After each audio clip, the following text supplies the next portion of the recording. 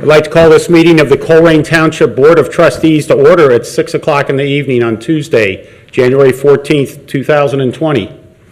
Heather, would you please call the roll? Sure. Mr. Rajagopal? Here. Mr. Unger? Here. Mr. Waller? Here. Administrator Mills. Yes, sir. I recommend that the board move to go into executive session in accordance with the High Revised Code, Section 121.22G1, to discuss the employment and compensation of public employees. Also in accordance with the High Revised Code, Section 121.22G3, to discuss pending or imminent litigation with the township attorney. Also in accordance with the High Revised Code, Section 121.22G8, to consider confidential information relating to specific business strategy and to discuss negotiations with other political subdivisions respecting requests for economic development assistance. And in accordance with the High Revised Code, Section 121.22G4, to discuss collective bargaining sessions with public employees concerning their compensation. Is there a motion to go into executive session? I second it. I motion for executive session, and Raj seconds. Is there any discussion? Hearing none, Heather, please call for a vote. Mr. Rajagopal? Aye. Mr. Unger? Aye. And Mr. Waller? Aye. The board will adjourn into executive session. We will return by 7 o'clock to start the regular meeting. I'd like to call this meeting of the Colerain Township Board of Trustees back to order at 7 o'clock in the evening on Tuesday, January 14th, 2020. Heather, would you please call the roll? Sure. Mr. Rajagopal? Here. Mr. Unger? Here. And Mr. Waller? Here. We've returned from executive session. Jeff Mills, is there anything to report? No, sir. Thank you. I'd ask that we all stand for the Pledge of Allegiance. I pledge allegiance to the flag of the United States of America and to the republic for which it stands, one nation, under God, indivisible, with liberty and justice for all. I'd ask that you remain standing for a moment of meditation, and we're able to have these meetings because we have the greatest military in the world, and frankly, there's a lot of them in the Middle East today, and there's a lot of active things happening over there, and I'd ask that God watches over all of our troops and holds them safe from harm and let them accomplish their mission there. So a moment of meditation for them.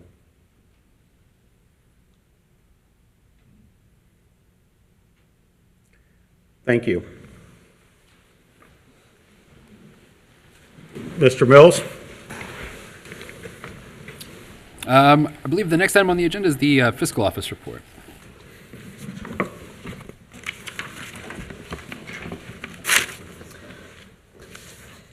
Yes, the board has two sets of minutes to approve this evening. December 10th, 2019 is the first. I would motion that we approve the minutes from December 10th, 2019. I second it. It's been motioned and seconded. Is there any discussion? No. None. Hearing none, Heather, please call for approval or vote for approval of the minutes from December 10th. Mr. Rajagopal? Aye. Mr. Unger? Aye. And Mr. Waller? As I was not on the board then, I will vote present and abstain. Thank you. Motion passes, or the minutes approval passes. And then the second minutes are the January 2nd meeting. I would motion that we approve the minutes from January 2nd, 2020. I second it. It's been motioned and seconded. Is there any discussion? None. None. Hearing none, Heather, please call for a vote. Mr. Rajagopal? Aye. Mr. Unger? Aye. And Mr. Waller? Aye. Thank you. Mr. Mills? Yes, sir. Good evening, Mr. Unger, Board of Trustees. We have several presentations this evening for you. The first presentation will be delivered by Ohio State Representative Ms. Cindy Abrams.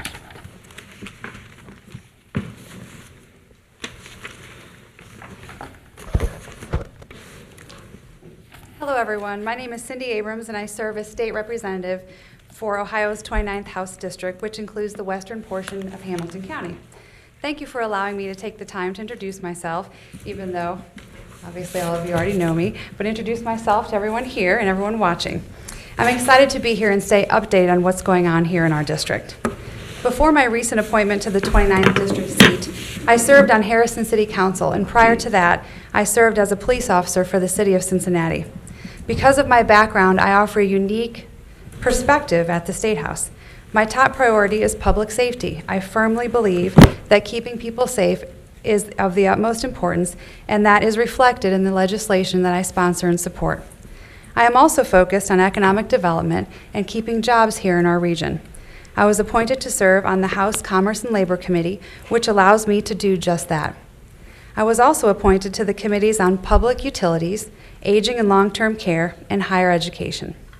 I am excited that I have hit the ground running, and I am working hard to represent you in Columbus. In my first 2 months, I have introduced 4 bills. These include House Bill 429, expanding the Safe at Home program to help protect victims of domestic violence, rape, menacing by stalking, and human trafficking. House Bill 430, creating an elder high school license plate. And for the LaSalle students here, Representative Blessing already introduced your LaSalle license plate, so we didn't forget about you.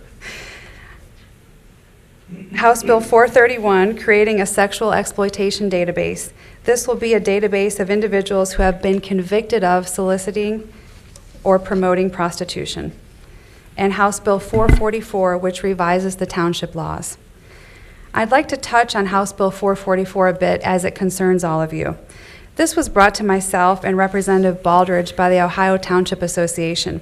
It's an omnibus bill that addresses a number of township responsibilities, including notice of conforming boundaries, noise resolutions, nuisance statute consistencies, transfer of cemeteries, excavation notification, industrial development bonds, levy commencement, EMR ambulance response, housing authority boards, and continuous police and fire levy.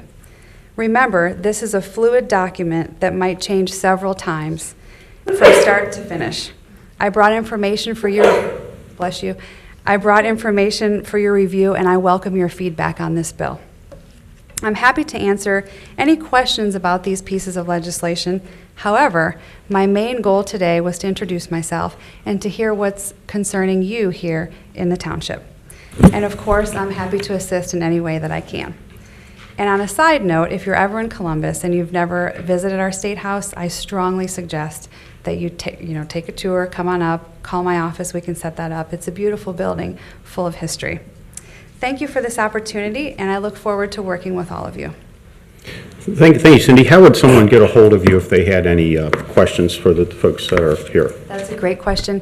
Email is probably the easiest. It's rep29@ohiohouse.gov. And if you go to ohiohouse.gov, you can look up everything you would like to know about my office numbers, and there's a bio there and email and whatnot directly. Okay. Thank you, Cindy. I just want to thank you for, in a short period of time, you were the representative, and you did an amazing job for the Colerain Township, and you helped with other, your colleagues to get us, $500,000? Well, at last report, it was 500, but now it's gone up to 600 recommended. Oh, wow. Which is Great. exciting. So we're working, stay tuned. You never know where that number will go. It's, again, that's got to go through the process, but yes, 600 is now the new Thank you. recommended for the heroes. Thank you so much for doing for our township. You're welcome. Thank you. Thank you. Thank you so much. Jeff, you've got some information for us. Thank you so much. Thank you, Ms. Abrams. Okay, Mr. Unger, the next presentation will be delivered by Tommy Arnold, who is the District 8 Planning Engineer from the Ohio Department of Transportation. Tommy, just give me the signal and I'll advance. Okay, good evening, Township Trustees, ladies and gentlemen. Thank you for the opportunity to be here tonight. My name is Tommy Arnold, and I lead the Planning Department for ODOT District 8. District 8 is Southwest Ohio, the 7 counties down here in the Cincinnati area. I hope your 2020s are already off to a good start. We're a couple weeks in. Looking back at 2019, last year was a big year for the Ohio Department of Transportation. Last year we saw the increase in the motor fuel tax for the state, which has already transformed Ohio and will for the next several years. With the motor tax fuel increase, ODOT is seeing about another $480 million per year that we are using to invest in our transportation system. With that funding, that means 1,500 more lane miles of paving, about 450 more bridge projects, about 75 more safety projects, and we are now open for business again for investments in major new projects, which we call the TRAC, T-R-A-C projects, with about $150 million per year that's now available for application. So it's been an exciting year with the passing of the motor fuel tax, but that also means more funding for local partners. Ohio recognizes that we have to all work together, the state of Ohio, the townships, counties, cities, villages. We all work together to take care of Ohio's largest man-made asset, which is our transportation network. And so local agencies are getting a significant increase in transportation funding as well. Specifically for Coleraine Township, the forecast is for an almost doubling of transportation funding to about $700,000 a year. So that's an exciting time, and there's many opportunities then to move forward. So tonight, I just wanted to give you an update. Jeff, if you'll hit up the next one.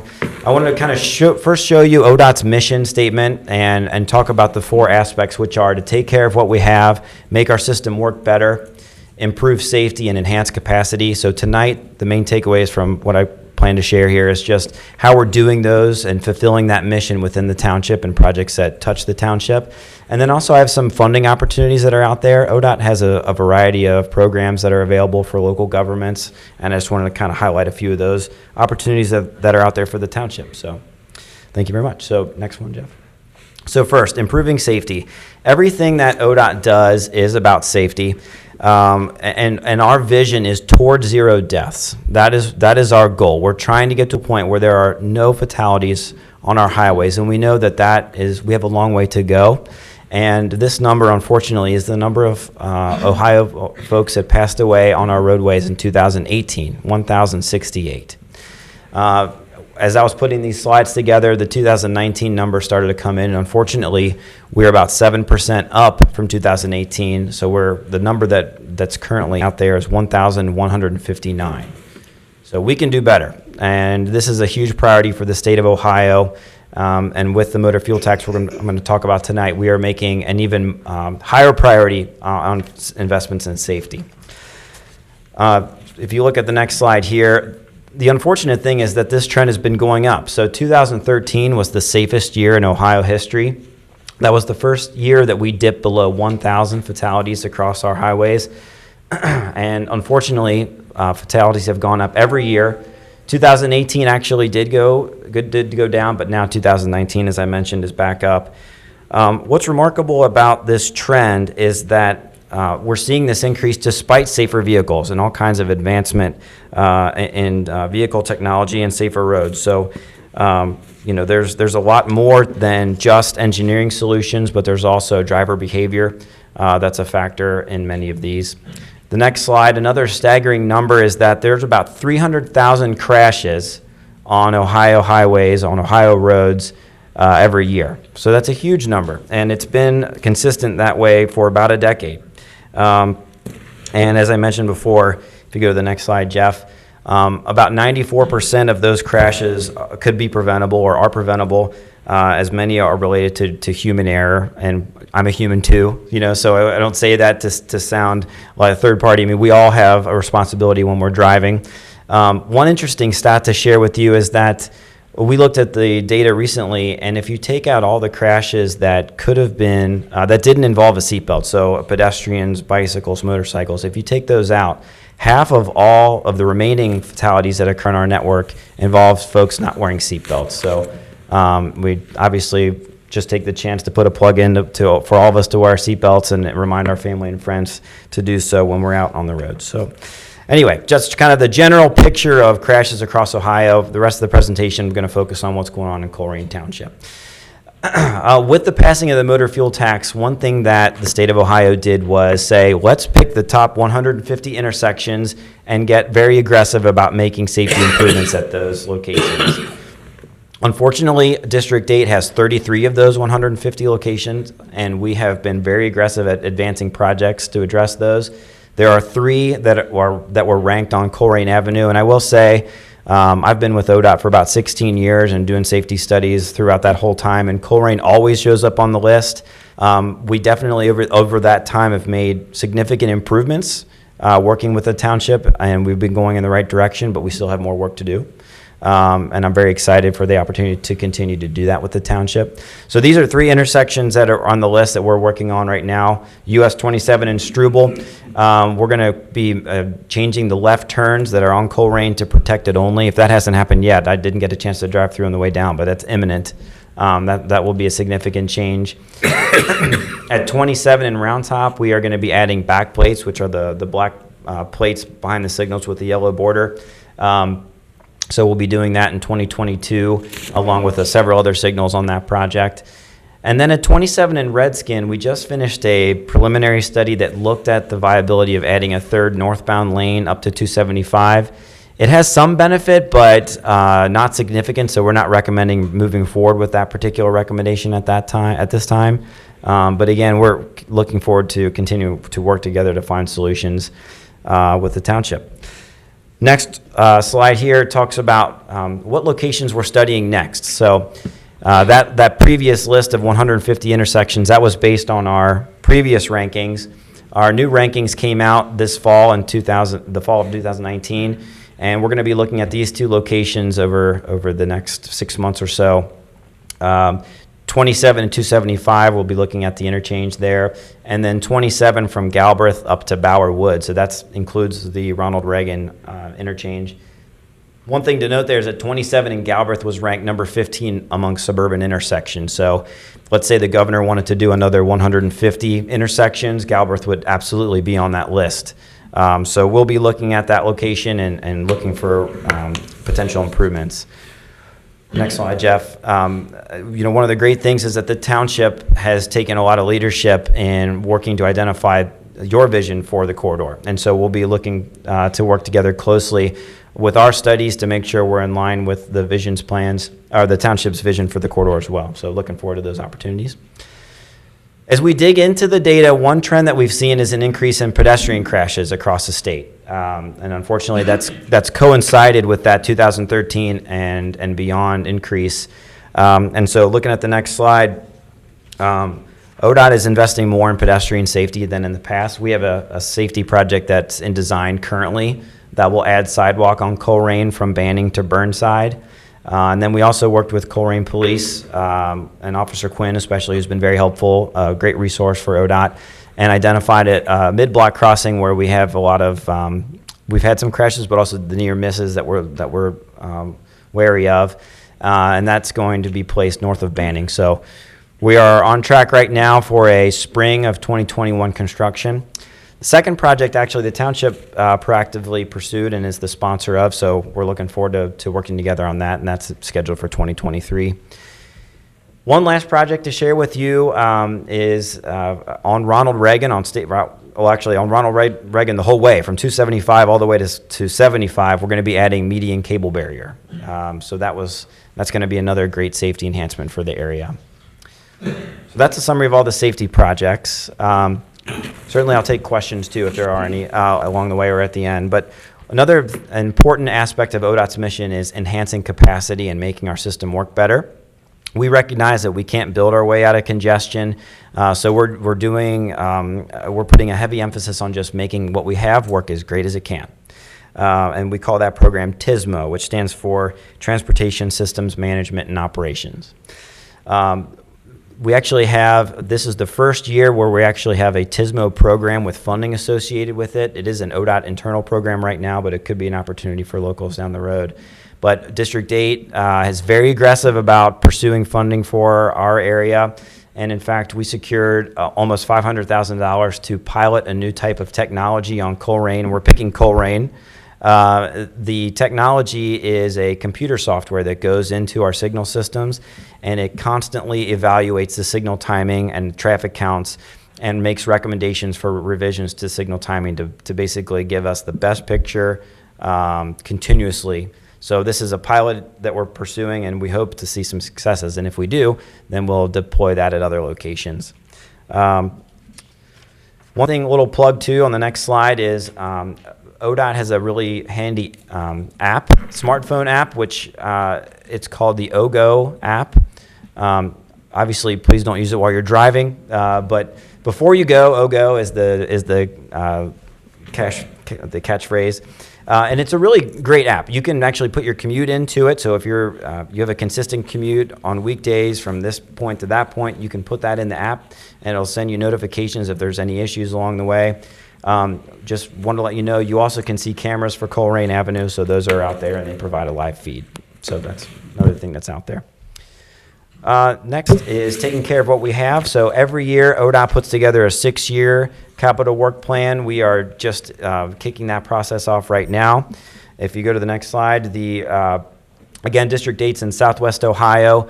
We take care of about 4,676 lane miles of pavement, more than 1,500 bridges, and 6,700 culverts here in District 8. And again, we put together a 6-year work plan every year. We're doing that right now.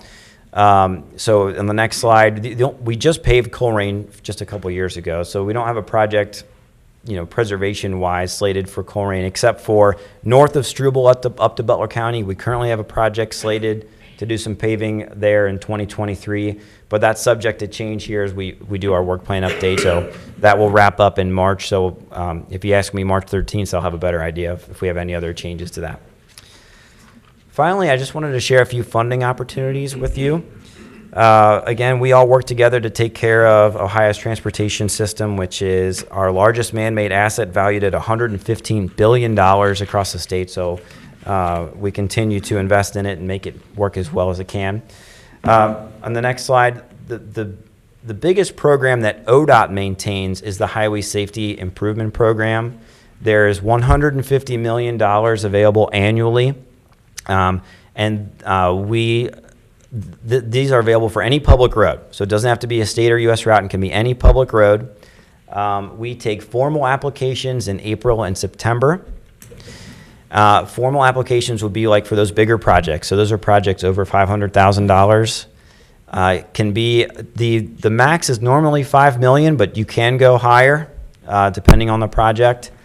And then we take abbreviated applications anytime. So a project that's under $500,000, just give us a call, and we can get that request going immediately. Second, our Safe Routes to School funds. Those are available every year at about $4 million. One of the great things about Safe Routes to School is that ODOT covers the local match for you. So federal funds typically require a local match. Like for instance, the safety program typically requires a 10% match. Safe Routes to School requires a 20% match, but ODOT covers it for the local agency. So it's a great program. It's meant for smaller projects, so we're talking $400,000 max. And we're taking applications currently, and they are due March 6th. So those are two great ODOT programs that are available. We also have a resource guide in case you're looking for other opportunities that may be out there. For Coleraine Township, most transportation funds that would be available are going to be more managed by the Ohio, Kentucky, Indiana Regional Council of Governments, which is the MPO for the Cincinnati area. But we do have some programs out there, so there's great info there. And next is just a calendar that shows kind of all those opportunities, because there's a lot of different programs. So this helps you keep track of when you can apply for what. So just to wrap it up, I just want to thank you for the opportunity to talk with you tonight. I know you've got a big agenda, so I hope it didn't take too much of it. Main takeaways from ODOT is that we are working hard to improve safety. We are going towards 0 deaths. We are making huge investments in safety across the state, and especially in District 8, we are very aggressive about pursuing safety projects. And then we look forward to working together with the Coleraine Township and Hamilton County in 2020 to make our system work better.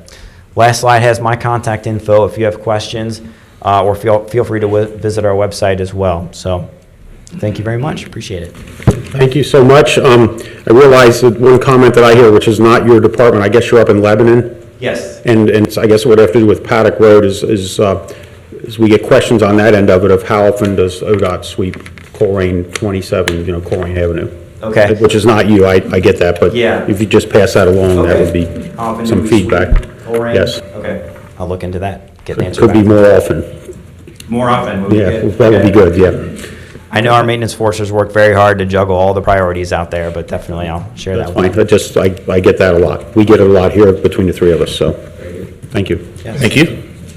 Tommy, I just want to follow up. I think Justin, Department Justin and Jim, they're very good to, every time I ask to sweep the Colerain, they do it. They're doing a great job on doing this cleaning cleaning and sweeping the Colerain Avenue. Number one, I want to thank you to helping Colerain Township, Colerain Roads. The first time I contacted you, the last year sometimes, about the safety about Colerain and Stribble Road, was lots of accidents, a lot of fatalities happen. Then one time I saw your motorcycle accident right in front of my eyes. Immediately next day I called you, and you invited me to address that situation in your safety board, in front of your safety board. I made the presentation how this Stribble and Colerain is very dangerous, and you reacted very quickly. You put that the deflector, what do you call it, deflectors, on the Colerain Stribble, and you also promised that then you got long plans for the Stribble Road and everything. And secondly, I really want to admire you, appreciate you for when I came that we need a safety school sidewalk, sidewalks, right? Yeah, and especially we need that in Northwest High School, and from North High School to the Stribble Road, along the Pippin Road, very dangerous. The children walk on the grass, and a few times they get hit.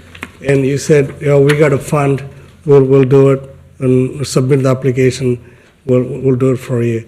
And I think Mr. Mills is working on the application, and Jackie is, actually. okay, and that is a great progress.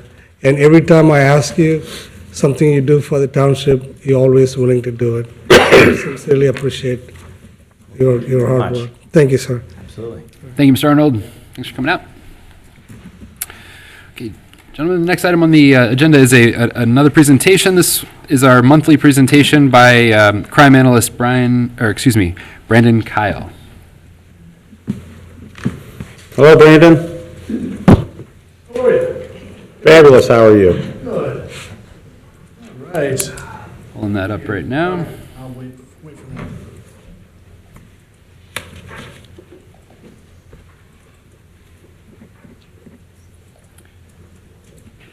As he's pulling it up, I'll go ahead and mention we're actually going to notice a pretty common theme throughout the report. We went ahead and just ran it through the end of the year, so you have a general idea as to kind of what we're looking at for a year-end report here. A lot of these, the common trend is a decrease from either the 3-year average or a decrease from 2017. Again, we use 2017 as 2018 did have some missing data due to that data loss from Pam Ed there. So that's why I use 2017 as the comparison year. But as far as everything with this here, I'll go ahead and get started, and we can. Yep, it's just not wanting to show up there. No worries.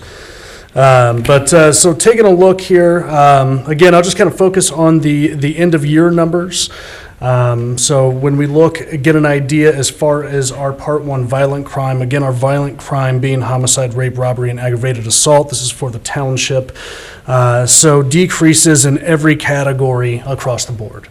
That's as far as comparison to 2017 and also comparison to the 3-year average.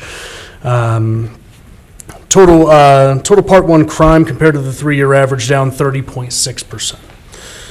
Taking a look as far as our Part 1 property crime, same picture here as far as what we're looking at. We get decreases across comparison to 2017 in comparison to the 3-year average. Again, across the board, we see these decreases. Total Part 1 property, total Part 1 crime altogether actually has a decrease of 31.2%. So that's essentially the number that we hold on to compared to the 3-year average. I know it's tough to see on that. So if we actually go forward went ahead and added a little bit of graphics here so we get a better idea and we can a little bit more easily see. So the very small, I'll go ahead and explain here because I know the legend is kind of tough to see, but the very small dark blue category there on the left is our homicide count. Light blue is the rape category. The orange is the robbery crime category, and the more beige color is the aggravated assault. And then from left to right, we look at the first set of stacked bars, 2015, 2016, 2017, the 3-year average, and then finally 2019. So it just gives you a little breakdown as to the logistics, how these are set up here. But when we look at 2019, and we can see as far as each crime category for the year actually outpaced 2017 and the 3-year average. So just as I kind of explained for the primary report there. Next slide, moving forward, same story on this front. This is then from left to right, burglary, then theft, then auto theft. And once again, we see these decreases 2019 compared to 17 and 18. So really good year when it comes to Coleraine Township as far as reported offenses. From here, we move into our different beats. I know that Chief Denny had stated he put a beat map out there for anybody who has questions as far as how the beats are constructed throughout the township here. This gives you an idea for beat 1. So when looking at beat 1 here, we can go to the part 1 violent. Back the other way.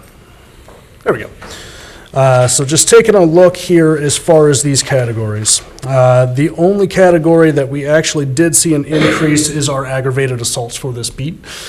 So up 1 compared to the 3-year average, up 2 compared to 2017. So very minimal increases when looking at a historical look for this beat here. Everything else we did see decreases across the board. Property crime, again, same story. We see the decreases compared to 17 and the 3-year average. Looking at beat 2 here, really the only thing to speak of as far as beat 2, not a whole lot of activity in beat 2, but we did see an increase from 2017 and the 3-year average of auto theft. This was, I know the numbers, they actually look like they're very large, but when you're talking percent change in small numbers, they appear inflated, especially when you go from 1 to 5. So that's why you see a 400% increase for that percent change there, but it's a matter of 4 auto thefts. For this beat for the entire year, this was 98% of the reported offenses in this beat were Part 1 property crime, and 2% were violent crime. And actually, if you see the map there, for the 28-day reporting period, there were no reported offenses in this beat. So we'll go ahead and move forward to beat 3, as there's really not a whole lot for beat 2 to discuss here. Taking a look at beat 3, you see the increases when it comes to 2017 to 2019. These increases were in the robbery category, burglary, B&E, theft, and total Part 1 crime. Taking a look back at 2017 just actually had a really good year for this beat. When you actually look at 2019 compared to the 3-year average, you still see substantial decreases compared to the 3-year average. So this happens at times. We actually, in Cincinnati Police Department, with their shootings, they had a really good 2019 for shootings, but 2018 was just slightly better. But still, when you compare it to the average, it was still a very dramatic decrease, which is what we see here. So this is as far as the one increase that we do see for the beat 3 violent crime. We see a difference from 2019 to 2017 in the robbery category of +1.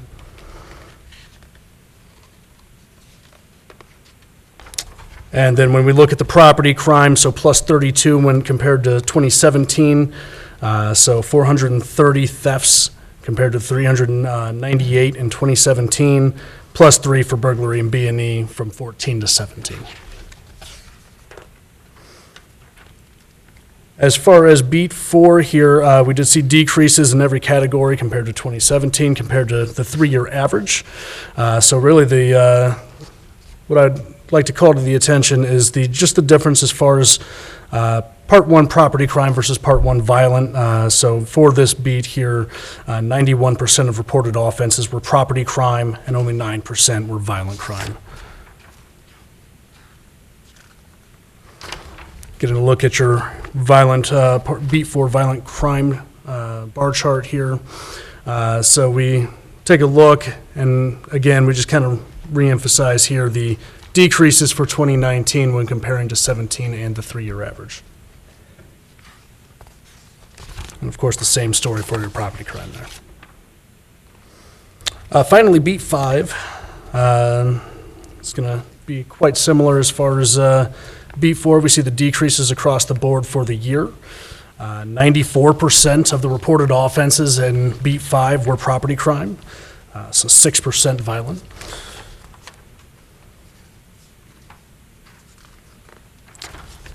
And then just looking at our bar charts here, so again, kind of tells that story as to how the beat did as far as really as far as every other beat. We see a lot of these decreases that come in comparing it to different categories, and so we see the decreases here as well, and it just kind of reemphasizes how the township did as a whole with these decreases basically across the board. So it was a really good year. Questions for me? I would just comment that I think this is great information to have. I think my takeaway from it is there's actually a very small number of people committing these crimes. When it comes right down to it, it's generally society is good, but the bad guys tend to get the most publicity. It's great information to have. It helps us decide where to apply our resources, and I think that's where we see the decreases coming from. So I think it's great that you're here every month giving us the update and allowing folks at home to see what we're doing. Absolutely. So thank you. So, analysis, most of the offenders, are they repeated offenders? I think that most likely you're going to see that trend across the board. I mean, many different criminal justice theories that would, look as far as, you're going to have a lot of repeat offenders. Generally they learn through a couple of different ways as far as, certain behaviors from either groups or family or something of that nature where they pick up on this behavior and then they learn it over time. So typically, I can tell you a lot with even the city of Cincinnati has the same issue where, we could have an offender who gets arrested, they, get out for even a serious offense a couple days later, and next thing you know, they could be, the next suspect in a shooting.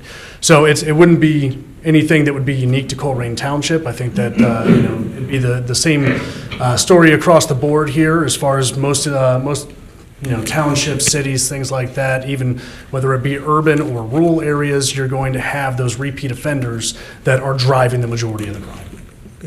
So in this offenders list, we're talking about, can we identify who are the people on probation or parole? We can have a working relationship with those parole and probation department, notify them. There will be more monitor those guys, kind of deter the crime they commit in our township. Yeah, I think working relationships, obviously, and that's something that's I'm probably not the best person suited to actually speak to that. But, I think having those relationships to be able to kind of information sharing across the board is crucial to that fact, yes. You gave a wealth of information. It's very amazing work you did. One thing I will suggest, when you give the presentation, you say beat 1, beat 2, beat 3. We all know, and average citizens, people, they don't know where is the beat 1 is, what's the locality, what area of our township beat 1. If you could add this when you make a presentation, when the people watching this, they will know what area is happening. Yeah, that's a simple ask, not a problem. Okay, thank you, sir. I'd just like to add, I appreciate the statistical analysis. I think that's helpful in deciding where you're going to allocate resources. And I just have a general question. So how hard is it to compare to like maybe county trends to see where we are? Because sometimes a reduction is a reduction, but perhaps the county has gone down more or it's gone up. Is there a baseline that we can set? Is that a lot of trouble, or are those stats you have? You can always take a look as far as your areas around you to get an idea as to what maybe some other, for instance, the city of Cincinnati, I can tell you did not see decreases like this. Okay. As far as 2019. However, I caution when you compare yourself to different, say, townships or different areas, and because there's no place that's set up like Colerain Township. Mm-hmm. There's no place set up like the city of Cincinnati. There's no place that is actually comparable So that's what I would caution as far as when you try to compare apples to apples, you're not actually going to be comparing that, right? So, it's a very different setup. It's a very different way of life as far as from one township to the next. So, you may be right next to Fairfield. However, things that happen in Fairfield are much different than what happens in Coleraine Township. So I always like to keep an idea as to, as far as our other areas actually experiencing decreases, and I think that's a good thing to actually keep track of, to see where you fall in relation. Are we potentially having larger increases as compared to other areas? But that to again kind of be taken very lightly in the sense that you can't really compare areas. Okay. Thank you. Thank you, sir. Thank you. Thank you very much. Thank you, Mr. Mayo. Mr. Unger, Board of Trustees, the next presentation on the agenda will be delivered by our Public Service Director, Ms. Jackie O'Connell. She's going to present the 225th anniversary banners to the Coleraine Township Historical Society. And I mentioned offhand, but Ms. O'Connell is in fact preparing an application as we speak for sidewalk funds on Pippin Road, Mr. Rajagopal. So we are on top of it. Okay, All right. Thank you, sir. Yep. Good evening, gentlemen. I get the pleasure tonight to present the one of the 225th anniversary banners to the Coleraine Township Historical Society, so they can keep it and display it in their archives or their museum. We also have extras of these because we can't hang them again. We'll hang them again, or we'll get new ones for $250. But we've got extra ones in the bin out there. If anybody would like one, you can pick one up as you leave. Or if any residents would like one, just call the township and we'll leave them out here for you. You can come and pick them up. Thank you. Thank you, Jackie. Thank you. Thank you. I want the members of the Historical Society are here to stand up. Thank you. It was fun doing this last year.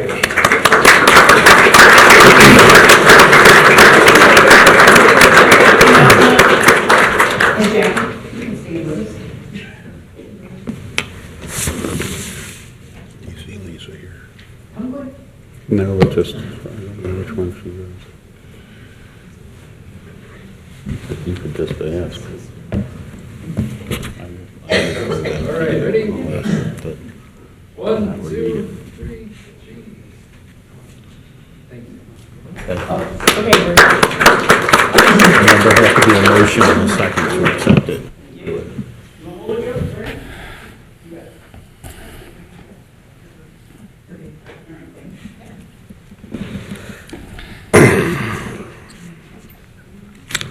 I'll take this next one, Jeff. Well, thank you very much, and congratulations to the Historical Society for everything they did over the past year to recognize Coleraine Township's 225th anniversary. Our next item on the agenda is a proclamation from Trustee Rowett, and I'll let you take it away, Matt. Thank you. Do we have, is Lisa here from? Okay, great, sorry. This is a proclamation recognizing January 14th, 2020 as Commissioner Todd B. Portune Day in Coleraine Township.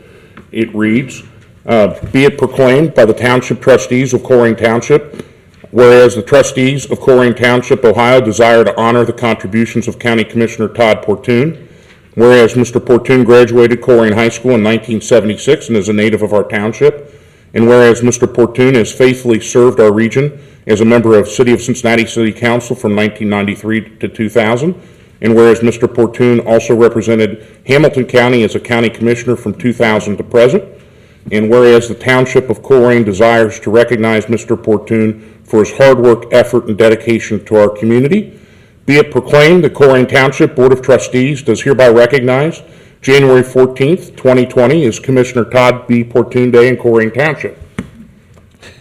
So I will make that motion. I second it. It's been motioned and seconded. Is there any discussion?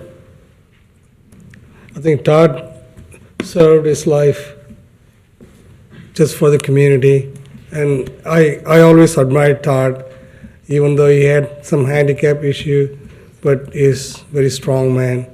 That didn't even deter him doing more work for the people. He was my mentor. I really admire that guy. I've known Todd quite a while. Any of you who've read what I have on the township website, I was on the tax review committee for Hamilton County for 11 years, and frankly, I butted heads with Todd quite a bit. We were entirely different on tax issues and economy issues and social issues, but I certainly admire him for his stick-to-itness and his fair treatment of anybody he was ever discussing things with. And I got an update on his condition yesterday, and I think he has more days behind him than ahead of him. And I certainly wish him well if he's at home watching. And he is the bigger example he has set, though, has been in his later days, where he has truly shown how to deal with an illness and do it with high class. And he is just out there fighting. We had a event here last summer, the Eyes of Freedom, which was an Iraqi war traveling memorial, and we had invited Todd out to it. And granted, he was 2 minutes late, but there he came across the field on his crutches because he had his issue with his leg. There's nothing that would stop him short of kryptonite. And he has just really set a great example of how to deal with a illness with class, and he's got a very long career, and there's been other agencies and groups in the county that have recognized him for it as well. So thank you for bringing this to us, Matt. And I'd just like to echo that, the minute the election results came in and I knew I'd be sitting on this board, I knew one of my first things would be to honor Mr. Portune. We don't agree politically, but that doesn't matter. The dignity that he's shown, the commitment to community he's shown is second to none. And I would run into him by happenstance in Miamitown at the BP gas station on the way to teach my class at Miami. And we'd sit there and talk at the gas pumps. And I'll always remember when I ran the petition drive to sit back his sales tax, him showing up at the rally at Price Hill Chili with a room full of Republicans fighting the sales tax, and everybody getting their picture taken with him.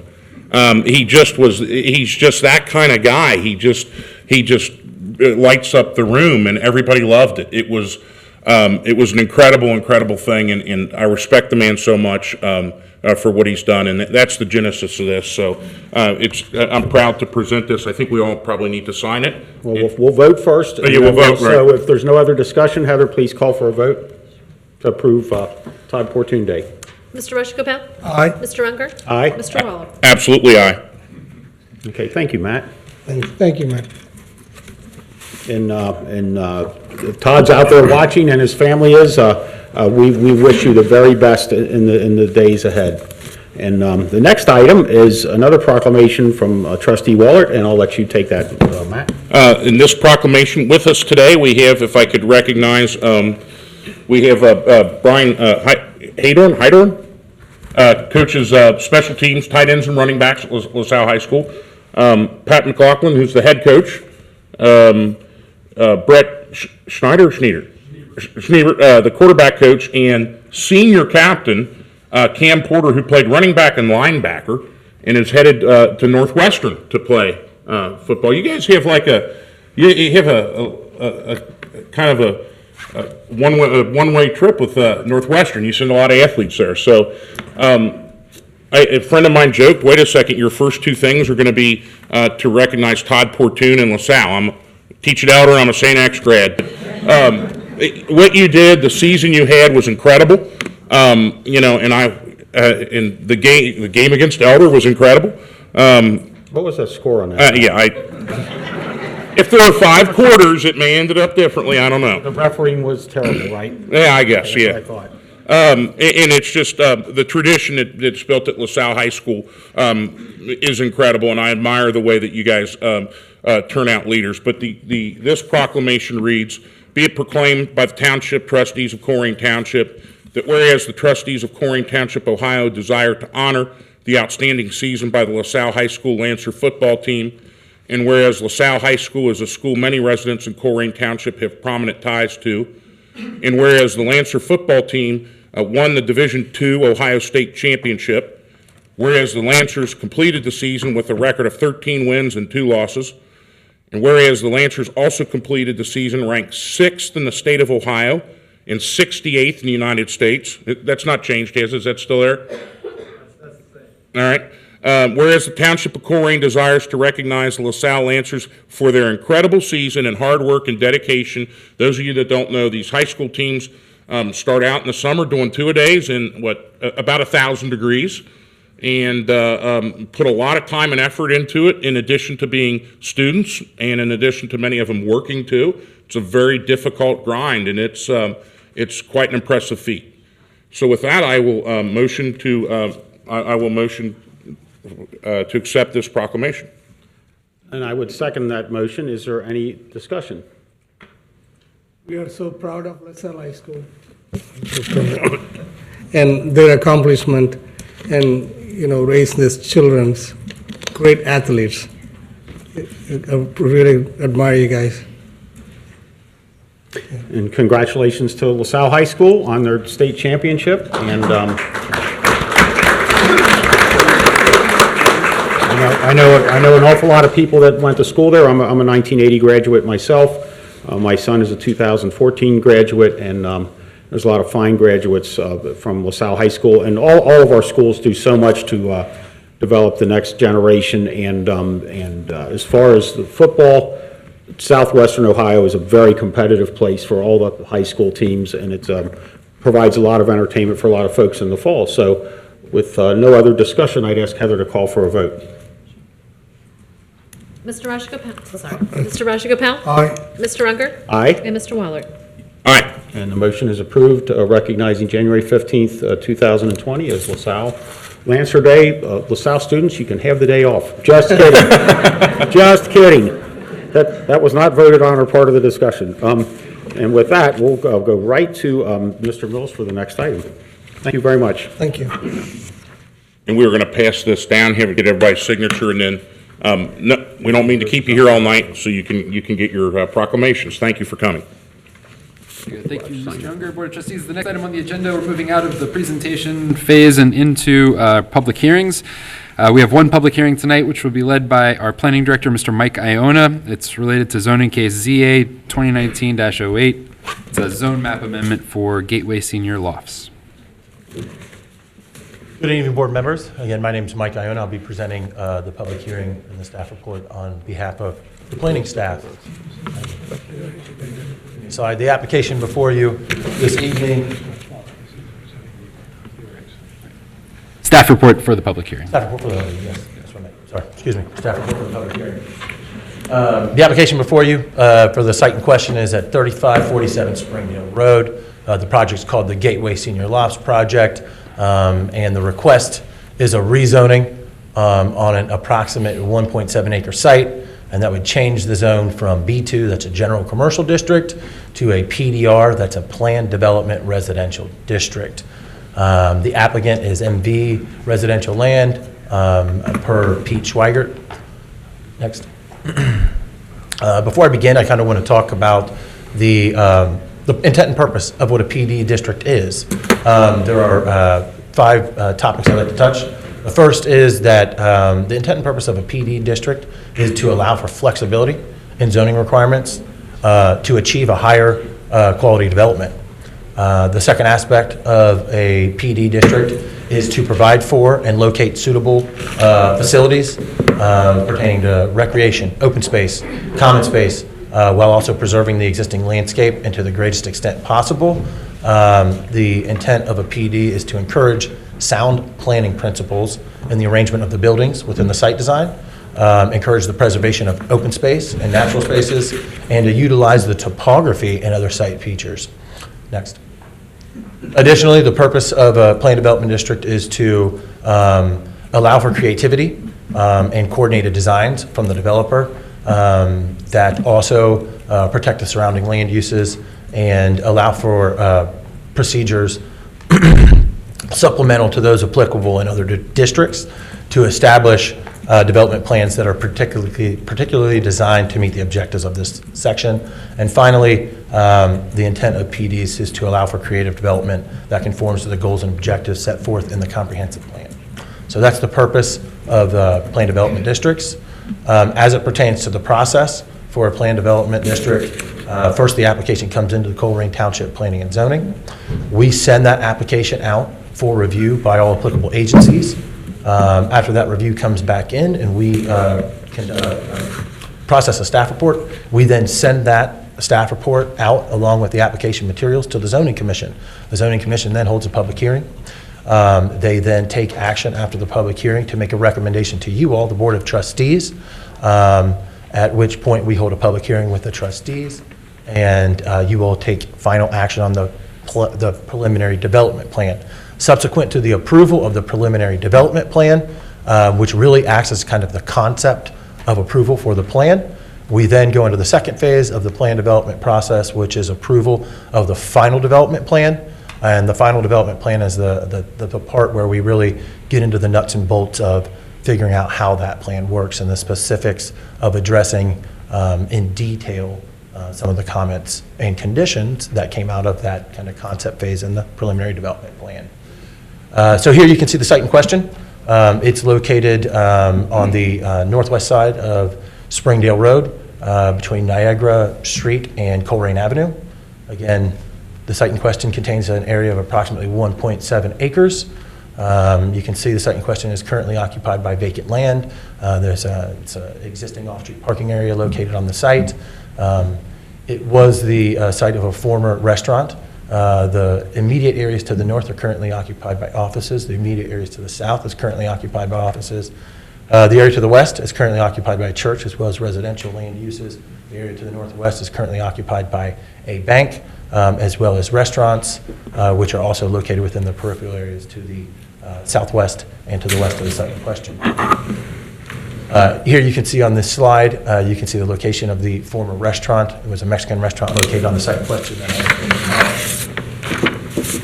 The zoning on the site in question, it's currently B2.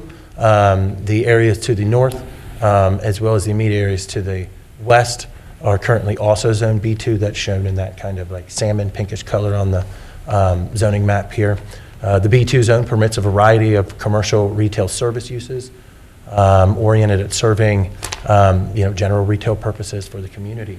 The immediate area to the east, shown in yellow, is currently R6. That's a moderate to high density residential development district.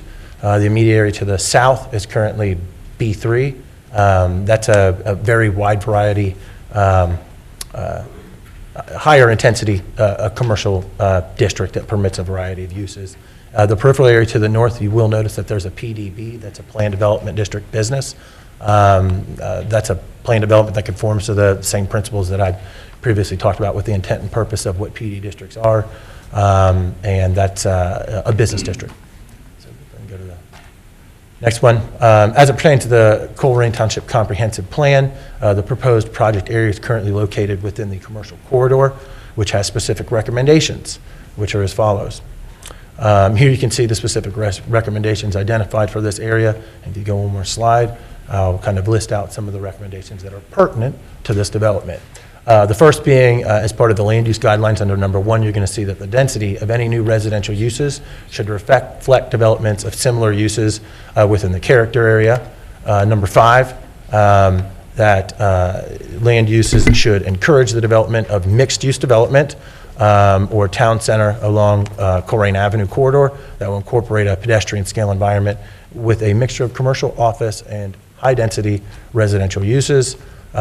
Such development should be designed to create a focal point for the township, as well as additional appropriate land uses that are acceptable within the commercial corridor. Attached housing has been identified as an appropriate land use, as well as a mixed-use development, including residential, office, and commercial uses.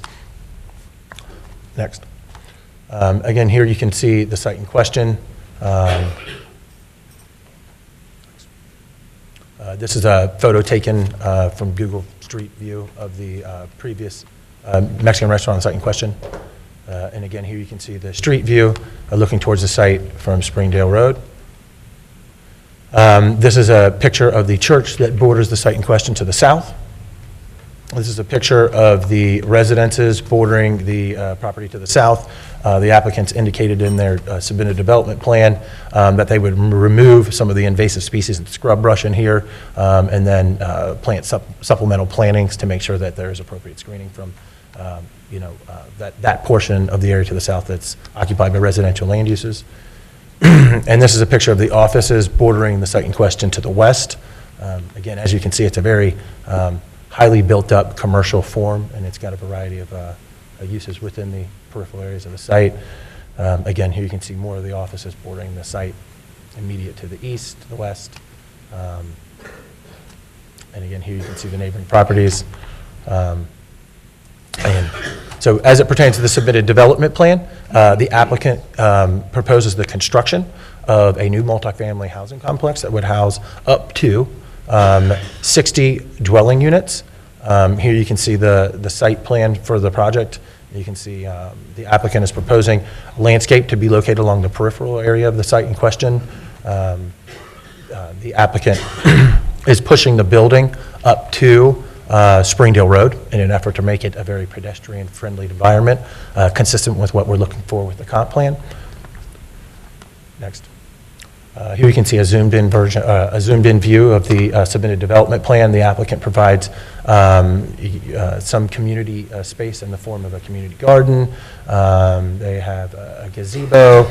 You can see that the traffic pattern includes a turnaround on the site in question to allow for full access of the site in question for residents, including emergency response vehicles. This is a rendering of the site in question. Again, you can see the building materials that they're proposing include a mixture of brick, stone, masonry units, as well as EIFS on the peripheral. It's a 4-story building that they propose to construct. Again, it will have 60 units. The target demographic is going to be it's elderly housing. It will be for individuals that are 55 years and older. Next.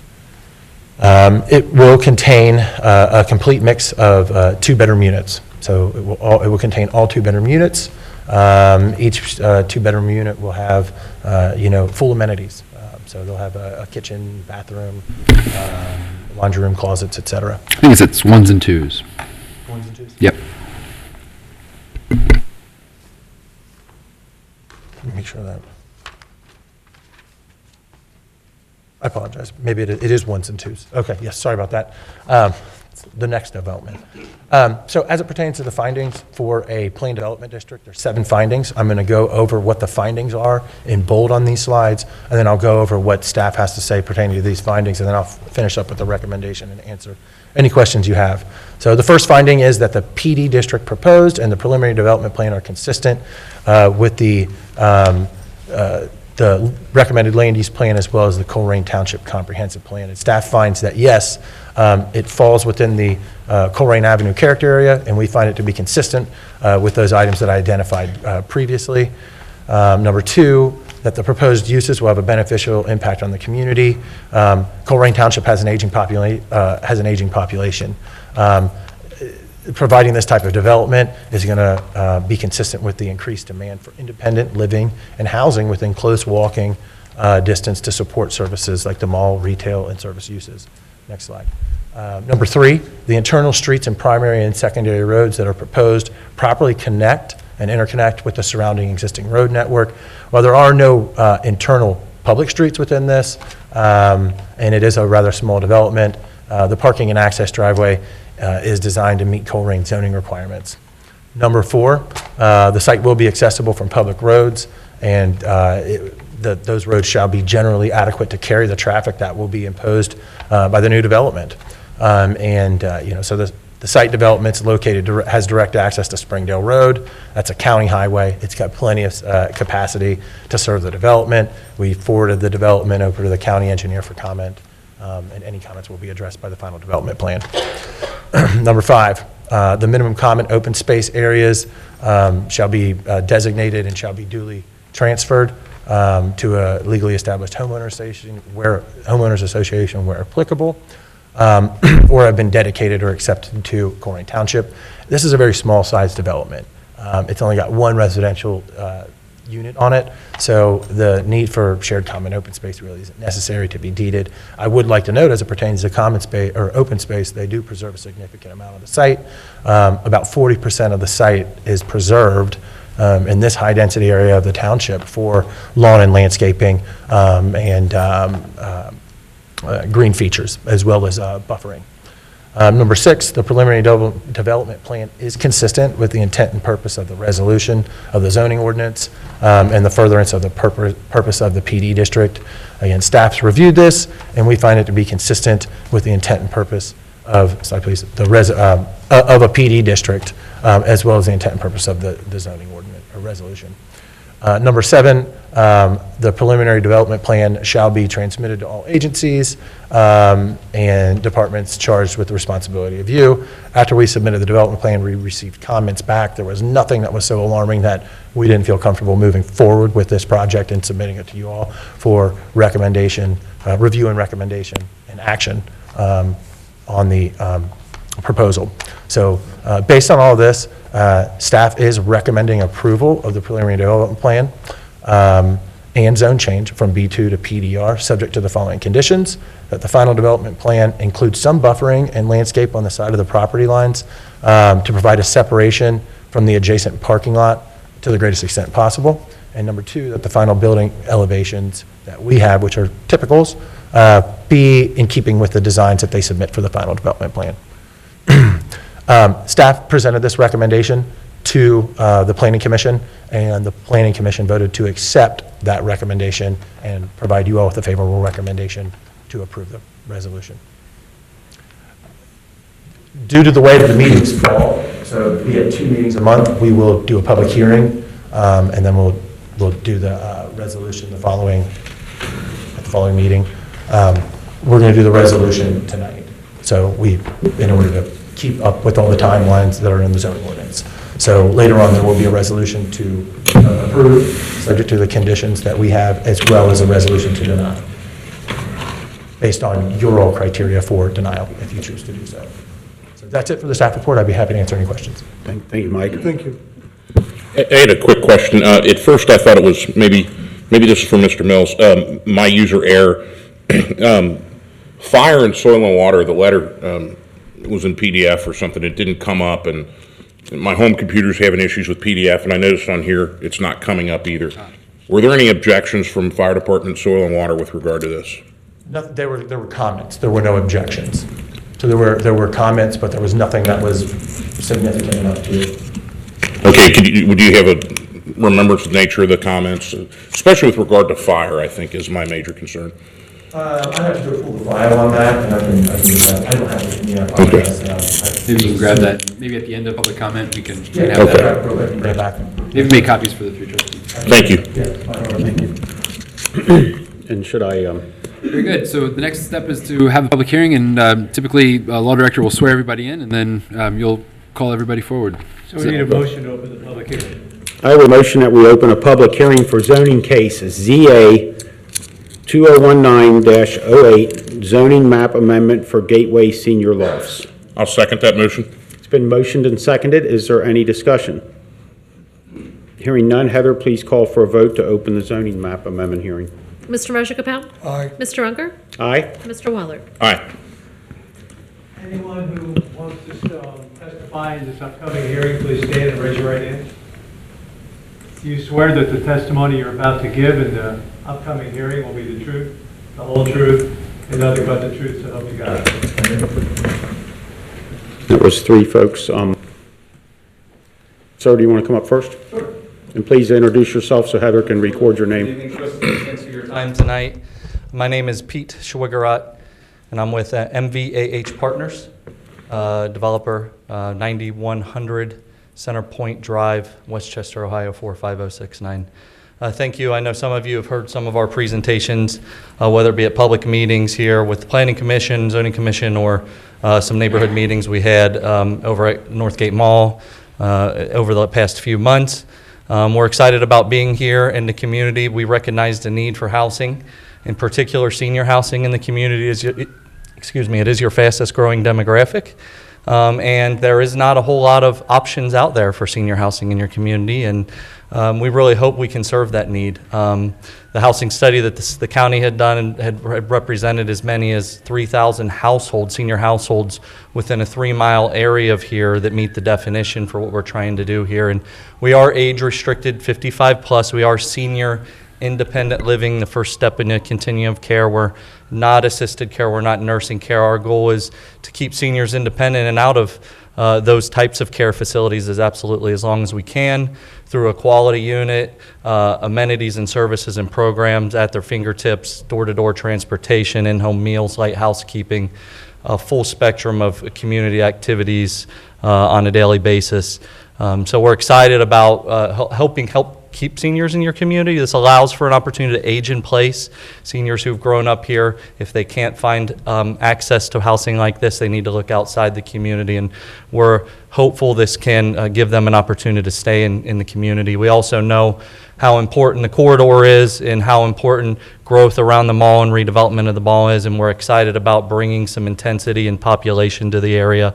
This will be a 100% accessible development. It will meet enterprise green building standards, all of your codes and ordinances, including fire and circulation. This is a building that we have built a dozen or so times over, and is a very functional building, and excited about hopefully bringing it here. Mike did such a great job with the introduction. I'll leave it at that and be there for questions as you might have them. Appreciate your time and considerations. Thank you for your comments. Ryan, did you want to come up next? And please introduce yourself so Heather can get your name spelled correctly. Hello, Ryan Manring, M-A-N-R-I-N-G, 2830 Winden Drive, Cincinnati, 45251, Coleraine Township. I was on the Land Use Committee, and that project that looks exactly what we were kind of wanting for that area.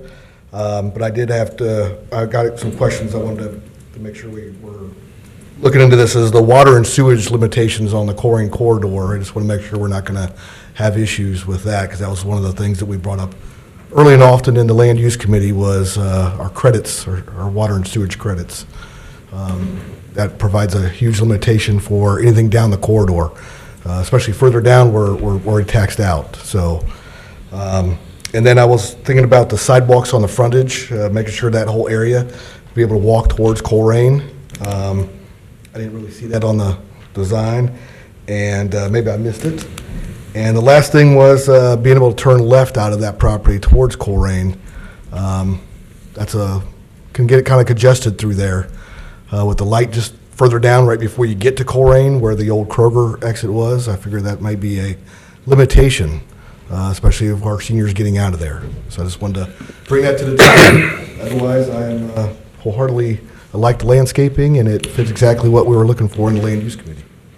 Thank you for your time. Thank you, Ryan. Carrie Davis.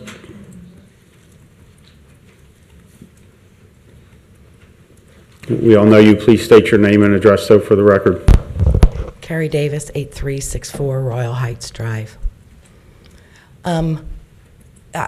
For this development, I think it's great. I talked to the company today at length. He was very generous with his time and answered a lot of questions for me, and all his answers just improved what the development was going to be. I'm speaking, the only thing I'm concerned with is we're looking at the beautifying Coleraine Avenue, and I was wondering if we are going to put trees in the area between the road and the sidewalk and start doing that, making that look pretty as development starts growing in that area. So I didn't know what we were going to be doing with that, but I think now's a good time to start making that, beautification process. And of course, we don't want the sidewalk to go against the recommendations of the corridor plan that said stop putting sidewalks right up to the street and make sure there's a grassy area next, in between the sidewalk and the street.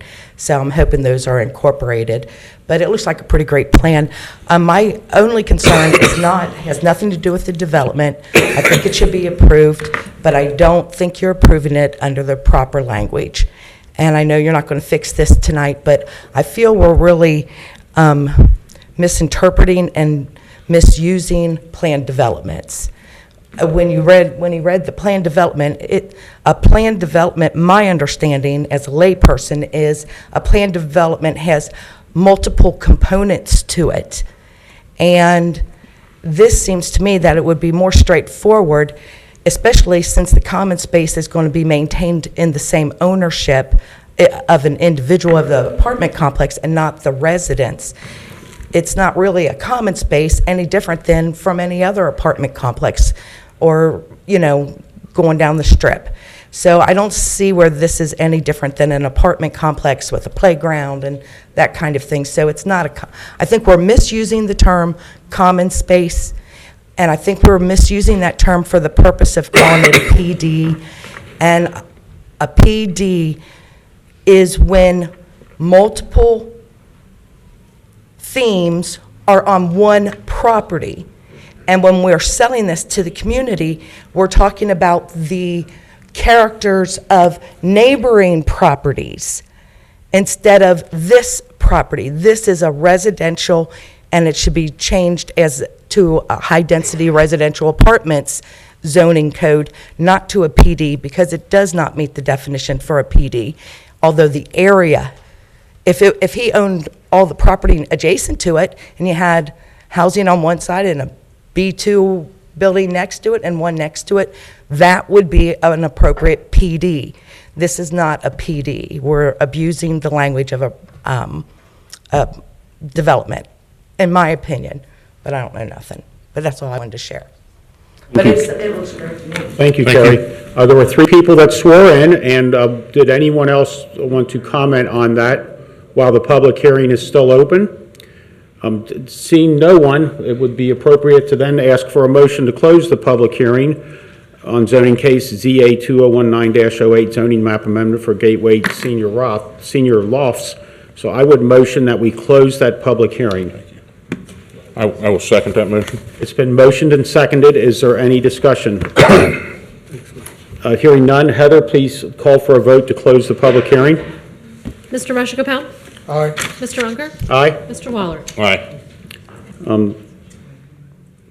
Okay, and that closes the public hearing, and that's for later on the agenda. So we'll move on to the, okay, I'm sorry. Discuss any of these, or do you want to read them in or answer any questions just for your reference? Or? I think we're good. Okay, great. The next item is citizens' address. Right now, I have 13 requests to speak. And Mr. Reckbach, if you could check and see if anybody dropped anything else in the basket, because I picked these up right at 7 o'clock, and that's none. So there are 13 of these, and typically we give 5 minutes. That would take us to 65 minutes. If anybody can keep their presentation shorter than 5 minutes, that would be great, and that would especially be a courtesy to everyone else, because everybody who signed up deserves a chance to speak. Carol and Dennis McCoy.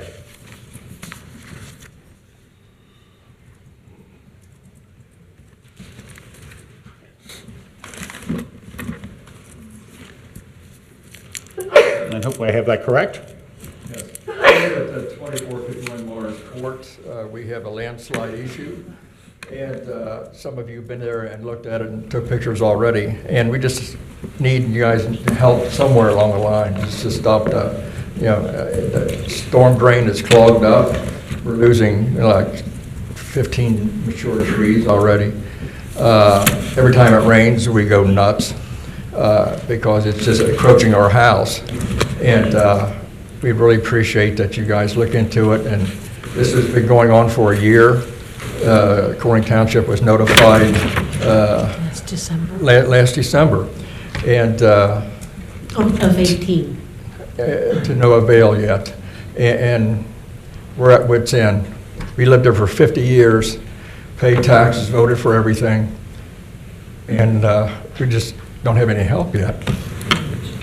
And it's due to the non-maintenance of the storm drain. When the house was built in the 50s, apparently an anchor. Telephone pole anchor.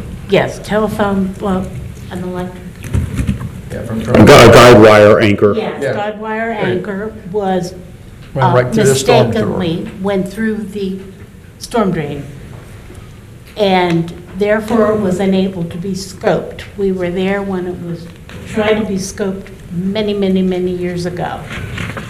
And there can't have been any maintenance done because that anchor was just removed in February of 2019. So it has been in there since the home was built.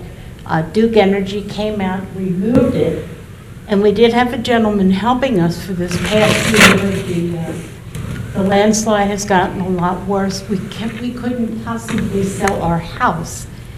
I'm And we don't want to. 73, he's 76, and we've got a bad landslide. And I happened to come upon it by accident and just, you know. So, we appreciate you guys looking into it and help Very us much. out. Help us, please. From my information, that Coleraine Township is responsible for the storm drain, since it has no adjoining streets going into it. Also, that every time that they come out and scope it, and they only scope it about 8 feet, and then leave. And I'm sure that report, Coleraine Township pays these people to scope it. And I'm sure the report would come back to you guys somewhere along the line. And, scoping something like, I think the drain is like 196 feet, goes down to the, the bottom of the hill there. And I don't know if you guys are being taken by the people who are scoping it, or something should be done, because up until, like I said, in February, the blade was in that storm drain. nobody ever did scope it. They'd run the thing down there 10 feet, pull it out, and take off. And then we did find with the scoping that was done, that there is a blockage, and that's exactly where the landslide started, and it is getting close to Like the building. 143.8 feet down there. Okay, well, thank you for bringing that to our attention. As you probably know, we cannot discuss stuff outside of meetings, and we typically don't discuss it at this point. This is just public input, but I'm just going to quickly ask, have you been out there to see it, Raj? No, Have you been out there to see it, Matt? Yeah, I was out 2 weeks ago to see it, yeah. Okay, I'm going to make sure you get hooked up with Jackie O'Connell and at least try to get it scoped to see exactly where the problem is. I know where that stake was through. It doesn't seem like where the problem was. That would just have prevented a camera from going down it, but that's a pretty big issue. I've seen it, and thank you for formalizing it in this presentation, and I'm going to ask Jackie to follow up with you as soon as possible and at least get her out there to look at it, to lay eyes on it. So thank you very much. Thank you. Stephanie Wright?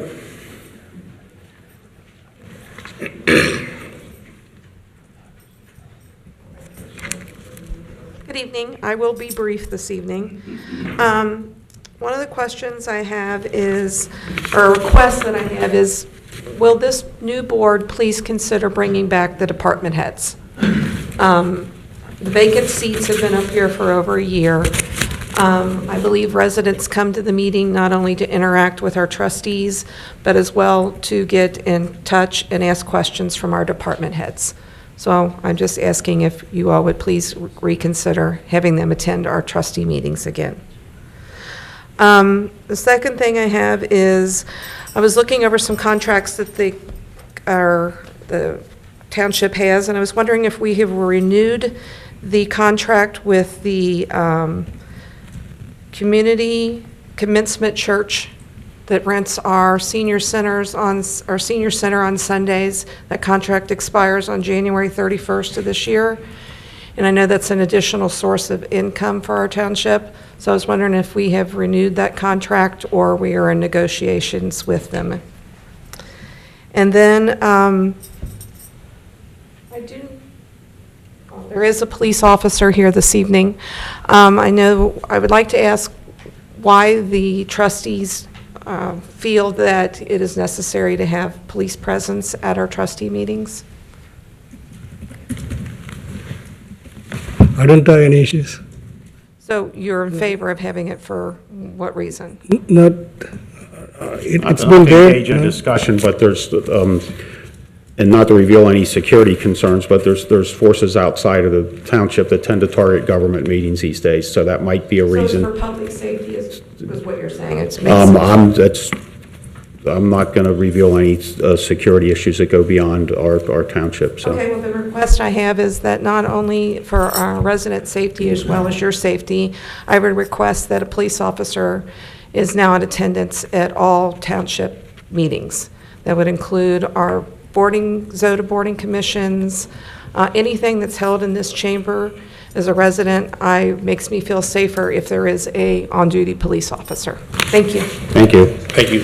Our next speaker is Charlie Howard. Good evening. My name's Charlie Howard, H-O-W-A-R-D. I'm the Executive Vice President of the Greater Cincinnati Automobile Dealers Association. I want to thank you for the opportunity to speak tonight. We are a not-for-profit organization. We represent 93 dealerships in the tri-state area and 8 dealerships along Coleraine Avenue. As we've previously expressed in oral and written testimony, our members are fully supportive of the efforts of improving the safety and appearance of the corridor. However, the corridor study in its current form has raised a considerable number of concerns for our members that must be addressed before it could ever be fully adopted. Therefore, I'm going to ask you tonight to vote to accept the report from KZF Design.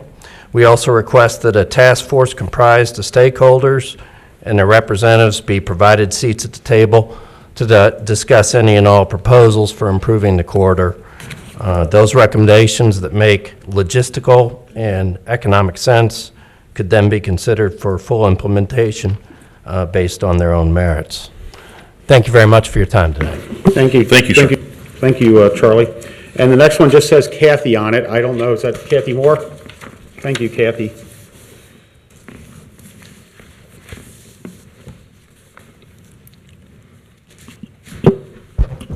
Good evening. I just wanted to bring up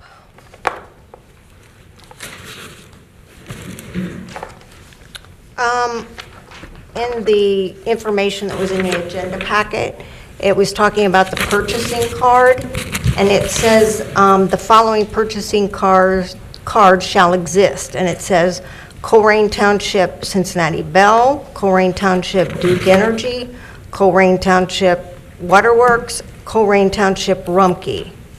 What exactly does that mean? Does that mean we have a card just to pay those specific utilities, or does anybody know? Jeff, could you respond to that tomorrow in an email? Yeah, sure. Thank you. That way it'll be in writing. The answer will be if you could submit those questions to Jeff. Okay, one other thing I'd just like to say, that I've been coming to these meetings for years, and it's probably been 7 or 8 months. I come here, ask a lot of questions, and I get not one answer. The way I understand it, that's the purpose of a public meeting, is for people to come and get their elected officials to answer. Well, that's an internal question. I wouldn't expect my fellow trustees to know the answer to something that detailed. That's an administrative question. And maybe you should know what the answer to that question is. Kathy, I mentioned repeatedly last year, the questions like that would be great if you could email in advance. We don't get an answer. I didn't receive the questions like this. Then I will have answers ready for you, such internal questions. Okay. And then we're going back to Inderhees and Ritter days, where you have to submit everything in advance to be approved. That's Anyway, not true. don't wanna We'll waste let my anybody time. speak. Have the pay increases been applied yet?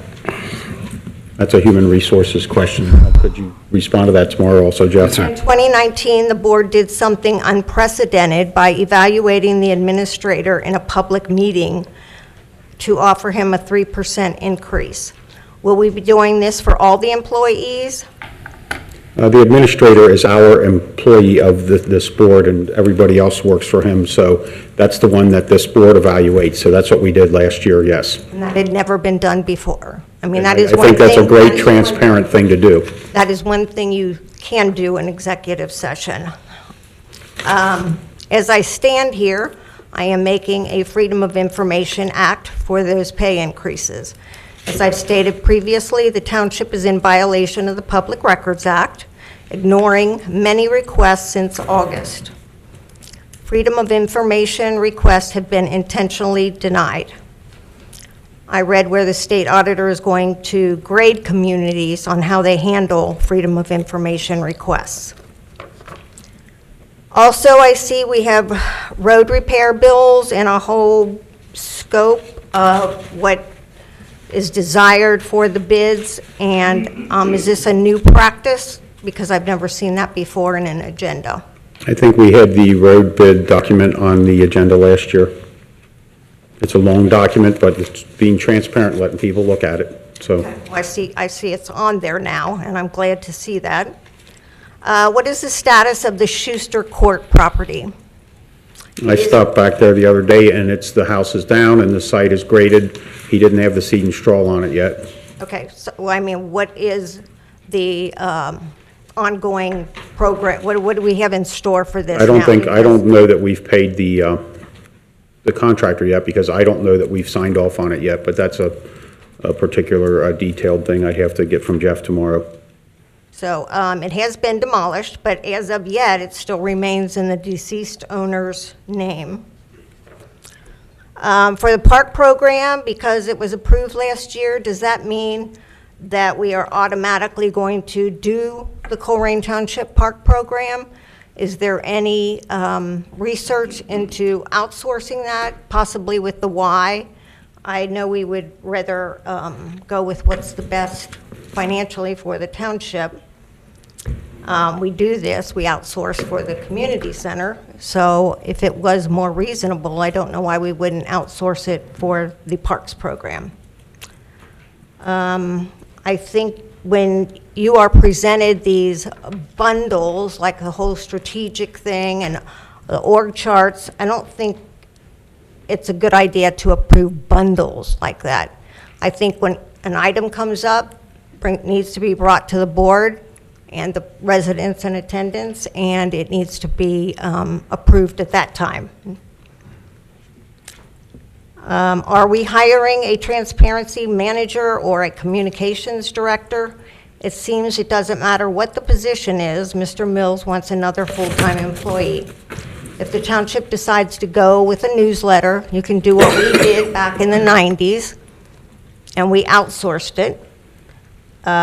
You have outsourced the Coleraine Avenue economic development. That was outsourced for over $100,000.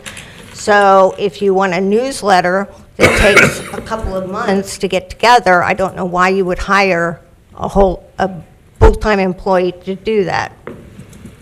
And as far as department heads, I request that you would bring the department heads back. Raj always said that he wanted meetings to be meaningful, but when you come to a meeting and you ask questions and you get no answers, it's not very meaningful. And last, I have just something that is a printout from the auditor's website as far as the accounting system that we pay for monthly, and this is what it provides. Thank you, Kathy.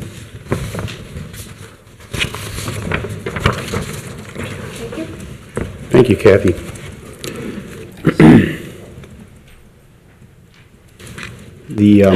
I would comment, for those watching at home, all of our department heads are here in the audience, and if anybody in the audience would like to speak with one of them, I'm sure they would meet you out in the rotunda and entertain your conversation. The next speaker is Ryan Manring.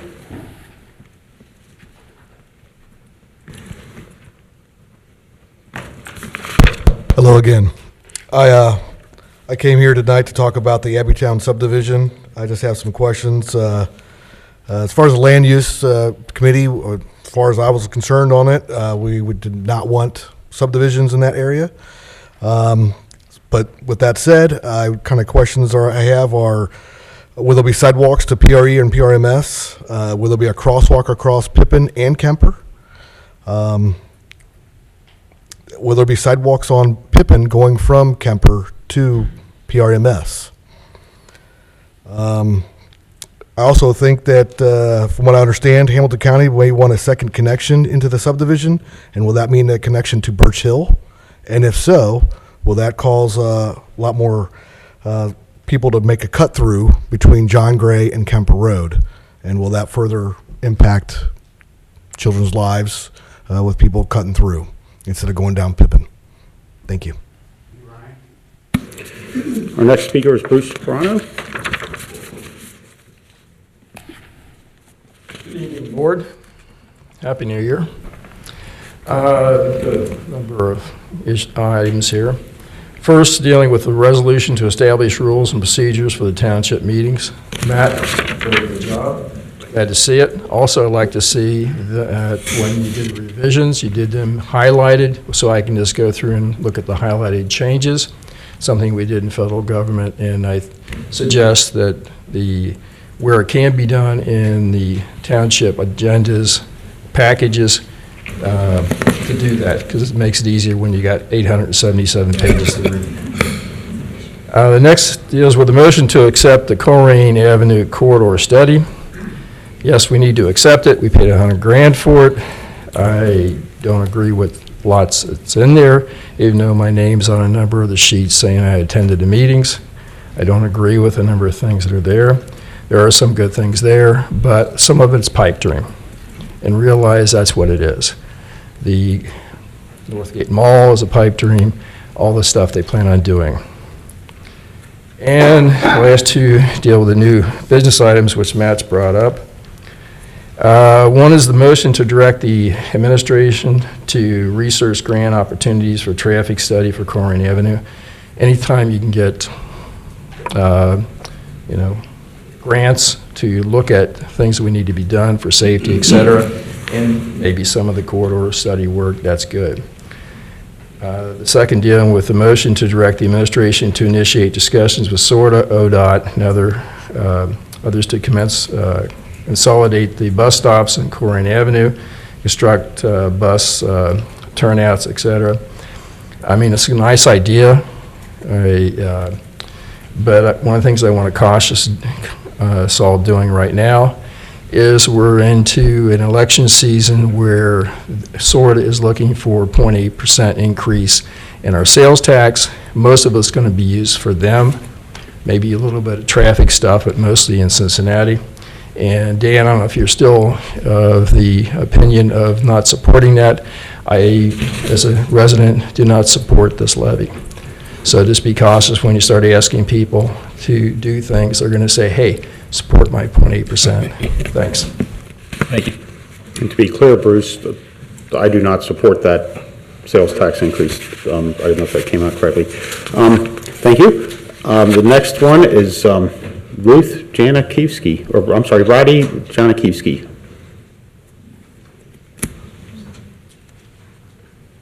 Or Jasna Lauer Widna,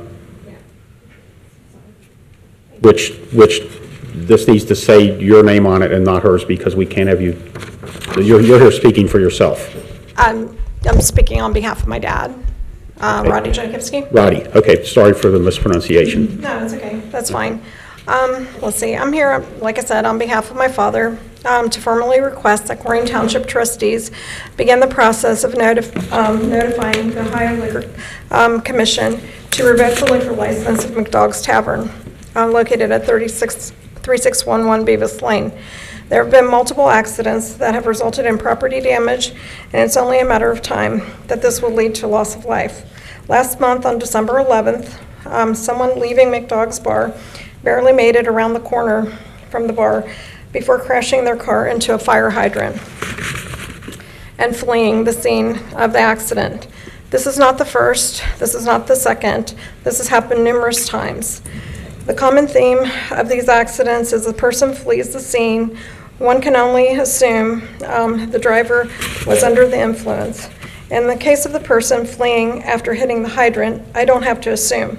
I spoke with Officer Haynes, and he told me that the owner of the vehicle told him that someone had taken his car, but wouldn't tell who it was. The officer believed that he was intoxicated, it was him driving, and that he was most likely intoxicated, but could not prove it.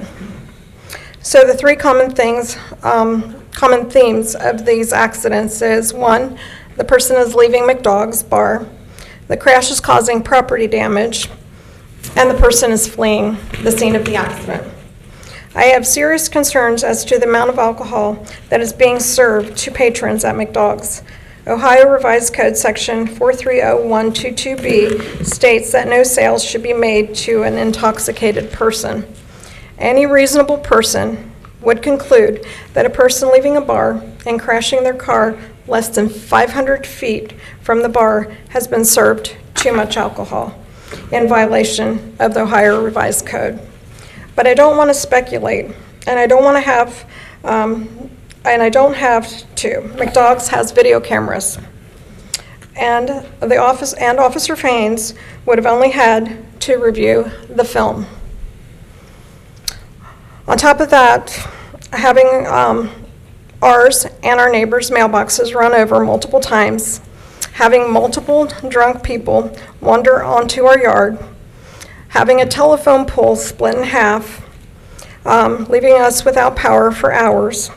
We have had to endure racial slurs yelled at us when we go to the mailbox by patrons of McDonald's. The inactivity of Coleraine Township trustees has been staggering. Maybe if this was a more affluent area, where the majority of the residents were not persons of color, there might be more action. Or maybe when one of McDonald's patrons doesn't take out a fence, a mailbox, a telephone pole, or a fire hydrant, and actually makes it out of the subdivision and kills someone, you will take action then. It's not if, it's when. And that's when everyone will be asking, why wasn't anything done? And you will not have the luxury of saying, we didn't know. But thank you for bringing us an update on McDonald's. Like the other patron said, the other resident said, we bring you the issues and we are not getting any feedback or anything done. So, you know, I'm bringing you this again. We're informing you. So I'm assuming by your inactivity and your inaction that that's okay. And we're just waiting until somebody gets killed. Somebody gets run over, or somebody gets killed on Coleraine Avenue, or somebody drives through a house and gets killed. Then we'll take action. I just want to know, because I'm like, what is it going to take? I'll talk to Jeff Mills about it tomorrow. I've got personal experience with that happening. And I have too. So that with the drunk driver, my nephew was killed by a drunk driver. My sister was killed in an accident like that in 1987. So yeah, we both have personal experience. So I would think that this is something that the trustees would take seriously. I would think that it would be something that the police officers would be investigating a little bit more thoroughly. Since there are cameras there, they could have very easily gone to the bar. They could have very easily pulled the camera, the footage. They could have very easily seen the person exiting the bar. I know that they haven't done that. They have not. I spoke with Officer Haynes. They have not done that. There was no police report whatsoever. When I received the crash report, there was no information on the police report that anything had been done. There was no summary attached to the police report. I'm not here to bash Officer Haynes. I'm not. He was very polite to me on the phone, and, he was very respectful, and I appreciate that. He called me back. I appreciate that. But I just want to know where the follow-up is as far as that's concerned. I want to know, we've had multiple. This isn't the first time. The last time was somebody ran in, same thing, drunk, I'm assuming drunk. And this last time it was right outside of the entrance to the park where kids play. So I'm just wondering, is there a proposition? Is there a plan? I don't know that the administration's made any effort to revoke the liquor license or what the process is on that. I will follow up with Jeff on it tomorrow, so thank you for bringing it to us. If you could let me know, that would be wonderful. Thank you. I appreciate your time. Keith Miller, please.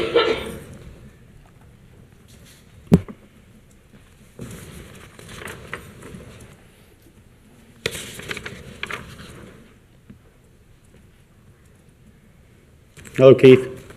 Hello. Good evening, board, neighbors.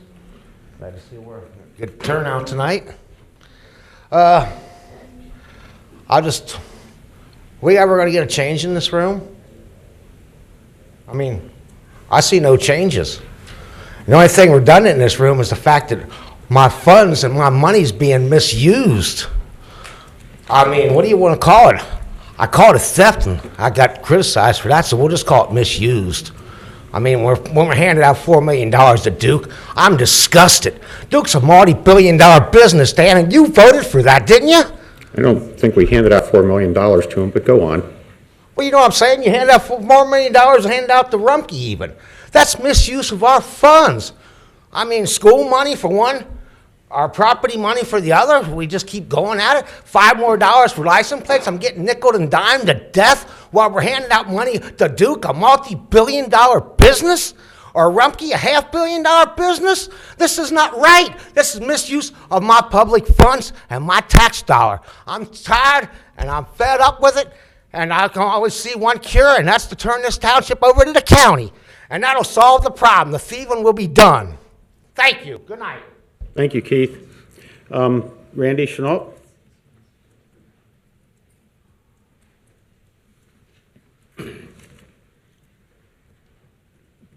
Evening. Good evening. First, thank you for having me here tonight. I appreciate the opportunity to introduce myself and to discuss the services that our office provides. My name is Randy Chenault, and I'm a constituent liaison for Congressman Steve Chabot. The congressman represents the 1st Congressional District of Ohio. The district covers 3/4 of Hamilton County and all of Warren County. We have 3 offices, one in downtown Cincinnati, one in Lebanon, and the other in Washington, D.C. I have several roles in the congressman's office. First, I work on constituent issues. My main focus is immigration and State Department matters. Secondly, I help with outreach efforts. So when the congressman is in D.C., I attend events and meetings on his behalf. I also inform local governments of the different services that our office can provide. For example, we can help constituents that live in the 1st Congressional District with issues that they are facing with the federal government.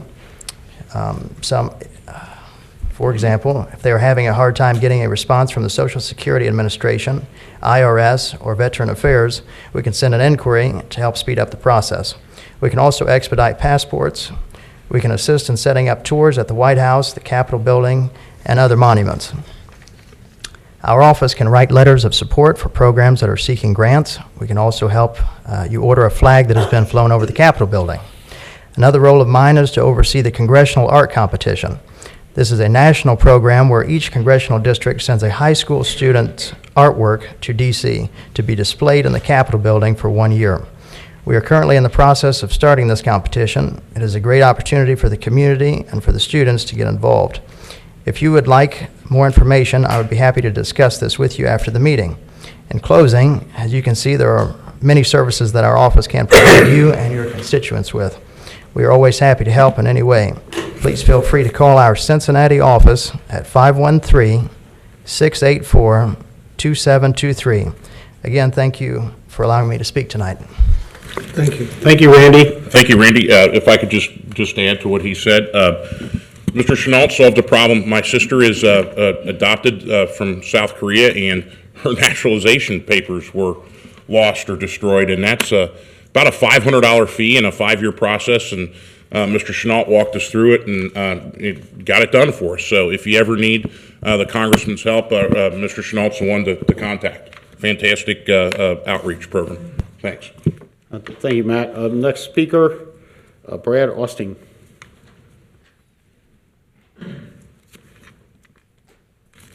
Good evening, Brad Austin, Waterstone Boulevard, MI Homes. Here to give just a few final thoughts on the Abbeytown subdivision, which we have an application in for. You've heard before a couple weeks ago. There's been a lot of neighbors that have come out and expressed concern. And I want you guys to know that we also reached out to the neighbors. In fact, we reached out prior to our application. I sent a personal letter to every adjacent neighbor, additionally with the site plan, my personal phone number, and my personal email address to contact me with any concerns, or if we could sit down and talk about anything they want to talk about regarding, or just get educated on the project. That outreach only led to one resident contacting me, and that was Mr. Flam, who's been very vocal throughout this process. I went and sat down with Mr. Flam and Mrs. Flam in their kitchen, at their kitchen table, to talk through the project, how we might interact with them as property neighbors. Leaving that meeting, the Flams asked me to survey the property. I sent a licensed surveyor out there to survey the property, including the sewer easement, so they could see where those are in relation to our project and our property. Additionally, they asked me to come back out and have the surveyor come back and pin the property corners, which we did. Additionally, when we discovered there's a stormwater concern, I sent a licensed engineer, civil engineer out there to look at the situation and assess the situation and see if the project could help them in some way. It can reduce the peak flow by maybe 25%, so we can help the situation. The situation was caused by their development and by their developer or them, I'm not sure. But our development can't solve their problem that they created for themselves. And finally, they asked us to provide landscape buffering and a fence on our adjacent property lines. We've done that, and we've agreed to that as part of the approval. So we have done outreach to the neighbors that are willing to talk to us. Another vocal opponent or neighbor was Mr. Pitcher, and Mr. Pitcher received a letter as well. I also contacted him, tried to contact him in his office and left a message that the call was never returned. Only time I had contact with Mr. Pitcher is when he showed up with an attorney at the Zoning Commission hearing, and then of course they've been here ever since in opposition to the project. So just like you, we try to listen to the residents, try to be good neighbors, but I think in this case you have several neighbors that just really want to block the project. And one of the things I want you to consider, which I haven't brought up, is the property owners have rights too, and this country was founded on property rights. And I want you to take that under consideration too. I believe that the property rights of ownership are superior to those of neighbors having an opinion about what you should and should not do with your land or the views of your land. There are rights to build houses here. And so think of it as your own property or a relative's property. If your neighbor's trying to strip you of your abilities to develop your property under a reasonable plan consistent with the zoning code. So I don't think that your vote tonight is not about approving 68 homes. That already exists by right. Your vote tonight is to vote on a better plan, a plan that's been approved and recommended by your certified planning staff, a plan that is consistent with the PD code, land use plan, and the comprehensive plan, a plan that's better for the environment, protects trees and habitat, a better plan that's creative in that we can provide better buffering to the neighbors. So, quite frankly, we're asking you to approve a better plan for a $22 million luxury home development in Coleraine Township. Appreciate your support. Thank you. Thank you. This next request, I can't, it's CROIXUIS. Carrie, your handwriting is atrocious. Reflection of my brain. It really is. I'm sorry, I didn't mean to embarrass you by that, but You're not embarrassing me. that's the worst ever, so. It's the worst. I'm gonna write her name. I hold it to the jury, is that, I had to write her name on her. You're not the first to complain. Okay, thank you. I want to talk about MI Homes, Abbeytown, a little bit. I want MI Homes to build something wonderful. I think you're going to build something wonderful. I think this plan is close. I don't think it's on the mark. All the questions that were asked of residents, I'm not hearing any answers. You know, there is no concrete answer on what we're going to do about the sidewalk. I personally don't think it's reasonable to expect MI Homes to put a sidewalk on that street. I would never want a kid walking down that street with or without a sidewalk.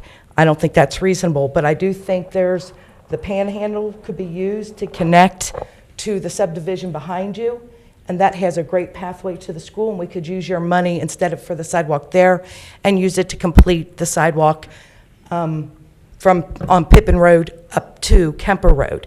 And then those kids, all of them, 3 subdivisions, would actually get benefit from MI Homes development there. There's also the possibility that you could get an easement with the church and put a cut through there.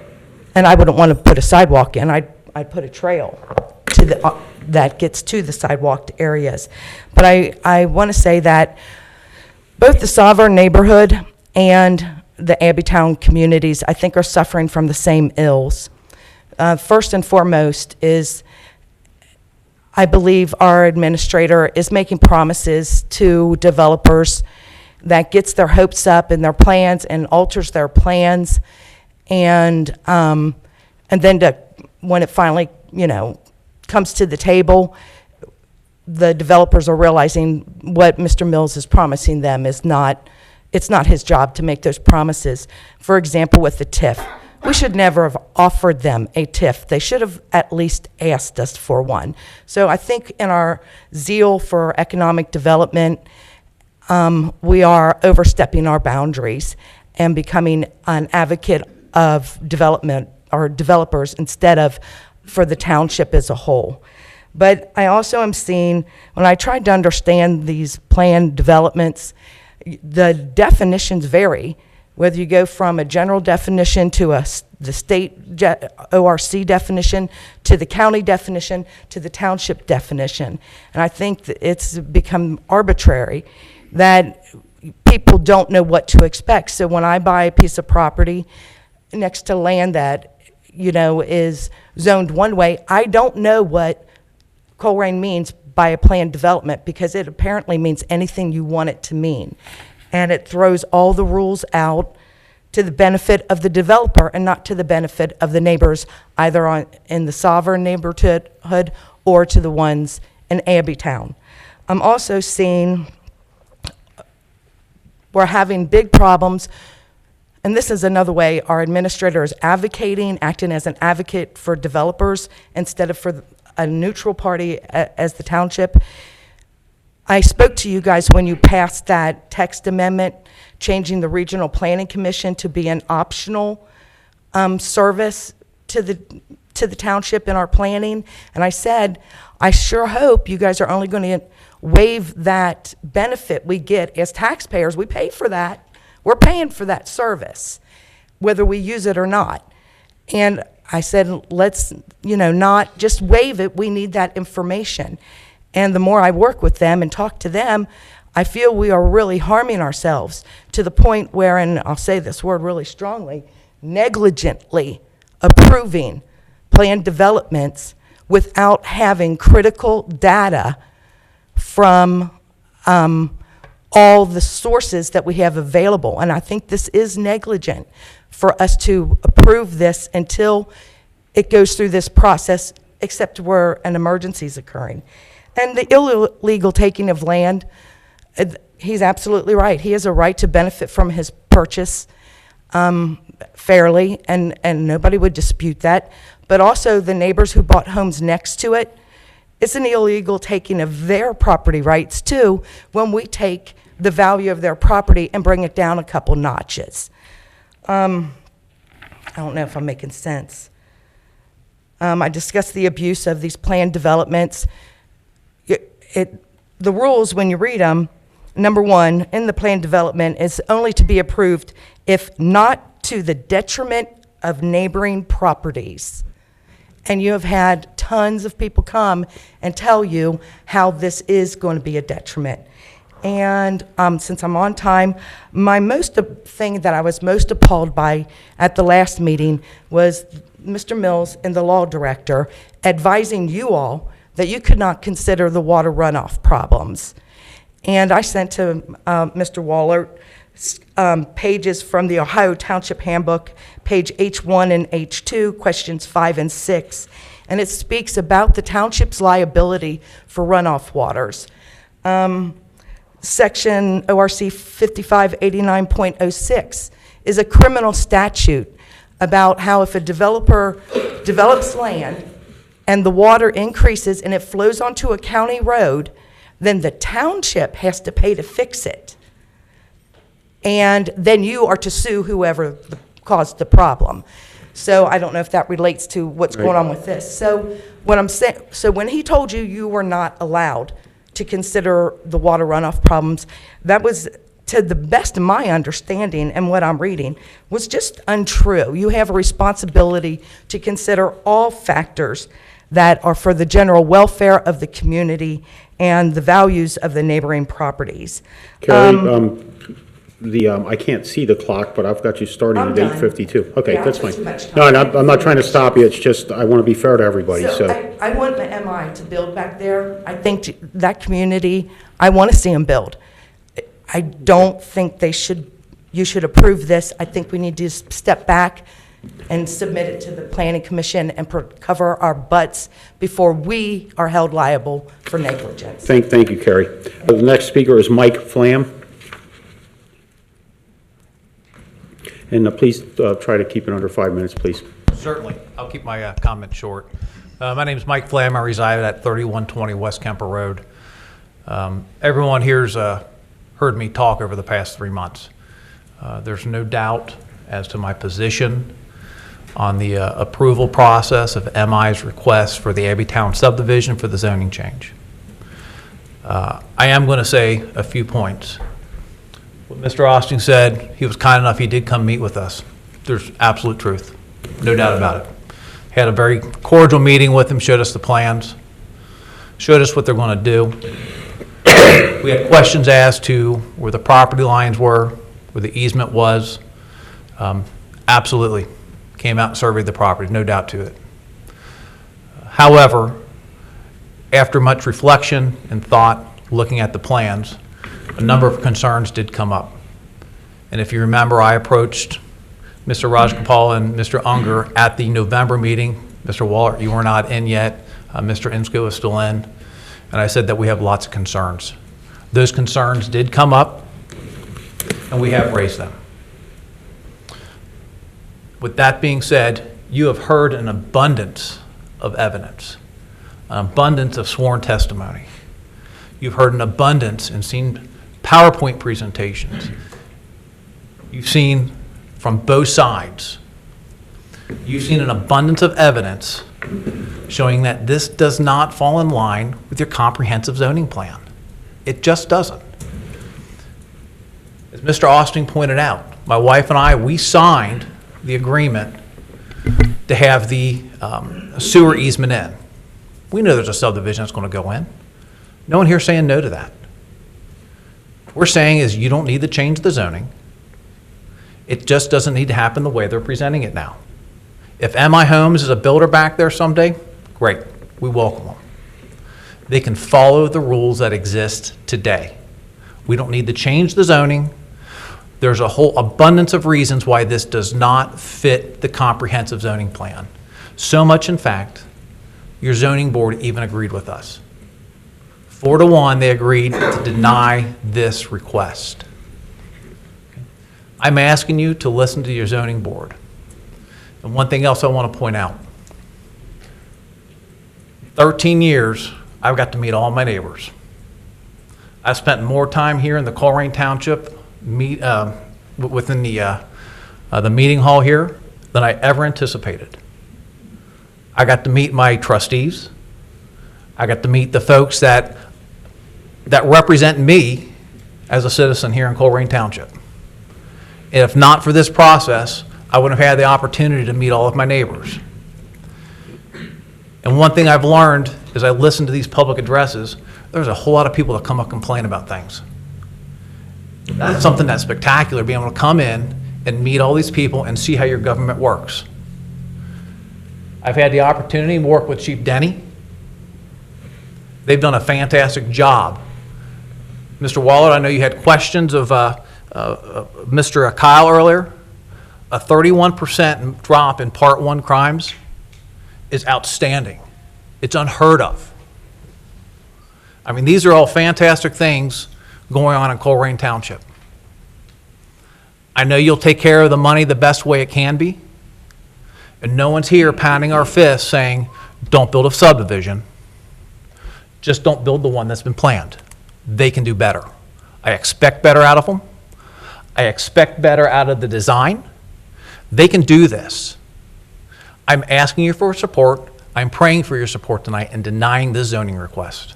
I appreciate the opportunity. Thank you.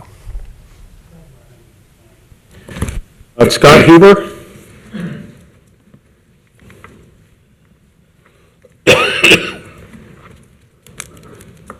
Good evening. I'd just like to reiterate some points about the drainage for the Abbeytown subdivision. You know, there was a lot of information presented. A lot of people came up and gave presentations. They gave handouts and stuff like that. They gave, there were a lot of pictures taken, a lot of pictures presented. I just asked the board to remember that the pictures aren't engineering, right? It's a picture. It's not engineering. You had a lot of people come up here, and the first words out of their mouth are says, "I'm not an engineer, but," and they went on and made their statements, okay? I'm the engineer. I'm the drainage engineer. I'm the professional engineer that's registered in Ohio. I've done the drainage analysis on this project per the developer's request. I've made the statements that there's existing culverts that are underneath the neighbor's property. It's on private property. It's off of our property. Those culverts are undersized. Those culverts are what's causing the problem, and the county has no drainage calculations or verification on how they got there and how they're sized. I think I gave you an example of the best case scenario is if you were to take that entire watershed out of the drainage system, there was like a 27% reduction in peak flow. When we design our detention and we meet the regulations as they're presented and we design it to the standard of care that is in this region, we can achieve 25% peak flow reduction, which is essentially, it's almost equivalent to removing that entire watershed. So that's the best we're ever going to get is to remove that entire watershed at 27% reduction. We can, with detention, we can get to 25%. So we're almost there. So I just wanted to make those statements and I guess be available for any questions. And I'm obviously asking for approval. Thank you. Thank you, Scott. That is all the requests to speak that I've received, and I appreciate everybody limiting their remarks to 5 minutes. Almost everybody did, and that is great, and that gives everyone a chance to speak, which this Board of Trustees highly endorses that everyone gets a chance to add to the conversation. Jeff, did you want to go ahead with administrative reports? Yes, sir. Thank you, Mr. Unger. We'll begin our administrative reports with Chief Frank Cook and the Fire Department.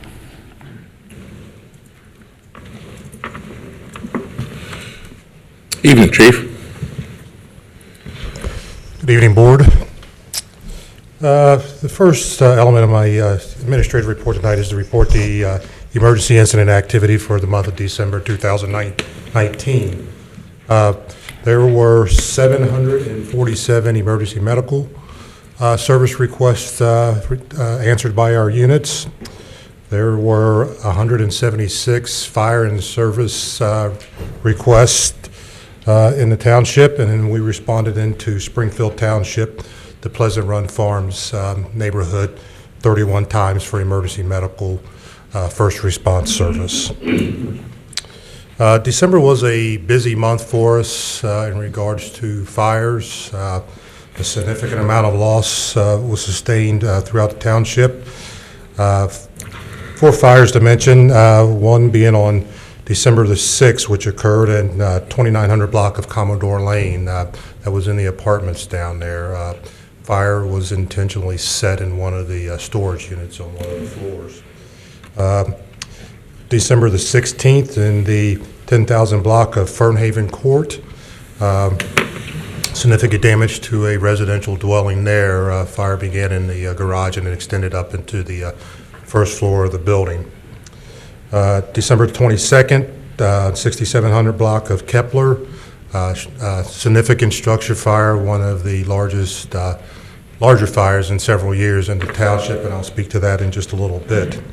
And then on the evening of Christmas night, a fire occurred at 10,200 block of October Drive. Our estimated fire loss for the month was $1,791,390 for the month. I've spoke before about our increasing fire loss over the month, and the one fire on Kepler Road just really skyrocketed the fire loss. And I've spoke to it a number of times that it only takes one incident to really push that estimated loss through the roof. And then our response time for the month.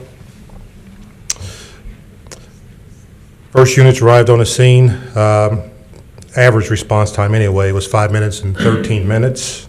I'm sorry, 5 minutes and 13 seconds. And then our first unit on the scene in less than 6 minutes occurred 70% of the time. We're currently working on reconciling and making sure that our year-end figures are where they need to be, and they will be presented in our year-end report, our annual report here in just a matter of about a month or so. So, the Silo XL building fire on Kepler. We received the initial report from the Hamilton County Communications Center about 10:15 on that Sunday morning, and first indications were that we had a significant incident. The dispatcher had relayed information to us that they had simultaneously received about 24 calls at one time. Initial observations for responding units was they could see the plume of smoke from Station 103 at Springdale and Thompson. From my home, as I was responding, I could see the plume of smoke. And first unit on the scene was a mutual aid fire company from Whitewater Township, and they had advised us that they had a well-involved large structure.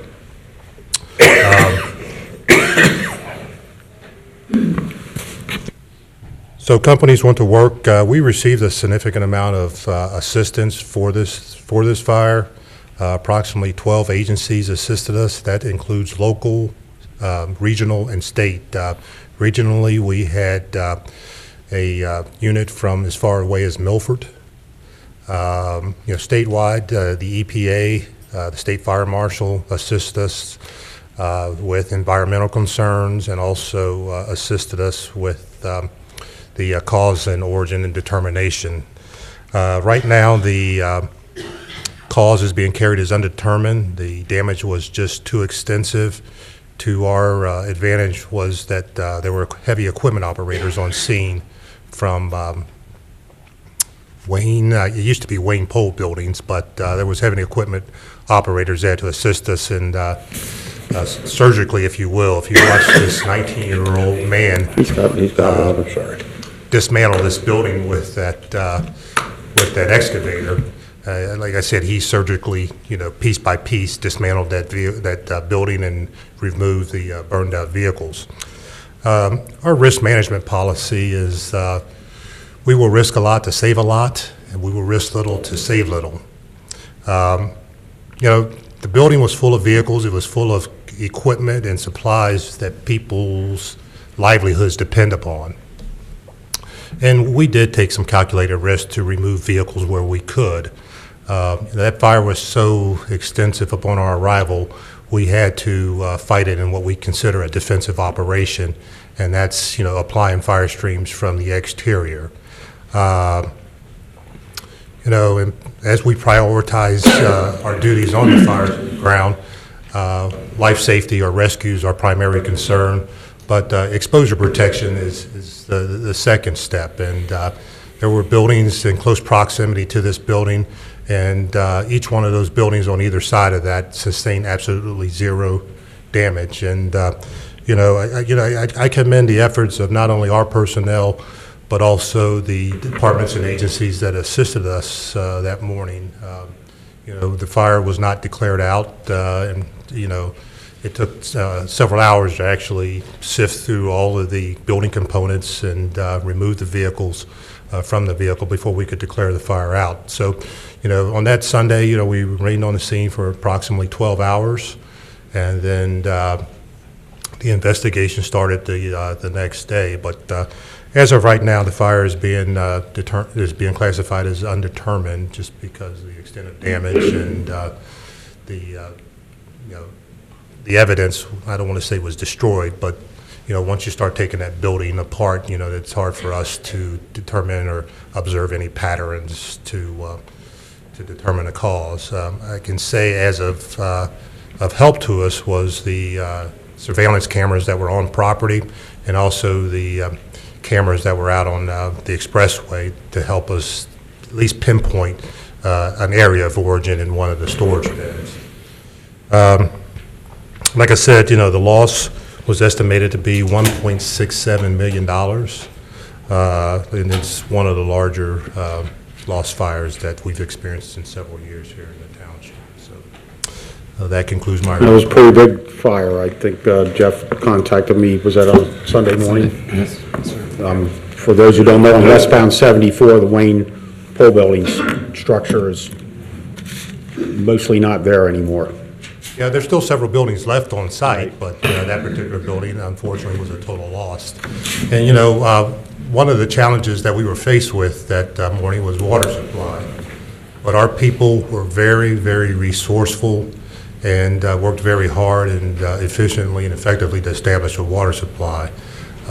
We established 3 different water supplies from 2 different systems. And when I talk about systems, there was supply from the Greater Cincinnati Waterworks system, and also the Miami Township Fire Department brought water in from the Cleves Waterworks system.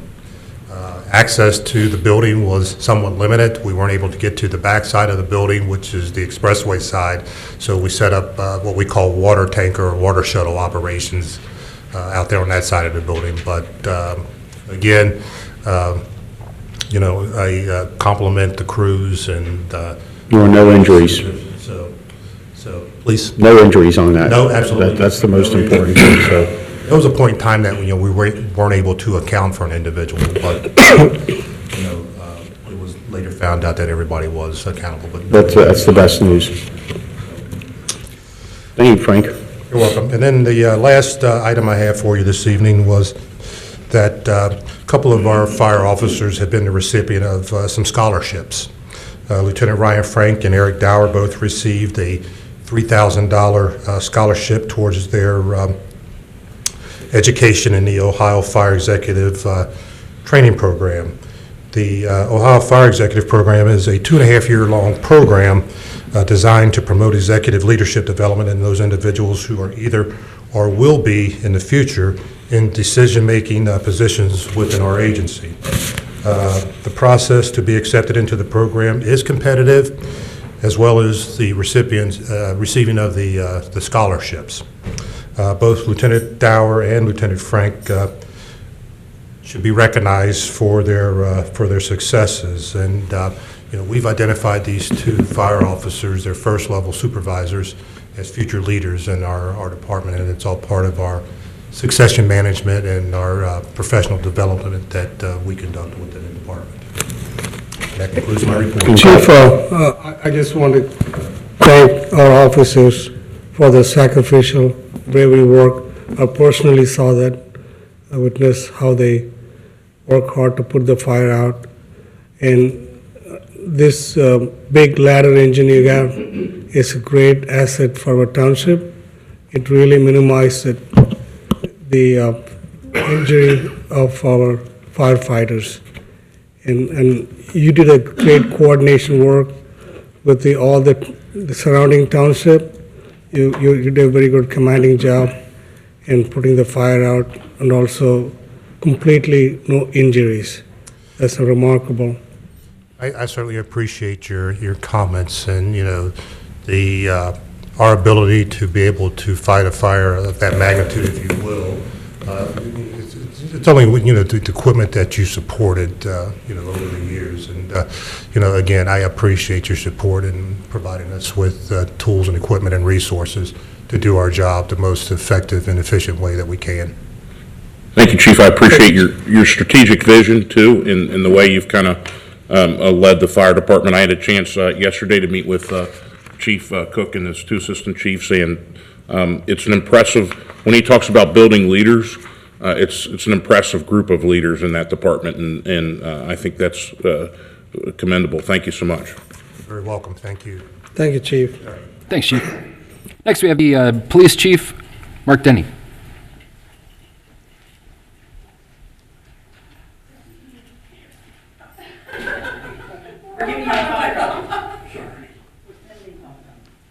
Sorry, it's back to school, and I've been sick, and I'm doing everything I can to stop it. Good evening, Board. Evening. Through the month of December activity report, we had 3,814 calls for service. On the board here, you see our dashboard for the year 2019. Oh, there you go. We had 45,000 calls for service. They were pretty much evenly divided amongst our beats, except for beat 2. Beat 2, as Brandon told you in the crime report, is very little activity, which we're thankful for. But the other 4 beats tend to split this up fairly evenly. Response times, nearly 56% of all of our calls, officers were on scene within 5 minutes, which is fantastic. 5 minutes is the threshold that we watch, and again, on our dashboard, you see that that's something we track on a monthly basis, and we were able to attain that throughout the year. 190 arrests, 181 traffic stops, 6 DUI arrests, and 25 cases were sent to our investigative division.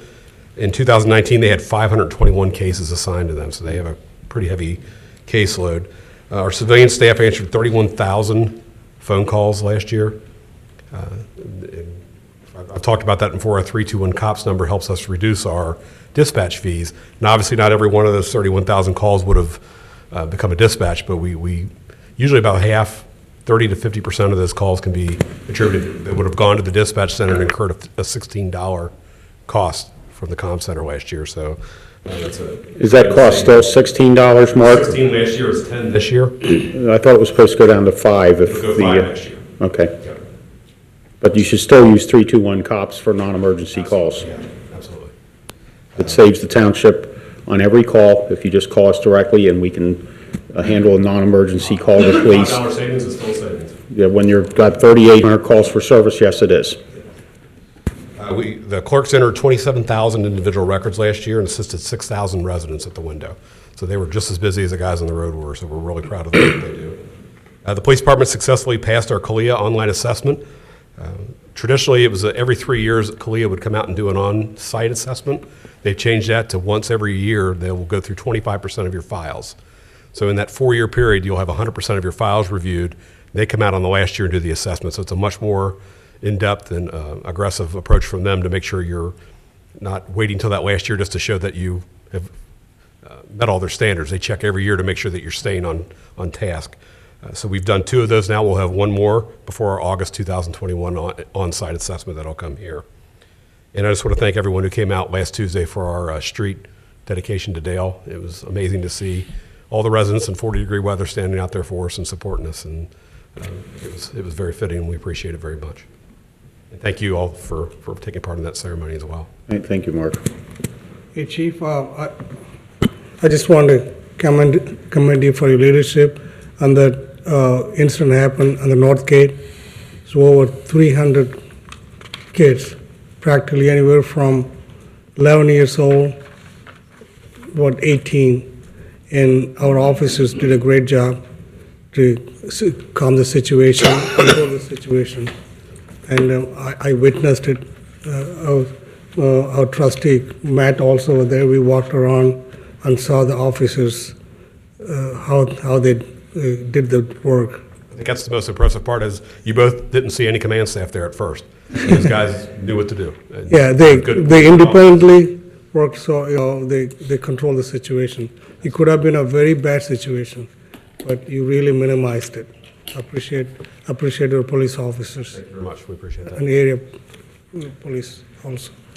Thank you. Thank you, Mark. I'll just add that if I could, the mall situation, the de-escalation that your officers used was incredible.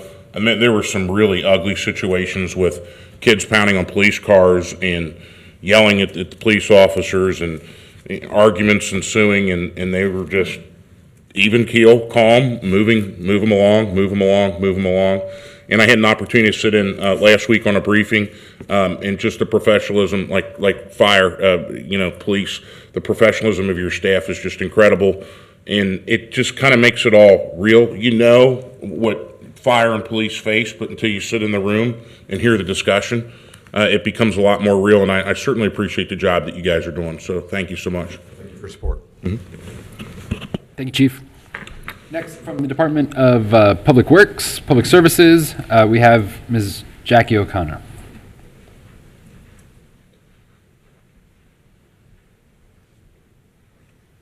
Hello again.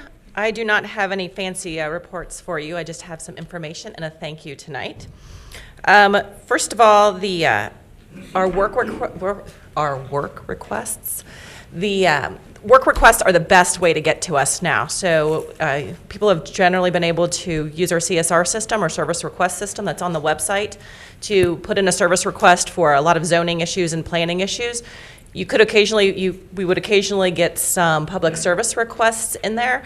However, when we would show you the monthly dashboards, we were showing 5 pothole fills, 3 tree issues. We do a lot more work than that, but the problem was we weren't tracking it in one place. So now we're putting everything in CSR. We're asking the community to use CSR. You're going to get better responses. You're going to be able to track your work, and then we're going to be able to track our work as well. So we were tracking our work via Post-its, emails, voicemails, note cards, scraps of paper. Now we're going to put it all in one system. So if people could use that, that would be great. You'll get responses back from us. We're still trying to work out some kinks. This past week, we switched over at the first of the year. This first week, we were prematurely closing the requests when we assigned them and not when they were completed. So that led a lot of people to panic. But if people could use that, that would be great. It's a great way to track things.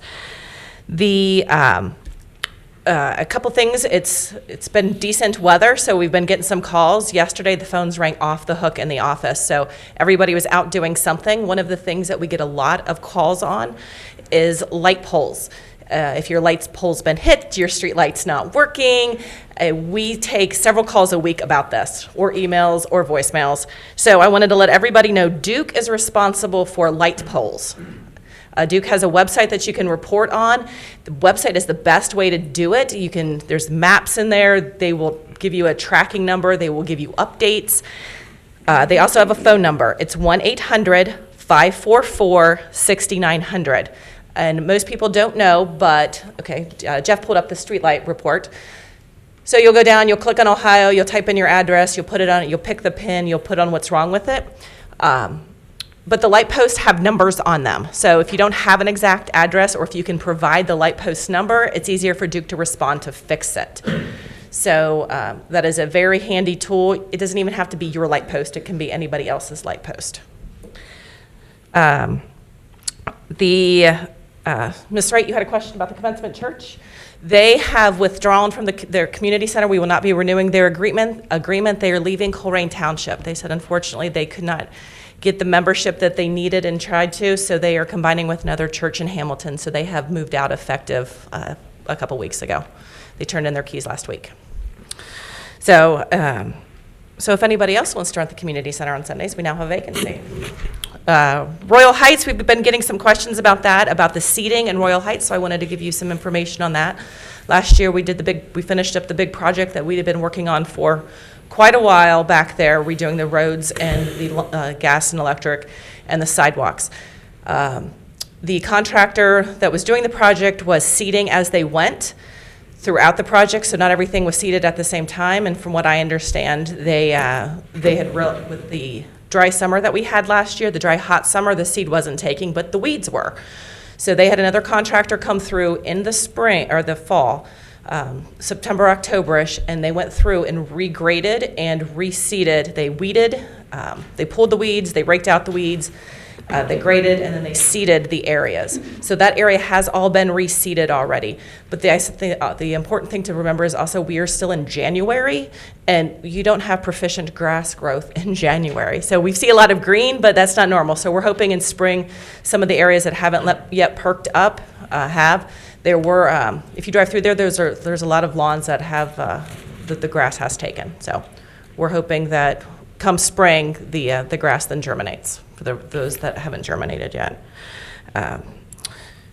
And lastly, I just want to give a thank you, and trustees, if you want to do a proclamation next month, we can, but the Coleraine Community Association, they pick up trash for us.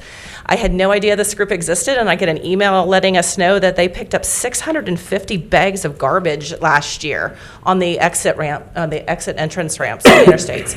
So that is a volunteer organization, and picking up 650 bags of trash in 250 volunteer hours is commendable. So we thank them for that. The more trash we can pick up and keep off the roadways and out of the storm lines is the better for the township. So. Thank you, Jackie. Thank you. Thank you. Jackie, I wanted to comment that Sunday I got a phone call, because I'm the one with my cell phone number out there, about a light pole out off Thompson Road in the subdivision back there, and I sent it to Jeff, he sent it to you, you got the answer, got it back, and got the resident an answer in a day, and I appreciate that. I had been contacted by a resident over on Linus about the parking there at Jackie's and Linus and the fire lane signs, and I got that to Jeff, and he got it to you, and it got corrected in about 4 days. So I really appreciate you, as you work your way into this position, you're doing great, so I appreciate Thank it. you. Thank you very much. Jackie, I want to appreciate also what Dan said. Your innovation to reaching out our residents is remarkable, and you just started it. You already proven you are top of the game. I appreciate your Fortunately, help. I have a good team to work with, so Thank they you. help. Yeah, thanks for. But thanks for taking care of those little citizen issues, because those are, people want service, and in those 2 cases in the last 4 days, you've delivered quickly, so. Yeah, and we're going to be working on using Circle to do a lot more community education around light posts, signs, just different things that seem to come up. It's not just one person has them, it's multiple people have them usually. So a good example is, we've had a couple times this week, is dead animals. We will pick up dead animals in the township on the right-of-way, on our streets. We won't not come into your yard to pick up dead animals, though. So that's just something for people to know. Thank you very much. Very quickly, I do have a quick question. Kind of a pet peeve of mine, the signs on telephone poles. Okay. Sell your diabetic strips or sell your home.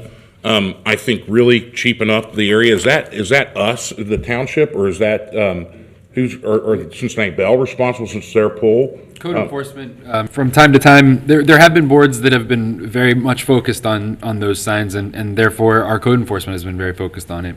So we can have that be, a focus in code enforcement. They seem to pop up in waves, and it's just, I don't know, it's, usually my view is that the folks that put the signs up there tend to be predatory in what they're doing, and I just don't think it has a place in the community. And it's illegal, so. And Mr. Wallard, if I may, it's actually very dangerous to the utility workers that need to climb those poles, because the staples and the nails can injure them, and goodness knows they probably, it's going to rip them apart. So thank you. Thank you. Thank you, Ms. O'Connell. Okay, next we have Mr. Iona, Mike Iona, our planning director.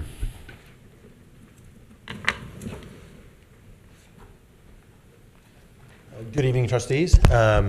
I'd just like to really quickly echo the enthusiasm staff has to have public services on board with CSR.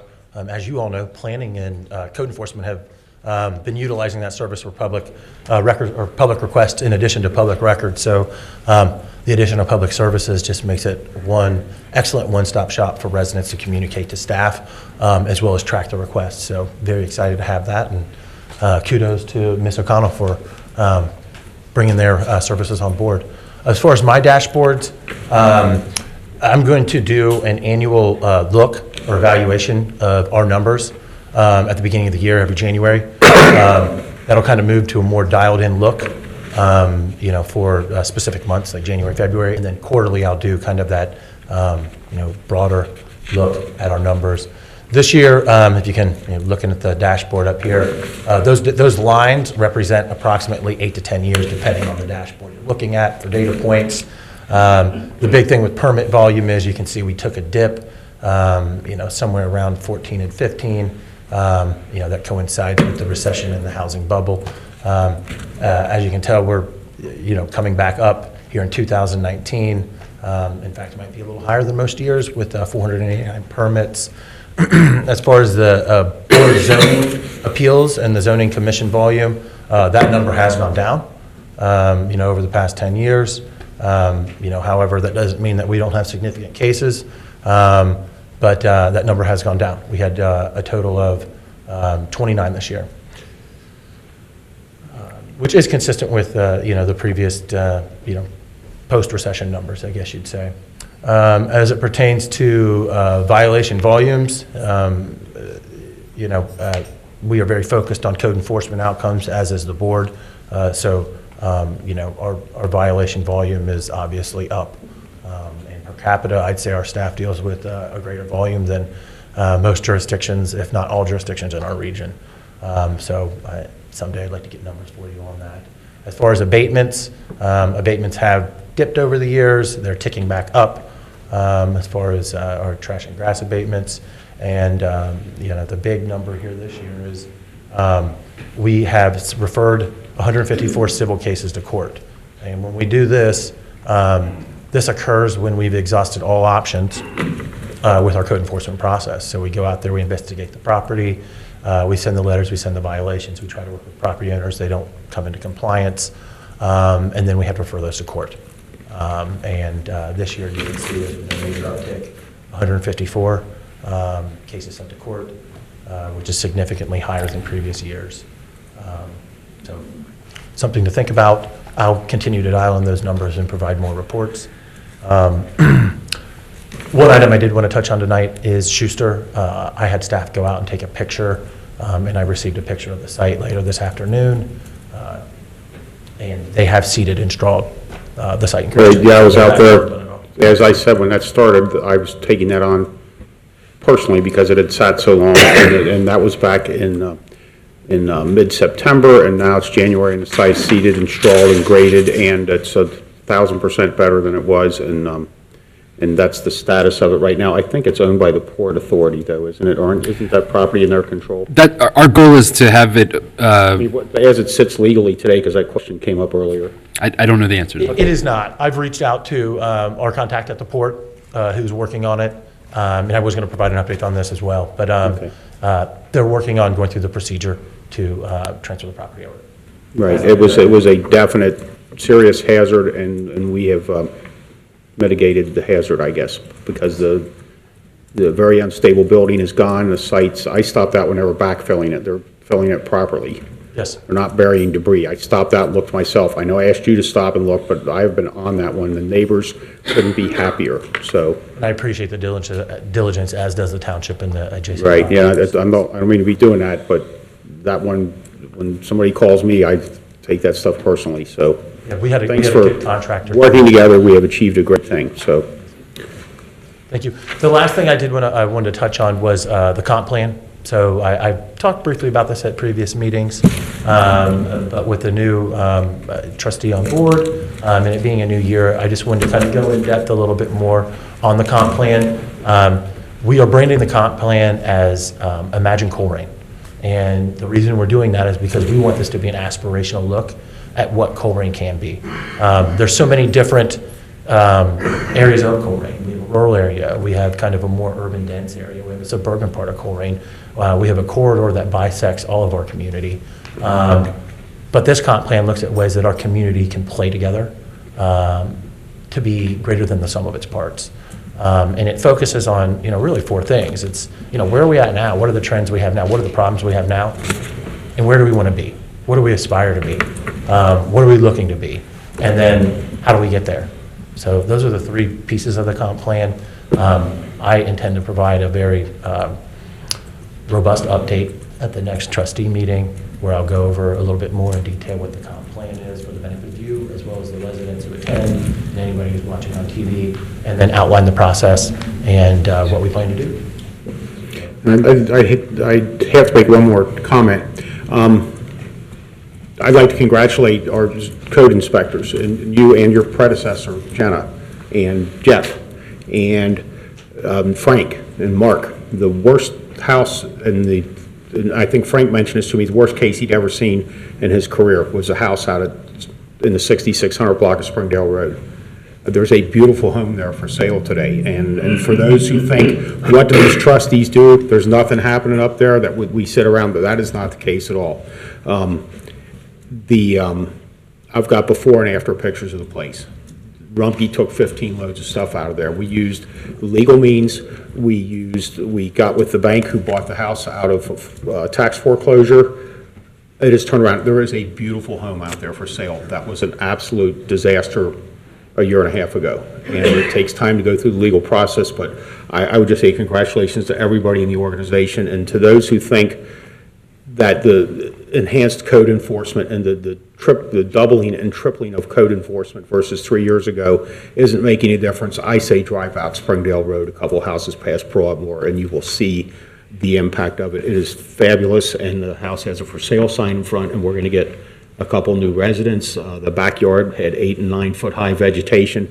It is a clean lot, and the trees are visible, and all the weeds and debris are gone, and it's just a real accomplishment for everyone involved. So very much. It was a very positive we outcome. do get stuff done here, and when folks come up here and say we don't, they need to go take a little look around at stuff like that. So thank you for your presentation. I was out there over the weekend also after I left the light pole thing. So thank you. Thank you, Mike. Thank you. Great work. Thank you. Thank you, Mr. Iona. For the administration, 2019 was a year of great change. We had a lot of turnover, especially in our senior staff. We have replaced seniors 3 department head level staff members, and it's been such an incredible opportunity for me to watch these folks come into their own in this organization. We have added greatly to our organization with the addition of Mr. Iona and Ms. O'Connell and Mr. McElravy. It's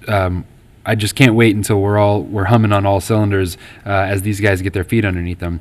Earlier today, board, I was so excited to cut the ribbon on Coleraine Township's Main Street Trail. I didn't cut the ribbon. We had a future Marine cut the ribbon. But Coleraine Township now has a trail that connects Coleraine High School with Coleraine Park, with the administration building here and Drew Campbell Memorial Field just next door, with all the way over to Stone Creek, and then up to Clippard Park.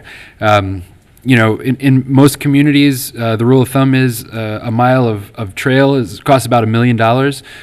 This trail is a 3-mile trail, and we did it with $1,000. All of the sidewalk, all of the pedestrian connection was in place. What we did was brand it and create a pedestrian way that connects these assets in our community. We don't have a ton of extra money. We're a township, but we're scrappy and we're resourceful, and we're going to add these amenities to our community by any sort of clever means necessary. And so please do check out the Main Street Trail. Enjoy the Main Street Trail. Go to the website and see the map, and you'll notice the signs throughout the trail that connect all of these assets. I think it's pretty cool, and I would like to congratulate Mr. Iona for getting that thing across the finish line. Thank you, sir. A couple of metrics from the administration that I wanted to point out.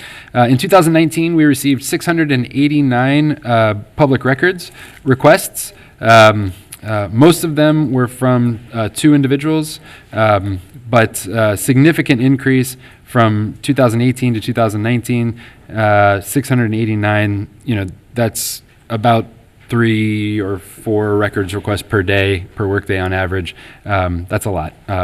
It's certainly higher than our neighbors and peers. But we do a pretty good job of responding to those. You'll see we keep track here of how quickly we're able to turn those records requests around. In December, the average was 9 days. In November, the average was 2.6 days. You can kind of see as we go back through the months of the year, how well we've done with responding to those public records requests. We've also begun, as anybody who's a Circle subscriber, Circle is our newsletter, saw this week, we started to gauge our customer service that is being provided at our police department, our admin and planning, and up top at 4300 at our community center and senior center. Creating connections is the theme of 2020 strategic plan. Our goal is to get feedback from multiple sources on how well we're doing, and also to evaluate programs that we're spending a pretty significant amount of money. Programs such as our partnership with the YMCA to run the senior center. That contract is due this year, and these kiosks are providing really critical feedback on whether or not we are providing that service in a way that has great customer service. Our scores are up on our OpenGov dashboard. If you're a Circle subscriber, you saw that story go out this week. I'll conclude my report there. Thank you, Jeff. The next item is trustee report, and the trustees can go on as long as they want, but remember there's a lot of people out here waiting that I think are here for a couple specific votes. I'll go first. when you pulled in here, you turned onto Dale Woods Way. That was a really awesome event last week. Hats off again to Robert Allen, who was the first responder that night. And he showed up not expecting to be called out. He's a very shy and humble man and did everything he could to preserve Dale's life and kept a very clear head in a very catastrophic situation. Moving on, my wife and I walked the walking trail Sunday, and I was sending you live updates as we walked along, and Yes, you were. I encourage you to get out and have a look at it. I thought if we're going to cut a ribbon, I need to see it. So we did return a couple bass carts that had gotten away from Bed Bath & Beyond, but they have their bass carts back. And then I think this is a thing later, but in the agenda, but I'm going to go ahead and hand Raj and Matt.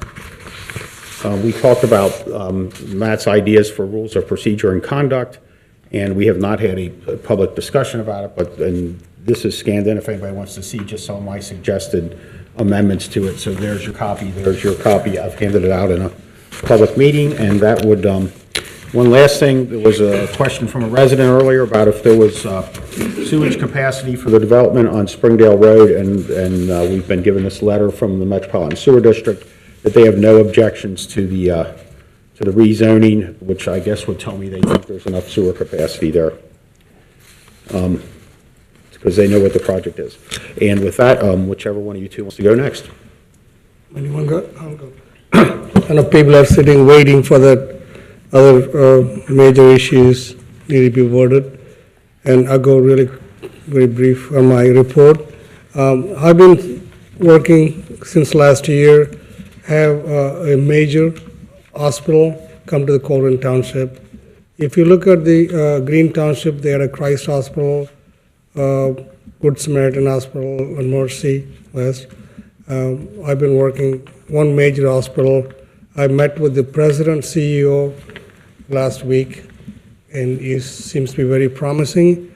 Also, I met with the Children's Hospital CFO. They also looks very promising. That's my goal, which I've been trying since last year, have a major hospital in Colerain Township, outpatient clinic or some kind. And hopefully it's going to happen this year. And also one thing, Jeff Mills also trying to help. I want to bring in Colerain Township Boys and Girls Club, which we really need.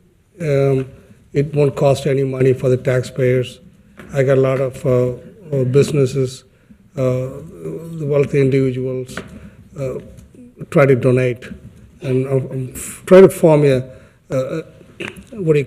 committee to explore more how you can do that. And there's many people are already volunteering. So this is one of the things I like to happen, because we see that lately all these things going on with the little kids, and we don't want it in the Colerain Township. We need to help these kids go in the right direction. It's very important. We're very successful in Price Hill. They opened up one in Westchester, and it happened to be the CEO, right, chief officer of the good friend of Jeff Mills. Now the Northwest School Board highly interested in helping this program, and so hopefully that'll be in place soon. Thank you. That's my report. Thank you. I'll be somewhat brief here, hopefully. I'd like to recognize Rick Goggle. Is that pronounced correctly? Is Rick here tonight? Rick? All right, okay. The Goggles of Dolomar won the inaugural Light Up Coleraine Spirit Award for Best Holiday Yard Display. They've been decorating their home for the community's enjoyment for the holidays for the past 10 years with Christmas and Halloween and whimsical displays and lights to entertain the children. In the warmer months, their yard is transformed into a miniature Crohn's conservatory with a variety of plant life, flowers, and decorations. And as retired residents of Coleraine, they do it just for the smiles they see on the faces of little kids, and I don't know if this is a reference to me, big kids alike. There are over 225 displays nominated, and the Goggles won a gift package worth $225. Donors included the Greater Coleraine Community Group played against Sports, T-Mobile, Rock and Jump, and Coleraine Bowl. And thank you so much for providing that to the neighborhood. One of the things I noticed driving around Christmas time, a lot of lights. And certainly want to encourage that. That's what makes a community. So thank you so much for what you've done over the past 10 years.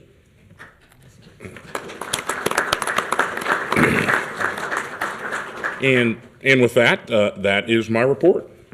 Thank you, Trustee Wallert, and that'll take us to new business, and Jeff Mills.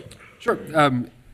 You may have noticed that the agenda looks a little bit different this time around. There's an addition of old business after new business. Those are items that have been tabled from the last meeting. And also, you'll notice that when a trustee is sort of championing something or has asked me to put something on the agenda, you'll notice that their name is associated with the item in the agenda packet. So the first two items of new business are items that Trustee Wallert has asked to be on the agenda. So, Mr. Wallert, would you like to introduce these? Yeah, item one, I'd like to make motion to direct administration to research grant opportunities to pursue traffic study for Coleraine corridor.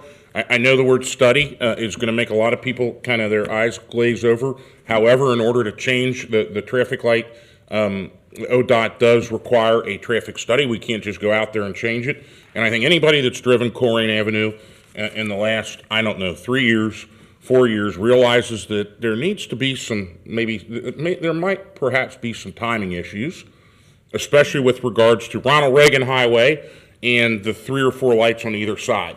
So that is the first motion, so that to direct administration to begin looking for grants. There are grants available through OKI, so that we can get this traffic study and get the first step. That's something I think we can all agree on in cleaning up the corridor traffic, get the first step underway. I would motion that we direct the administration to research grant opportunities for a traffic study for the Coleraine corridor. I second it. It's been motioned and seconded. Is there any discussion? Yes, I think the ODOT already has, speaking with the Tommy Arnold, when I went to that safety board, they're going to install in 2020, I think, there is some type of camera, radar. It'll automatically flow the traffic in Coleraine Avenue. Now you have the the road sensor, which controls the flow of the traffic, but it's on the side. I think it's not a bad idea. It's work with it gets more money. There's lots of grant. We saw that, Tommy, the president. There's so much money there for the grant funding. It's a good idea to apply for the grants, enhance what we're going to do. Again, work with the ODOT. Okay. Thank you, Raj. Yes, the administration's done a great job over the years of seeking grants, and I encourage that also. Thanks, sir. You've come up with a lot of really good grants that don't fall onto our local property taxpayers. And as I mentioned, January 2nd, everybody probably got a very nice increased property tax bill, and we're very sensitive to that. So please, as Mr. Wallert has requested, continue to research grant opportunities. Did you have any other comments? Or? No. It's been motioned and seconded. Heather, please call for a vote. Mr. Rashkepan? Aye. Mr. Unger? Aye. Mr. Wallert? Aye. And Matt, if you want to go ahead and take the next item.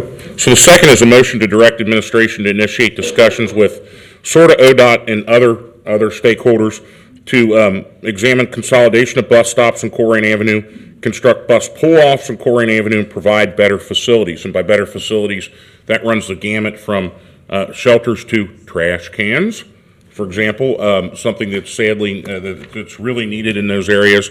And I think the bus pull-off idea that came out of the corridor study is, again, something that pretty much a lot of people would be behind, and is a simple next step in trying to solve some of the congestion issue.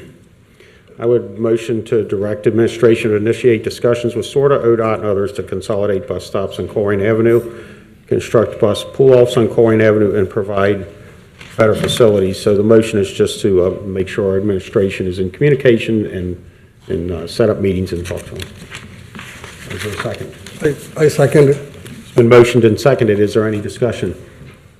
Yes, I met with a lot of, we will all talk about this on the corridor study thing we own. Most of the the business around Colerain, their concern is the bus actually is holding a lot of traffic, even during the peak hours.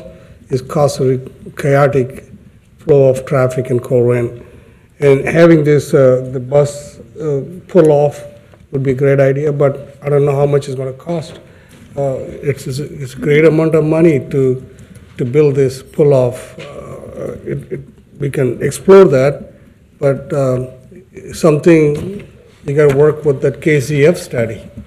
You know, they do the study. They should be part of the study. Okay. Right, and that is something we can do because that KZF study exists. Yes. So that's part of the reason we did that.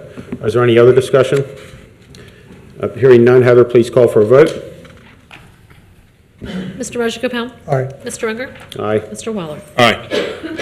And Mr. Mills. Very good. The next two items on the new business come from the Planning Department and will be presented by Mr. Iona. The first one is a resolution to approve or deny the zone change for Zoning Case ZA2019-06, the Abbeytown subdivision.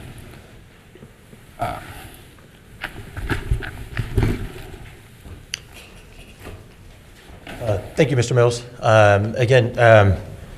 We had the public hearing on this item on January 2nd, 2020. Tonight, staff is presenting both a resolution for approval of the zone change, subject to the conditions outlined by staff. There's a total of, I think, what was it, 7 conditions. Exact number, I'm sorry. Yep, 7 conditions. And then there is also a resolution before you for disapproval based on the findings of the Planning Commission.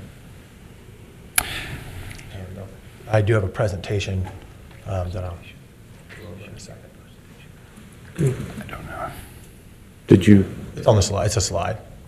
It's not coming up. Yeah, it's not coming up. Right, we've talked about this quite a bit. What's that? Wing it, I guess. Yeah, sure. That's fine. It's up now. Aha, there we go.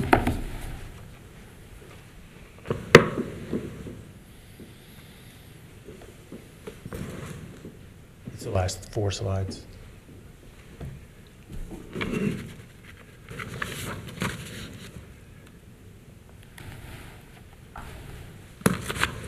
So again, the request before the board is a request to rezone the site in question. It's a 29-acre site.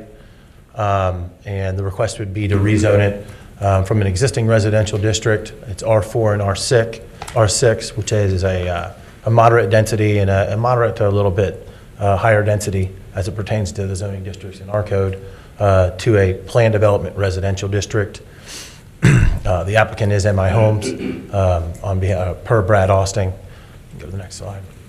And I just kind of want to go over briefly some of the reasons that staff, as well as the Planning Commission, made their decisions. When staff looked at this, it's our objective and our mission to get the best possible development that we can for Coleraine Township and provide the best protection we can for Coleraine Township residents. And when I came into my position, I came in about halfway through this process.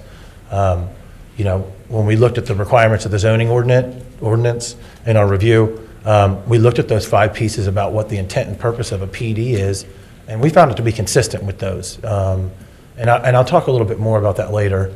And we also found it to be consistent with the intent and purpose of a PD, which is to get a better plan than otherwise would be afforded with traditional zoning and traditional practices. As it pertains to some of the questions with the legal process, yeah, there were a couple hiccups, and I apologize for that. Again, I came in midstream on this one. I can tell you in 2020, we have the infrastructure in place to make sure that doesn't happen again. But after confirming with our legal counsel, we reviewed everything and we followed all their steps to make sure everything we did procedure-wise was consistent with what would be required for notification and all the other things, legal-wise, so that we could make a decision here tonight. As far as the project merits, one of the big things that we look at with a PD is, well, one, we look at the PD and then we look at the alternate of what could go there. And one of the things that it really excited me about the project, was the dedication to providing open space. And if you look at the plan that they have, they're showing a dedication of 30% of the site is going to be dedicated open space versus 3%, on a previous plan. Is it much smaller lots? Is it more concentrated? Yes, but that's how you preserve open space. So we really like that. The second thing that we were impressed with on the plan was the preservation of natural features and topography. I call them slash and burn subdivisions, is when they go in with big trucks, they tear out every tree, whether it's scrub or not. They tear everything out and they grade it as flat as possible, and they put whatever they need to get that number out of it. It's a very basic equation. Here's how much we have, here's what the zoning is, it's a minimum lot size of 12,000, divide that by the 29.3 acres, and that's what we're going to build, and we're going to grade it to make it work. So we kind of like that the development worked with that topography. As far as our standard subdivision regulations, we like the PD because it gives the township and the Department of Planning, as well as the neighbors, a chance to have input. And through this process, staff made a recommendation that they have to build 1,400 square foot single-story homes. If they build, a single-story home, it's got to be 1,400 square foot. If they want to do 1.5 to 2 stories, it's got to be 1,600 square feet. Versus if they go through the by right process, just do the zoning, they can go in and build 900 square foot homes. In that same vein, architectural features that we worked with the applicant to provide include brick, stone, and masonry unit.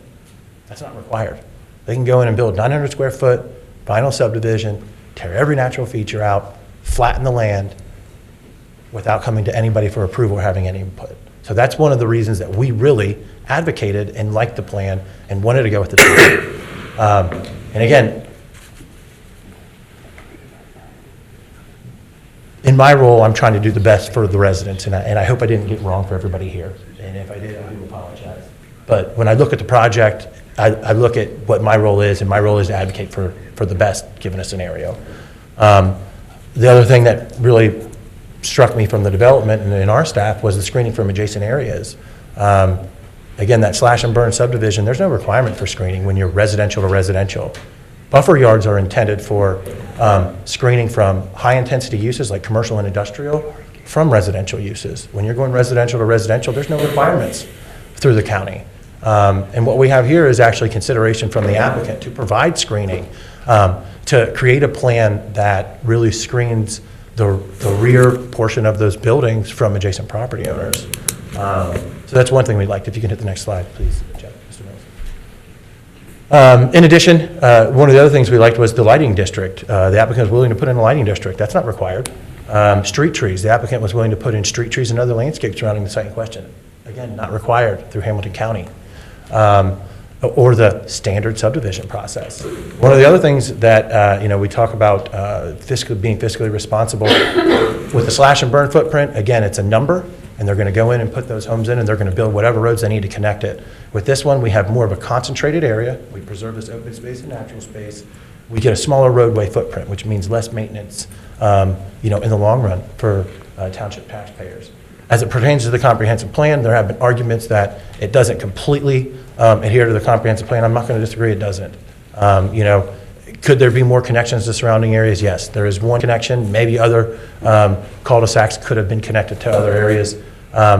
However, I find, and staff has found, that, while it doesn't maybe meet a couple sentences or a small percentage of the comp plan, it's generally consistent with what the goals and objectives are for the comp plan in that area. And if you look at the surrounding areas, to the west, high-density residential development, higher density than this to the north and to the east. So again, if we got it right, I do it wrong, I do apologize. But these are the things we looked at when we evaluated it and the protections we wanted to give to our residents. You can go to the next slide. As it pertains to property rights, this has been brought up. Whether or not MI Homes builds it or somebody else builds it, the property owner, when I look at that, is from Florida, and I don't think they really are concerned with Coleraine Township residents' concerns. To me, when I see that, I have immediate thoughts of, I'm really nervous because they want to sell it to make money. They bought it during the recession, and, you know, at least I think they did. They bought it at some type of fire sale, given the year and the date of the transaction. That shouldn't be public record, but to me, I see an out-of-town holdings company who, I don't think it matters if they sell it to MI and they do a good development, or if they sell it to Joe or Jane Smith and they do whatever development they want. It's a numbers game for them. So what I liked about this was it was an opportunity to get something that was secure, something that afforded more protection for the residents than going to, again, that slash and burn development where we don't get any of those merits and amenities I talked about. So again, the basis for denial is, you know, the zoning commission heard it. There was a public hearing. They took input from the surrounding property owners. They were not in favor of the plan. And the zoning commission did find that the proposal was detrimental to the adjacent property owners. They found that it conflicted with the zoning code, the land use plan, and the comprehensive plan, including the density homes and the open space. They didn't like the feasibility of the sidewalk. I can just, you know, provide one comment on that. The sidewalk is a very small part of this plan. If they don't do the sidewalk up there on Kemper Road, they can certainly apply for a waiver, and then they'll put into the waiver fund, and we'll find another way to get connectivity along Kemper Road. So that's not something that I think should stop the plan. Finally, the submitted preliminary development plan failed to satisfy Colerain zoning resolution 4.53 in weighing in and contemplating the criteria set forth. So again, I just wanted to present that to you trustees, residents. Again, we just wanted to get it right for you all. So, Very good. Okay, thank you, Mr. Iona. No. Mr. Barbier, is this appropriate? It's not a public hearing. We had a public hearing. I'm not sworn in. I'm not sworn in. Stop. Everybody stop for a minute. Everybody stop. What do we do, Larry? No, I don't think it's proper for anyone else to speak now. Okay, thank you. I'm sorry. We had a public hearing earlier, and what's going to happen is what's going to happen. We had a public hearing. Everybody had the chance to speak. This is our zoning director. He's introducing the project, so. Very good. So that was the staff report? If we change that, then this is obviously legal ground, so I don't want to change it, because that's going to come back to haunt us. Very good. So at our last meeting, we held a public hearing. We took comments. Mr. Iona has shared the recommendation of zoning commission, recommendation of staff. You know, I also have I have to dispassionately analyze these sort of projects, and I look at it from a planning perspective, and I agree with Mr. Iona. And from a financial perspective, we need to have a conversation as a community about, you know, in the coming months about fire levies and police services and how do we pay for all of these things. Development is a way to pay for things without increasing taxes or decreasing services. So I just wanted to echo Mr. Iona's comments, and with that, you know, now's time to deliberate and take a vote. Okay, and there are two motions on the agenda, one for approval and one for denial. I have the motion up on my screen right now for denial, and then we would vote on that, and then if that passes or fails, then we would vote on the approval, or No, what's the you correct order? You guys would make it, there's two listed in there, just in case, one if you would like to approve it, and one if you'd like to deny it. So after, you know, after a motion would be made to approve or deny. So I motion to approve the project, or motion to adopt a resolution to approve the project, or motion to adopt a resolution to deny the project. Okay. Let's clear this out. So you got one motion, okay, just like for any other resolution, either for it or against it. Sure. Well, they're both in the agenda, depending on if one doesn't pass, then the other one would need to be brought up. When you make the motion, And I'm going to ask everybody in the audience to please be quiet and listen, because this is really important to a lot of people here, so, and I don't usually do this, but please be quiet and listen to everything that's going on here. This is very critical stuff to a lot of folks here. It affects a lot of people, so thank you for listening. Go ahead, Larry. the way this would normally be done would be that there would be a motion to adopt the resolution approving the zone change. When you make that motion, you should read the title of that resolution. Then there should be a second discussion, and if the vote is a majority say yes, then the zone change is approved. If the majority vote no, then the zone change is not approved. It doesn't have to be denied, really, it just won't be approved. So that would be my recommendation. Vote on a motion to adopt the resolution approving, and if there's a majority say yes, then it's approved. If a majority say no, then it's denied. So you're suggesting introduce the one for approval first? Yeah. I think that's all you need to do. That's fine, and that's why you're here, is to let us know that. So I'll go ahead and read the introductory paragraph and the case number. The Board of Trustees of Coleraine Township, County of Hamilton, State of Ohio met in regular session on the 14th, 7 p.m. at the 14th day of January 2020 at the Coleraine Township Administration Building, 4200 Springdale Road, Cincinnati, Ohio 45251, with the following members present: Dan Unger, Roger Gopal, and Matthew Wallert. One of us would need to introduce this resolution, which will happen in a moment. It's case number ZA2019-06. Approval of a rezoning request to go from R4 Suburban Medium Residential District and R6 Urban Residential District to PD-R Planned Development Residential District. This involves a portion of parcel 510-0013-0009. Is that enough description? So this motion's available for anyone who wants to see it. It's been correctly posted on our agenda. So is there a motion to introduce a motion to get it to the floor? Motion to adopt the resolution. Yep. I will motion to adopt the resolution to get it to the floor for discussion. So I wouldn't, if there's a second. I second it. So it's been motioned and seconded. Is there any discussion on approving this rezoning request? You want to go first? I'll go first. I am considering the public comments from our public hearing last week, and I'm considering the recommendations of our zoning board. And I have lived in this community all my life, and I've bought and paid for 2 houses, and so I know what it is to live here. And I'm thinking not today or tomorrow, but 5, 10, 15 years from now. This is a very permanent thing, so those are my comments. Was there any other discussion? You can go ahead. Okay. I think this resolution presents very delicate situation, very, very delicate situation for the future of the development of the Coleraine Township. Here, a developer wants to build a subdivision. Here, the neighbors live here, adjacent to the proposed development, worry about their safety. That's what we heard in the public hearing: safety, safety, safety. And safety of the children, sidewalks, and mostly the water drainage and flooding.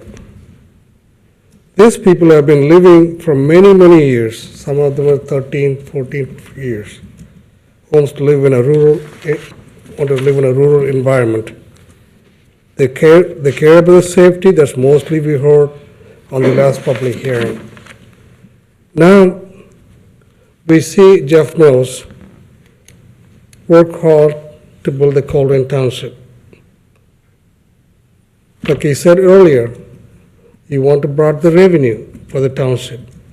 That's part of the things that I've been working with Jeff Mills. We need to bring homes, nice homes, also build that Coleraine Township. We don't want the Coleraine Township to be saturated. Look at the Green Township. Green Township is getting very close to be a large second township in Ohio. He said the administrator is something around about 300 people, something like that. Right now, we're the second largest township in Ohio. What does it matter? Grants, money. Then we heard the last year that the state legislatures passing the gasoline tax. Before they used to evenly distribute that money to all the township, whether small township, big township, medium township. Now they're a smart move. They go according to the township, how large the townships are. Then we get more money. I think we get about $700,000 something dollars from the tax money because of the new legislation. And Jeff Mills tries hard to build the township, to bring the good, subdivisions, and consequently, you make the revenue, which avoids the tax thing, building tax. Now we got a very situation is whether the residents, the safety, they give them I actually went there 2 days, went to the site and talked to the residents. Last Friday, I spent about half a day speaking to the residents and also see what they're telling me, how the safety is. One lady lives down there, I saw the cars flying down like crazy. And she's telling me the couple of times that the three cars jumped, went on the air and landed, crashed. Very dangerous situation over there. I personally saw that. Now how, we give this $75,000 to the sidewalk, but it's going to cost more money than building around the sidewalks, than what we are planning on it. And $75,000 set aside, and the township is going to maintain all this stuff. I really admire the builder, have an interest in this building the subdivisions. And he spent a lot of money, did the study, and did all the diagrams and everything. I really admire that, for your interest in coming to the Coleraine Township. Now we got what we're going to do. Safety of the people. They live there for years and years. The subdivision will come in. No, it's all in the plan. It's all on the screen. But we don't know what's the reality going to be. It's very critical. So let us also, I think the zoning commission people thought about this, and they all, decide to not to, accept that, the proposals. So hopefully someday the both parties will realize what is the need, what's the future of our Coleraine Township, what we need, how are you going to build the township, how are you going to grow? That's a very critical question we had to ask ourselves. So before then, let's look for the safety, their safety, what's going to happen. That's my. Thank you, Rod. Matt, did you have any comments? Yeah, absolutely. So, I think that Raj's comment of a delicate situation is a point well taken. This $22 million project on a land that right now, I think because of the way it's assessed as an agricultural piece of land, earns $160 a year for the township. A development of this size would bring in upwards around $250,000 in revenue from property taxes. I view this decision, there's been a lot of talk of the comprehensive plan. I view this decision as kind of a legislative function of the board and not an administrative function. And under the legislative function, I think that you're allowed to look at the broader legitimate government interest. And that includes listening to the public hearing and the zoning comments and things of that nature. The one thing that keeps coming up for me is the vote by the zoning board and what they did. And the other thing that keeps coming up is the sidewalks connecting the school, connecting to Pleasant Run.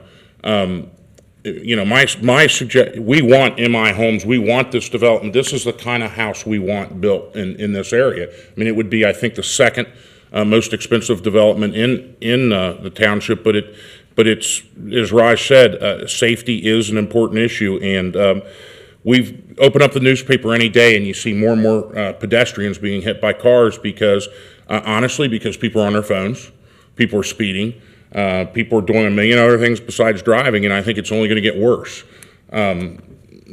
My view on this is that, you know, I intend to, my vote on this, I intend to vote against expanding to the PD with the recommendation that that we waive any future fees the next 12 months to reapply and get the sidewalk question answered, and explore the runoff issue as well. Those are the two major issues. So that's my position. It's a very difficult position because I don't want to raise taxes at all. We've got some significant financial plans coming up. I don't want to run off in my homes because what they build is a quality home and I want it there. But at the end of the day, you know, I'm a school teacher. I'm worried about the kids, and that's going to be my position on that. So, was there any other discussion? None. And I would ask that after this vote that it's important that everybody can hear the vote. So please, I would like to hear no comments or any emotion from the audience. It's going to be what it is. Heather, please call for a vote to approve for approval of the rezoning request. Mr. Rajagopal? No. Mr. Unger? No. And Mr. Waller? no. Motion fails. Okay, so we don't need to vote on the next. That is correct. Okay. That is correct. Great, then we will move on to the next item, which is resolution to, and then we'll take a break after this next item, because we'll take a little, if I can, upon agreement of the trustees, we'll take a break after this. Next item is a resolution to approve or deny zoning case ZA2019-08 Gateway Senior Lofts. Excellent. Thank you, Mr. Unger. So staff is presenting both a resolution for approval and denial of the proposed zone change. We did the public hearing prior. As a little background, staff presented a favorable recommendation subject to two conditions. The Zoning Commission held a public hearing and took action to make a favorable recommendation to the board subject to staff's comments and recommendation in addition to the two conditions we provide in our staff report, and that is contained in your resolution. So the request again is change from zoning from B2 to the PDR to allow for the construction of a multifamily development, the Gateway Lofts, that would allow for up to 60 new residential units to be constructed. And again, you all have a resolution for approval and denial. Okay, thank you, and I will go ahead and read that resolution also. And this will be the resolution for approval. Okay. The Board of Trustees of Coleraine Township, County of Hamilton, State of Ohio, met in regular session beginning at 7 p.m. on the 14th day of January. It just says 7 p.m., not beginning at. State of Ohio met in regular session at 7 p.m. on the 14th day of January 2020 at the Coleraine Township Administration Building, 4200 Springdale Road, Cincinnati, Ohio, 45251, with the following members present: Dan Unger, Raj Rajagopal, and Matthew Wallert. For case number ZA2019-08, approval of a rezoning request from B2 General Business to PDR Planned District Residential. It involves parcels 510-0103-0113 and the parcel next to that, which is -0265, and the next parcel, which is 510-0102-0203. I'm going to read that middle parcel again, 510-0111-0265. So that is the three parcels. So I will go ahead and make a motion to adopt this resolution for the approval of the rezoning request. I will second that motion. It's been motioned and seconded. Is there any discussion? Yes. So this is a little bit of a different story from my point of view. We have zoning on board on this issue. We had a member of the former land use committee say this is what he would have drawn up had he been able to draw up something for this space. I think it's an opportunity. Again, I think this is a part of the legislative function, and it's an opportunity to maybe revitalize part of that area. There's been nothing there for quite a while. And that would conclude my comments in support of that. And I will comment, as I did earlier, we do have Mike didn't have that earlier, but the letter from Metropolitan Sewer District saying they have no objection to the rezoning, which is this year. We did provide all those, and I have them, if you guys want to. And the letter from the County of Hamilton about the comments regarding this development, which is what you went out and got before on the break. Okay, so we do have those. And Raj, did you have any comments? Sure. I think great development, Jeff, and it's going to improve that mainly Northbrook's community, jobs, and also that area right now is almost like a ghost town. There's a lot of business going out, and look, and this beautiful building coming over there, it'll inspire the other business to come in, build this area. And I think you did a great job, and to one way you can do for the Northbrook community. There'll be a big benefit to that neighborhood, and also it's something that type of development we need that area. I think it'd be a good thing. Was there any other discussion? Hearing none. Been motioned and seconded. Heather, please call for a vote for approval of a rezoning request for case number ZA2019-08. Mr. Roshagopail? Aye. Mr. Unger? Aye. And Mr. Waller? All right. Now, a lot of folks have been sitting here for the last 3.5 hours. I'm going to ask the other trustees, and I'm fine going on without it, but it's 10:25. Would you like to take a 5-minute recess? Mr. Chair, motion for adjournment, short recess. Motion for, and I will second it. Is there any discussion? Hearing none. Heather, please call for a vote to take a short recess. Mr. Roshagopail? Aye. Mr. Unger? Aye. And Mr. Waller? Aye. And please, we'll try to come back in 5 minutes, which is 10:30, because we've got a little bit of agenda left to do here tonight, so thank you. I'd like to call this meeting back from recess. Heather, could you please take attendance?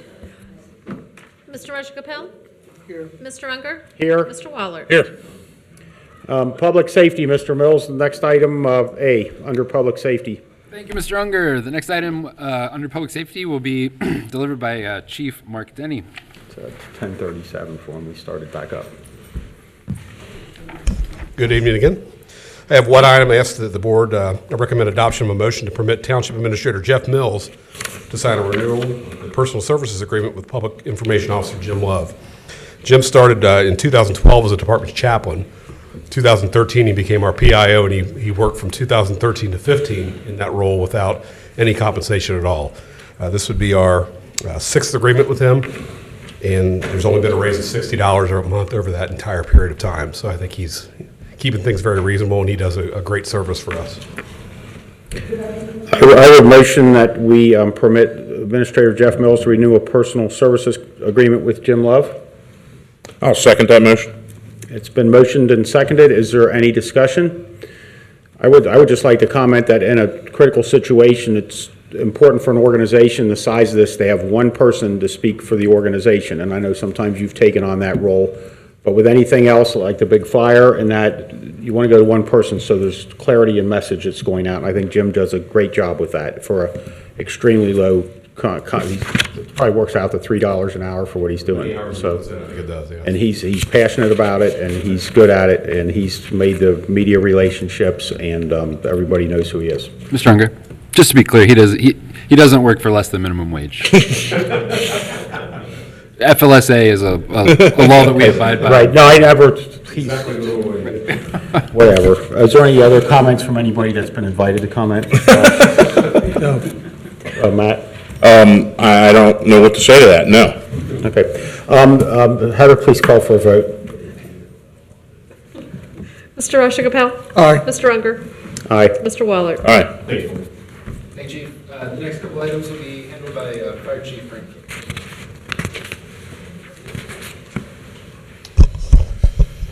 four items for you to give consideration to this evening. The first one being a motion to authorize change of pay status for part-time employee. So I request authorization for a change of pay status for Daniel Williams from firefighter emergency medical technician basic to firefighter paramedic classification at a new rate of $15.93 per hour, retroactive back to Wednesday, December 18th, 2019. Firefighter Williams has successfully completed all State of Ohio and Department of Fire and EMS requirements to function as a paramedic. The request to backdate his effective date is the result of the employee's interdepartmental approval process and the effective date that was after the December Board of Trustees meeting. I'll motion to approve the change of pay status for that employee to get it on the floor, if I could find a second. I second it, Dan. It's been motioned and seconded. Is there any discussion? My only concern is if last year's closed out and he got his final paycheck, make sure you communicate that to the finance department so it doesn't affect his W-2, or would you just give that last 13 days of pay would show up on the adjustment would show up on the 2020. I'll let you handle that with the finance director, but We've done this before. It's all good. okay, so it won't affect it'll result in a correct W-2. I just wanted to bring it up. Is there any other discussion? None for me. None. Heather, please call for a vote. Mr. Rajagopal? Aye. Mr. Unger? Aye. Mr. Waller? Aye. The next item is motion to authorize acceptance of a monetary donation. Request authorization to accept a $785 donation from the Cincinnati Moose Lodge, number 2, at 7778 Coleraine Avenue. An appreciation for community risk reduction, emergency medical, and fire protection services provided to the community. I would motion that we authorize acceptance of a monetary donation from Cincinnati Moose Lodge, number 2. I'll second.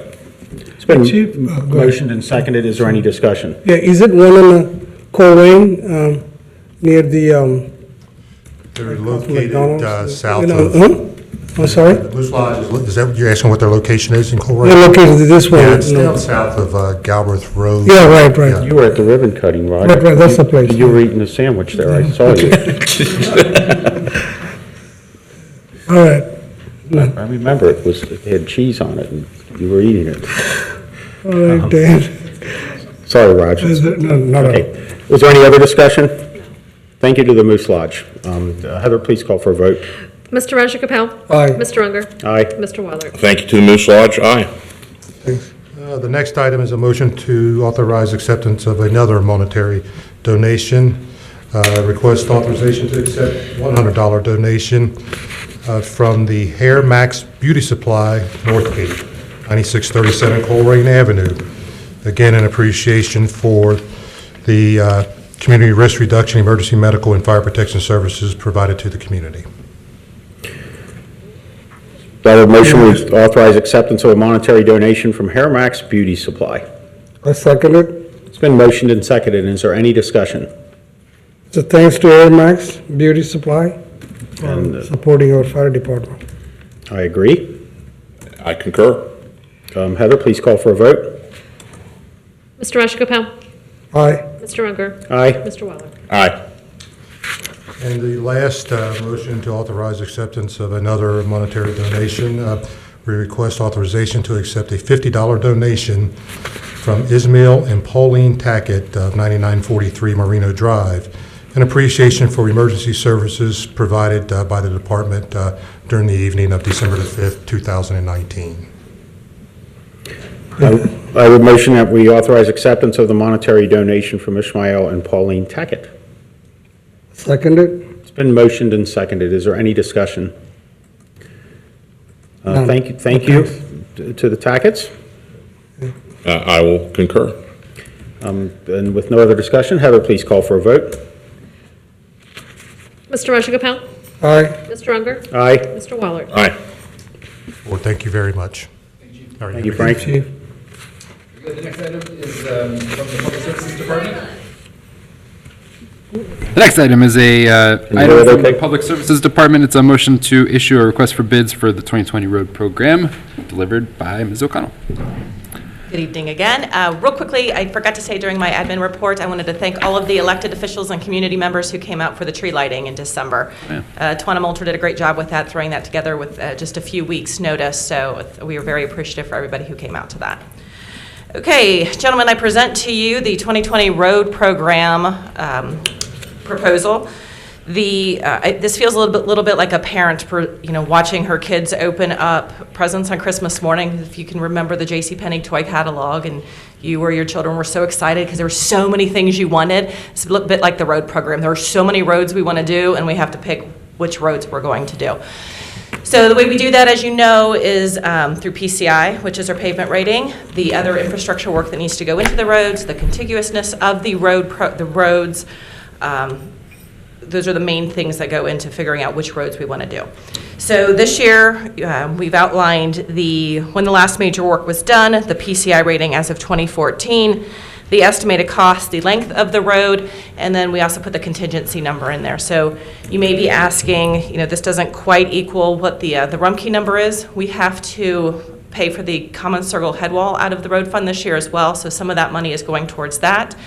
And then we have to have the contingency in there just in case we have bigger problems. As you know, with anything, once you start opening the roads up, you might have bigger problems underneath than you realize. So we have to have a contingency fund in there. We usually keep it around 15%, just in case we hit any potholes, no pun intended, while we're doing that. So, questions, comments? I'll go ahead and motion to issue a request for bids for the 2020 road program to get it to the floor. I second it. It's been motioned and seconded. Is there any discussion? On the head wall project, yes, when you open up something that size, you can find problems in there. I would ask that when we open those bids on that project, that not just the lowest, but the lowest and best, somebody with that type of experience. In my experience in another place in my life, I've seen people lowball bids on that type of thing and come back and ask for change order after change order after change order, and I would hope that the bidder would anticipate that there's going to be some problems that you're not going to be able to see until you open it up. So please make sure you include that in your bid. I am no fan of issuing change orders. So. We're no fan of presenting change orders either. Right. And hopefully we'll have those specs for you next month. They're being engineered right now for the common circle head wall. Okay, and those specs, it's lowest and best for the head wall. And for all of them, it should be, but that's a particular project, and you don't know what you're going to get into when you get behind there. Right. There's probably been years and years of erosion, and people come back and ask for flowable fill change orders and all these other problems, and so please include that in your consideration with your bid. We will do so. Is there any other? I just what Dan said, I'm really concerned about the specifications. Detailed, completely detailed. It's very important. And also, trustees, each bid you get, or whatever the bids you're receiving, as a trustee would like to see that, the bids, or the people applied. Once we open the bids. Once we open the bid, where the people submit the bids. Okay. Okay? Yes, we open the bids all at the same time. It's public, it's published. Or We something have with most of bids, the contractors attend the bid opening. Yeah. And where do they have those? I guess this is your first year. Where do we have those at in this room? So that's something that there's no public comment, but if a member of the public wanted to come to the bid opening, they could. So that's our main charge as trustees, is to maintain the road. So that's a big program. Is there any other comments? Yeah, I'd just like to piggyback what Raj said and add that on any of the things that are out to bid, I'd like to see not just the winning bid, but all the bids, just as a matter of practice going forward. So I'd appreciate that. And with no other comments, Heather, please call for a vote. Before I do so, Mr. Barbier, would it be prudent to read the list of streets into the record? I don't think that's necessary. Okay. This is just a motion to issue the bid, so. Okay. Very good. And where will we advertise the bids at? It's on our website. Yep. In the paper, too. And in the paper and the various So in the places. We have a bid packet that lays Right, all. oh, yeah, I've seen it. It's well, where we advertise it, it's in the agenda. The full thing is, that's why we have 900-page agenda this month, so it is in there. You are correct. All right. Anybody wants to see the list of streets, look at our agenda. Right in there. Okay, Mr. Moshika-Pound? Aye. Mr. Unger? Aye. Mr. Waller? Aye. Thank you. Thank Mr. Colonel. Thank you, Jackie. Okay, the next three items are, of new business are in administration. The first one is a motion to authorize Township Administrator to execute an agreement with Cincinnati Bell for telecommunications services. Recommendation is to adopt such a motion. The Township currently uses Cincinnati Bell for phone and internet services. The renewal of this agreement will result in a $590 per month savings in the Township's current phone and internet service bills. The term of this agreement is 3 years, and the monthly cost is $4,952.66. Recommendations to approve. I would motion that we authorize Township Administrator Jeff Mills to execute an agreement with Cincinnati Bell for telecommunication services. I will second that motion. It's been motioned and seconded. Is there any discussion? Hearing none, Heather, please call for a vote. Mr. Moshika-Pound? Aye. Mr. Unger? Aye. Mr. Waller? Aye. Thank you, Board. The next item is a resolution to request the advance payment of taxes. This comes from Mr. McElravy and Ms. Harlow. Resolution is necessary to have access to township revenues collected by the Hamilton County Treasurer and Auditor to maintain cash flow for township operations throughout the year. So the resolution is a resolution requesting the county auditor make advance payments of taxes pursuant to Ohio Revised Code Section 321.34. Recommendations to approve. I would motion that we request advance payment of taxes. I'll second it. It's been motioned and seconded. Is there any discussion? Yeah, very quickly, Mr. Mills, is this something we do as a matter of practice annually? Yes. Okay. If we want to get the property taxes that are collected, I can email the county auditor and ask for an advance Right. on that. If not, we have to wait until they settle. Right. And this resolution is required by the state auditor to be able to ask for that advance. But as a matter of practice, we've asked for the advance on an annual basis.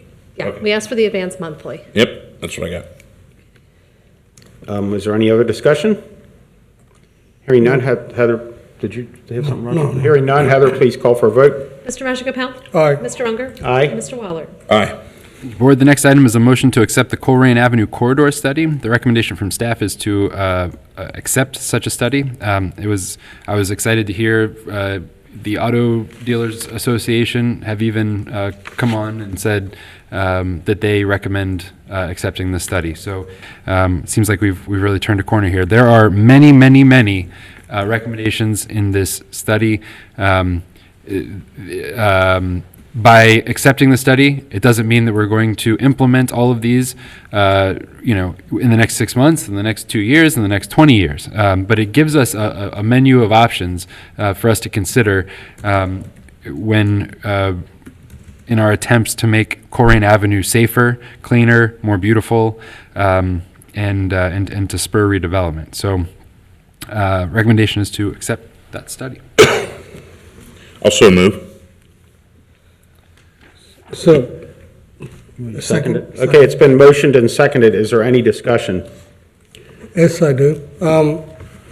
I understand that, actually, I met a lot of business owners personally, who attended the meetings on the hearing and before. There's still a lot of people, even last week I met a couple more, the people there, the property owners, the business owners, they have a problem with this study. It's not completely defined yet. You said you from the Dealers Association? That's correct. Greater Cincinnati Automobile Dealers Association. So you guys approve this? We want you to accept it. We understand that there's a lot of things that need to happen on Coleraine Avenue. I believe Matt's commented on that at the last meeting, this one as well. Could you come to the microphone, please, sir? I'm sorry. And keep your comments short, because this is unusual to call somebody up. Yeah, I guess I didn't know about this. Yeah. I didn't know. Charlie Howard, Greater Cincinnati Automobile Dealer Association. What we're saying is that we understand you'll need to do something with this report. We'd want you to accept it, not adopt it, because of the issues that exist that we all heard about a month ago. And we would agree with those ingress and egress issues. But what we would like you to have is to have a stakeholder committee and allow those folks to go over the recommendations that should be adopted and could be adopted both logistically and economically. So that's what we're willing to do. We want to work with you to make the plan work. Okay, thank you. Does Thank that you, answer sir. your question? Yeah, right. Okay. So I got Jeff had a question. So what we do right now, we accepting this study, but it's not a final draft. It's not a final enforcement draft, correct? It is a final draft, yes. Okay. So how the modification is going to come in? Any type of modification?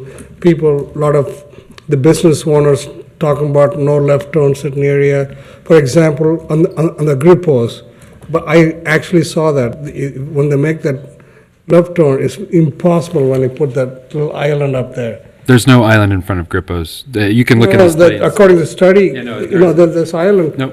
I saw that in the pictures. Unless you changed it. I don't think anything's changed. in the Anything changed from the study proposed since the last studies? meeting. I just want to take the time to get this right, because that really did bother me when Ms. Baker made that comment.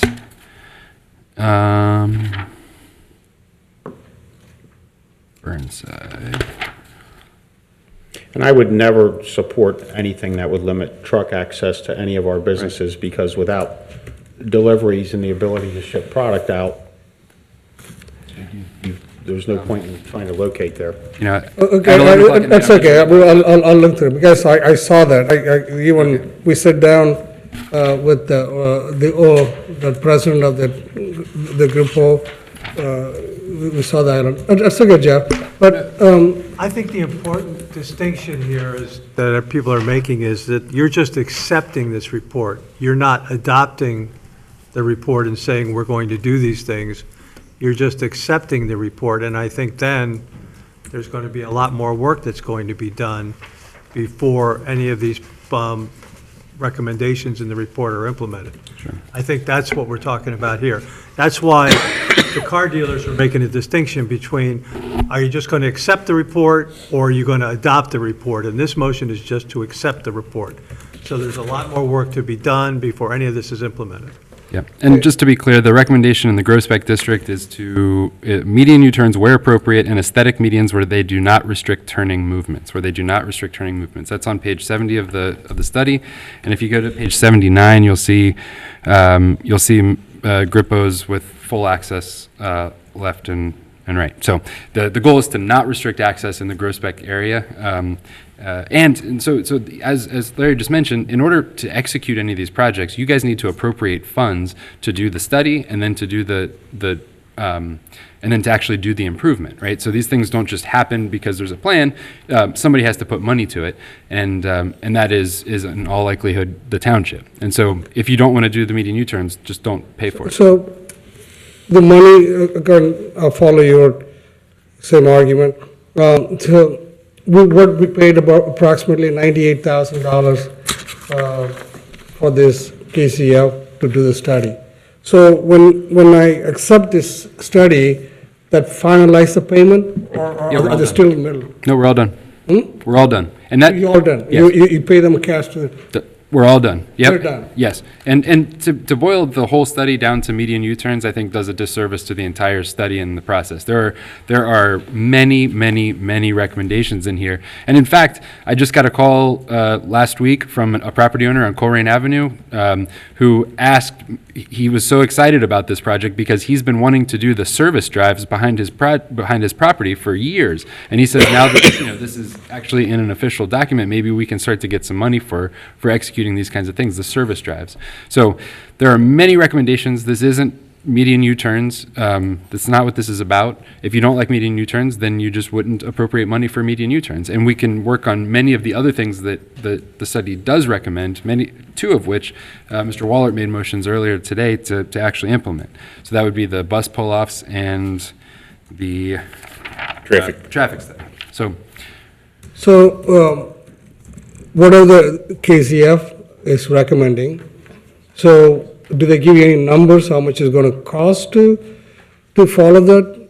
Yeah, it's $53 million. What? The total recommendation from the KZF study is $53 million. Seriously? Yeah. The township has $53 million. No. No, I mean, it's all the projects they recommend come up to $53 million. I think that's what Mr. Mills is saying, is that, look, it's a laundry list item, some of which we're probably never going to pursue because of cost prohibited, or, you know. Others will be grant supported that we will pursue. It's like a menu of options. Right, yeah. Let me ask you, we heard that ODOT people, that's ODOT road. The road belongs to ODOT. Do they have any input on the studies? Yes. What are the recommendations? Go and accept the study? They had no recommendations to, we submitted it to them and they did not provide any comments. I have a couple comments, Jeff. I think the study was a great idea.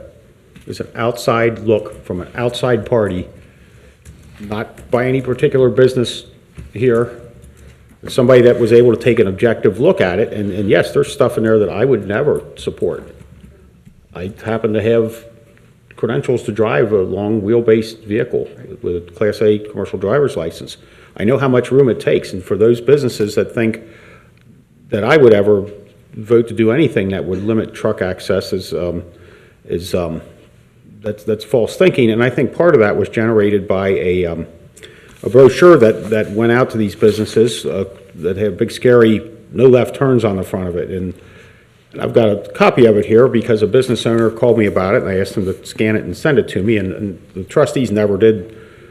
At least I didn't. I can't speak for the other two. They never received this brochure, but it's no particular person authored it. It doesn't have a name on it.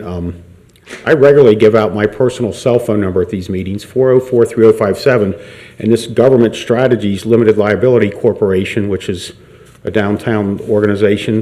They don't have an address. It's a post office box, but they could always call me and ask questions about this stuff. And, you know, a couple of things that aren't mentioned in this scary brochure are, it doesn't mention how many people avoid Coleraine Avenue. I avoid it myself sometimes just because the traffic's so stacked up. That's not mentioned in this brochure. It doesn't mention how many business man hours are wasted every pay period due to delivery trucks and employees sitting in traffic. The brochure doesn't mention the potential of some of these improvements, Jeff, if customers were able to more easily get to their businesses. And it doesn't mention that the KZF study, we had not, well, Jeff, or Matt wasn't here, but it had never come to the trustees for discussion because by design, we don't talk about stuff outside of meetings. And December 10th was the first time we really dealt with it. And I appreciate what they're doing here. The scary brochure doesn't mention that road is a state of Ohio road. And the trustees are kind of limited in what we can do, and if we're going to do anything, it needs to be with a stamped engineered drawing, and that's why we invited this outside company, KZF, that doesn't own property on Coleraine Avenue to the best of my knowledge, to take an objective look at it. If that study would have been paid for by any one of our wonderful businesses there, the other businesses would all say, hey, this is slanted towards whoever, and so that's why we got an outside person.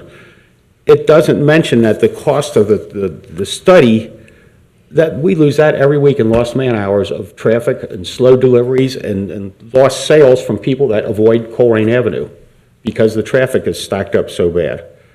And the folks at Government Strategies, I hope that they understand my explanation that you need to have a stamped engineered drawing, and that's not mentioned in here either, and that's why we had the study.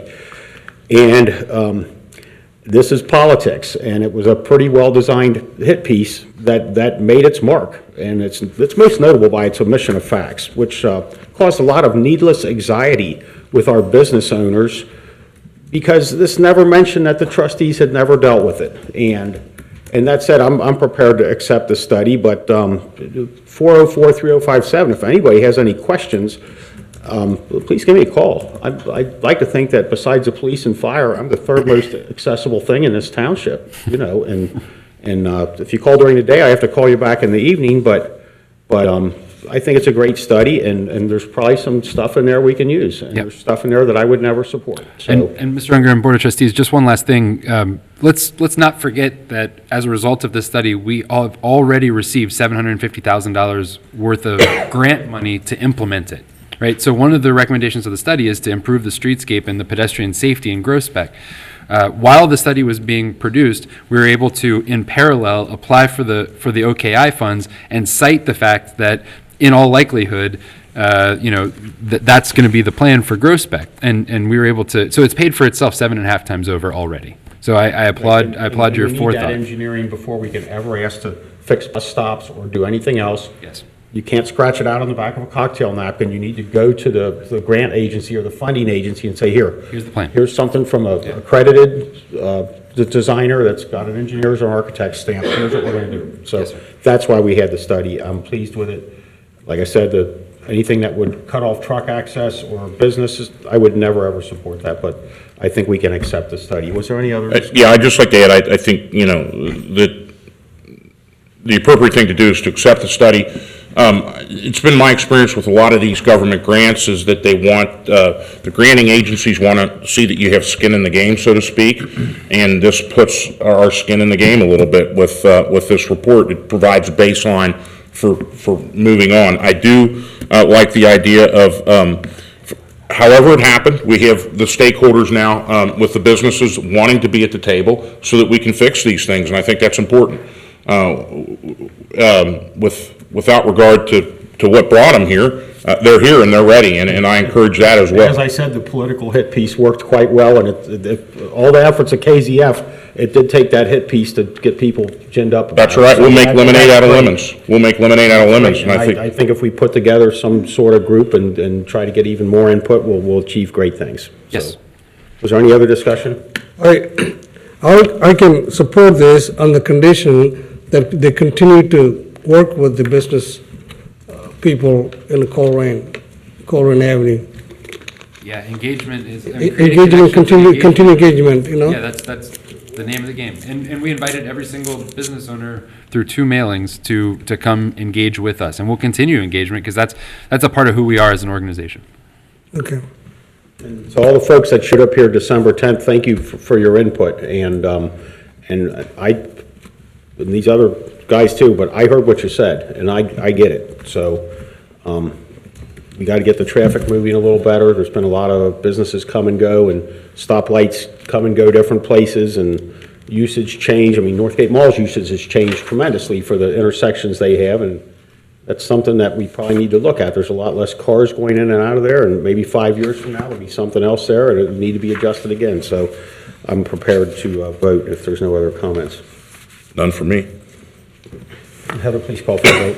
Mr. Rajagopal? Aye. Mr. Unger? Aye. Mr. Waller? Aye.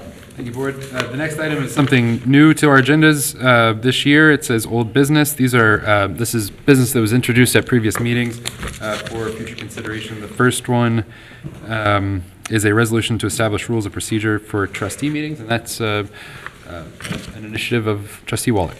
All right, so I've gotten the copy that Mr. Unger's provided, and I guess is provided part of the record. I took comments that were accumulated from feedback from citizens and from Mr. Unger and Mr. Rajagopal last time, and I put them in a new version of it and highlighted the changes, and I can definitely take a look at these too. This is one of the things I want to get right, and I don't want to have to push in too soon, and maybe it's appropriate to table it. It's okay to table this if that's what's needed till I get some feedback from Mr. Rajagopal, as well as if he has additional changes. and the ones that Mr. Unger suggested, and maybe I can get them into some type of format where they can be kind of debated in a more kind of appropriate way, a cleaner way, I guess is what I'm looking for. So with that in mind, I'll motion to table this until the next monthly meeting. I second it. It's been motioned and seconded. Is there any discussion about tabling it? Matt, you did a great job on putting together this program, the procedures. I think we're looking forward to work together. All three trustees will be on the same page. That's very important. This is a very critical piece of articles or whatever. So I think we'll do a good job in aligning ourselves and follow certain process and procedures. And hopefully my handwriting's better than somewhat of what we've seen earlier this evening. And I appreciate you putting that into your next version. And so it's been motioned and seconded to table. And Heather, would you please call for a vote? Mr. Rajagopal? Aye. Mr. Unger? Aye. Mr. Waller? Aye. Okay, Board, the next two items are carryovers from our last meeting. There's a motion to adopt the 2020 Strategic Plan and Budget Book.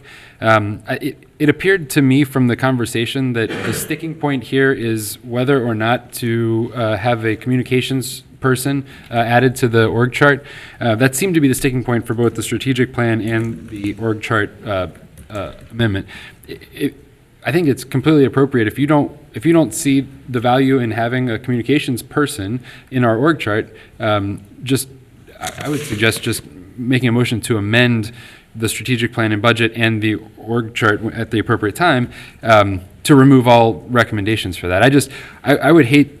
We've got a lot of work to do, and I would hate to delay the implementation of our strategic plan for another month.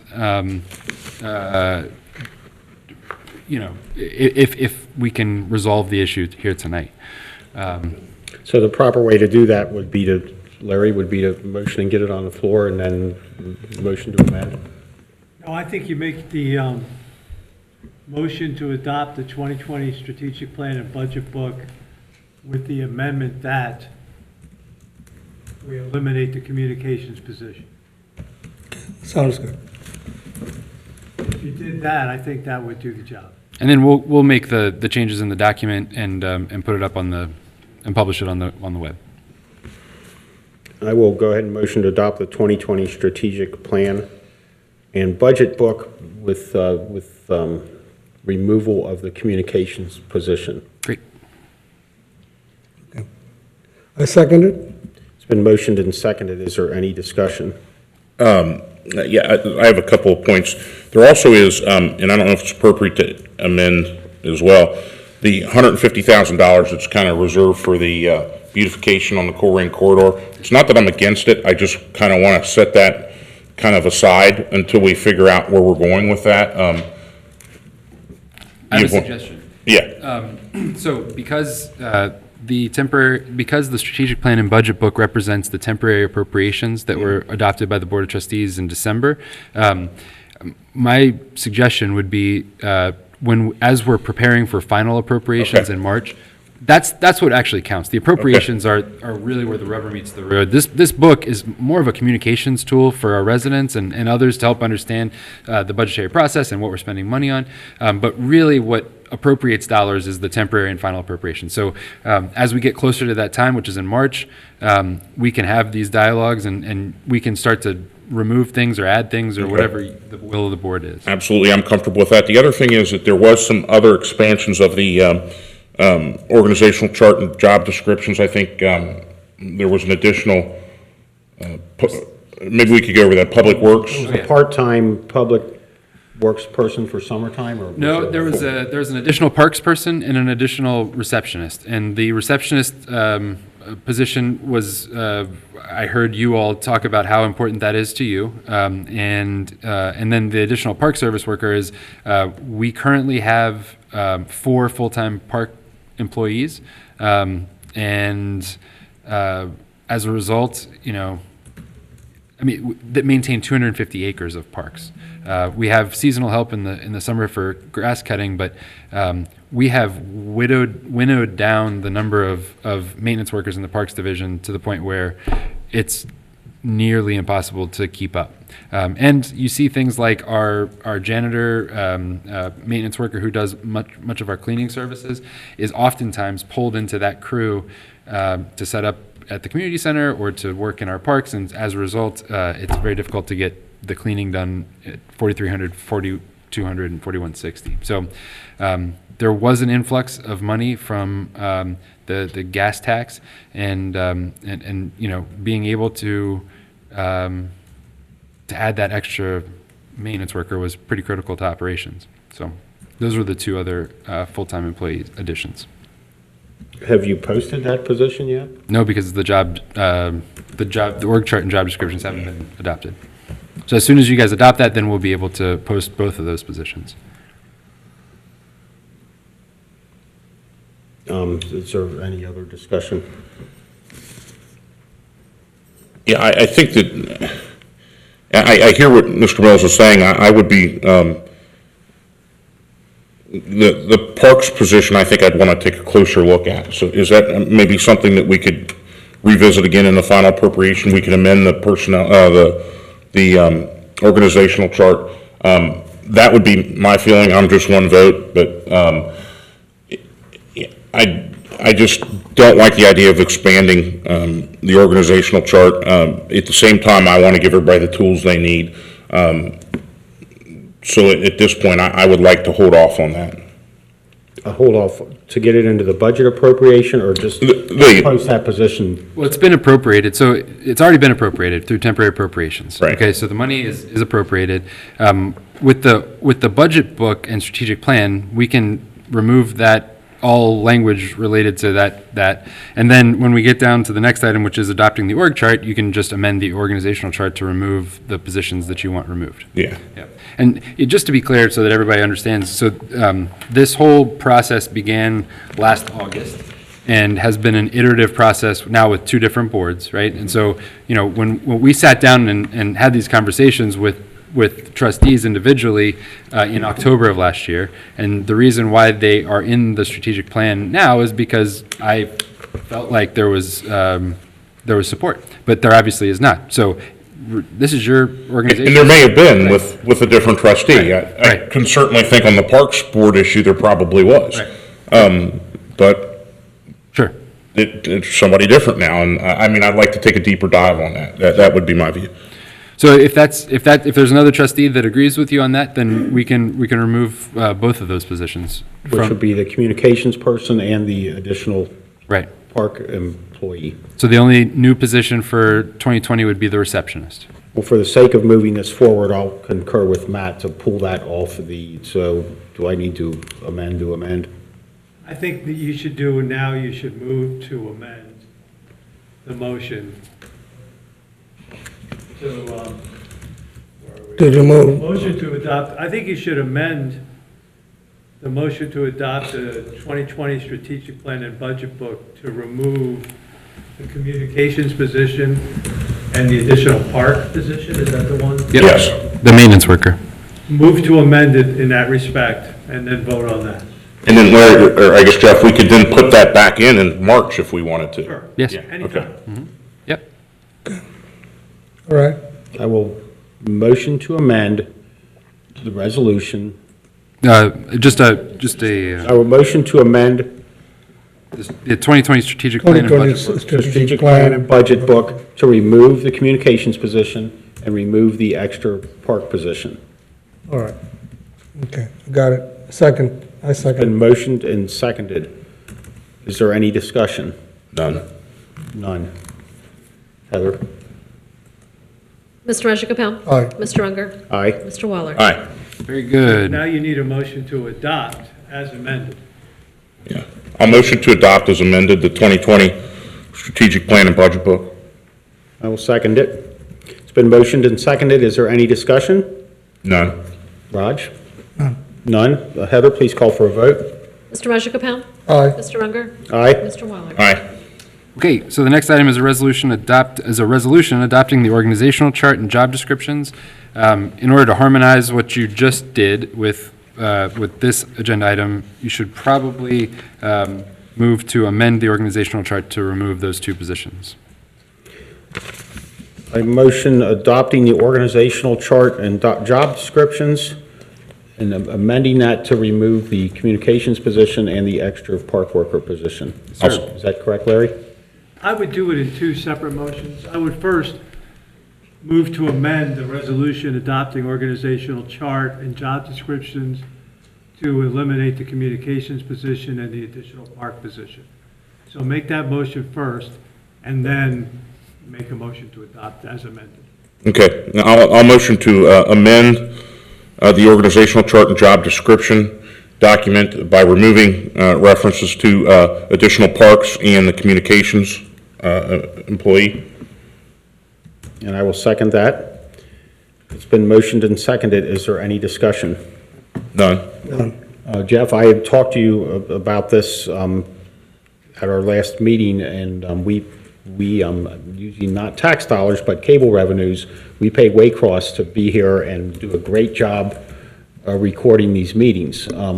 I would ask that you work with them, and maybe that's where we can come to a consensus at, is that you would work with them to help with the communications component of this. They're already filming the meetings. They were already out filming the trail ribbon cutting.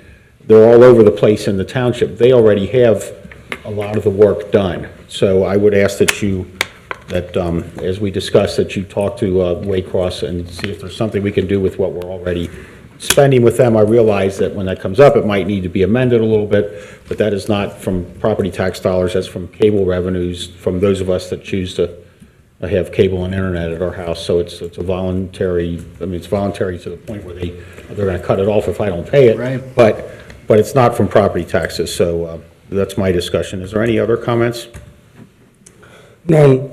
Okay, Heather, please call for a vote. Mr. Rajagopal? Aye. Mr. Unger? Aye. Mr. Waller? Aye. Very good. Now we need a motion to adopt the resolution adopting organizational chart and job descriptions as amended. I will move to adopt the organizational chart and job description document as amended. I second it. It's been motioned and seconded. Is there any discussion? None. None. Heather, please call for a vote. Mr. Rajagopal? Aye. Mr. Unger? Aye. Mr. Waller? Aye. Very good, Board. The next set of items is on the consent agenda. You'll recall that the things that we put on the consent agenda are typically hires and contracts that have been signed per previous authorization by the Board. So there are a number of these items. There's one in particular that I need to call out and recommend a motion to remove from the consent agenda, and that is the hiring of the finance specialist for payroll. We completed our interviews for this position on Thursday and made a conditional offer on Friday. We got a tentative yes. We're trying to move fast because this is a critical position. We have nobody that's doing, aside from our finance director, we have nobody that's doing payroll. So our finance director is having to be the finance director and run payroll every other week. So we were trying to move fast. The offer was tentatively accepted on Friday, and we tried to get it into the agenda as quickly as we could. Over the weekend, there were some points that came up that make it clear that we have some further negotiation to do. So my recommendation at this moment would be to remove the item hiring of finance specialist for payroll from the consent agenda. Mr. President, a motion to remove item C, hiring a finance specialist for payroll from consent items. I second it. It's been motioned and seconded. Is there any discussion? None. None. None. Heather, please call for a vote. Mr. Rajagopal? Aye. Mr. Unger? Aye. Mr. Waller? Aye. Very good. The next items are, so the rest of the items on the consent agenda, which can be considered with one vote, are an electric aggregation agreement with Dynegy, personal services agreement with Christina Hamilton from the Finance Department. You'll recall that Christina used to work for us. We were in a real jam at the end of last year. We needed to process payroll and close down the end of the year, a process that is still ongoing right now. And so without we had no other option, so we asked Ms. Hamilton to come back for 2 weeks at a fixed amount, and she was willing to do that and helped us out, and I appreciate that. The other items on the consent agenda are the hiring of a part-time firefighter paramedic, the hiring of 4 police officers, and a contract addendum with Human Nature for the Megaland project. Happy to answer questions on any of those items. They were all listed in the agenda packet. Okay, I think we have to motion to approve the consent agenda. Yes, sir. Don't you have to say their names, Well, hold on a who minute. they are? He doesn't have the authority to hire people, you have to. And that's what you're about to do. So the recommendation is to approve the hiring of these individuals who are listed in the published document that is online and in your hands. And I don't really... Okay, Kathy, let Jeff talk, please. Very good. So, Board, if you'd like for me to read their names, I'm happy to do that. It's just when people are screaming from the audience. Will you be able to hear him when he reads them? Because he's going to read them now, so please listen. Who? What was that? Please be kind to your fellow citizens that are here, Kathy. Go ahead, Jeff. How about I read all of these things just so that, okay. The electric aggregation agreement with Dynegy. At the December 10th trustee meeting, the board authorized the township administrator to enter into an electric aggregation agreement at a rate not to exceed 5.10 cents per kilowatt for a term of 36 months. The township was able to secure an agreement with Dynegy at a rate of 4.99 cents per kilowatt hour for a term of 36 months. That's the first item on the consent agenda. You'll see the contract that I signed there. Next item is the personal services agreement. I think I talked through that. That was with Christina Hamilton. The next item is the hiring, well, it was removed. That was the hiring of the payroll specialist. The next item is the hiring of a part-time firefighter paramedic in the Department of Fire and EMS. And the recommendation is to hire the following candidate as a part-time fire department employee at the specified hourly pay rate. Gretchen Santiago, firefighter, emergency medical technician, paramedic, at a rate of $15.93 per hour. Ms. Santiago's hiring will fill one of several vacant part-time firefighter EMT positions. Her hiring will be contingent upon trustee approval and the successful completion of all applicable pre-employment evaluations and procedures.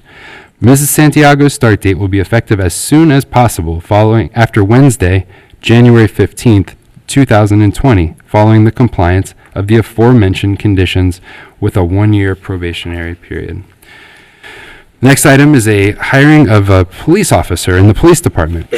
Recommend the hiring of Benjamin Gifford with an effective hire date of January 15th, 2020. If approved, his starting salary would be $53,000. Benjamin is a 2014 graduate of University of Cincinnati, where he received his bachelor's degree in criminal justice.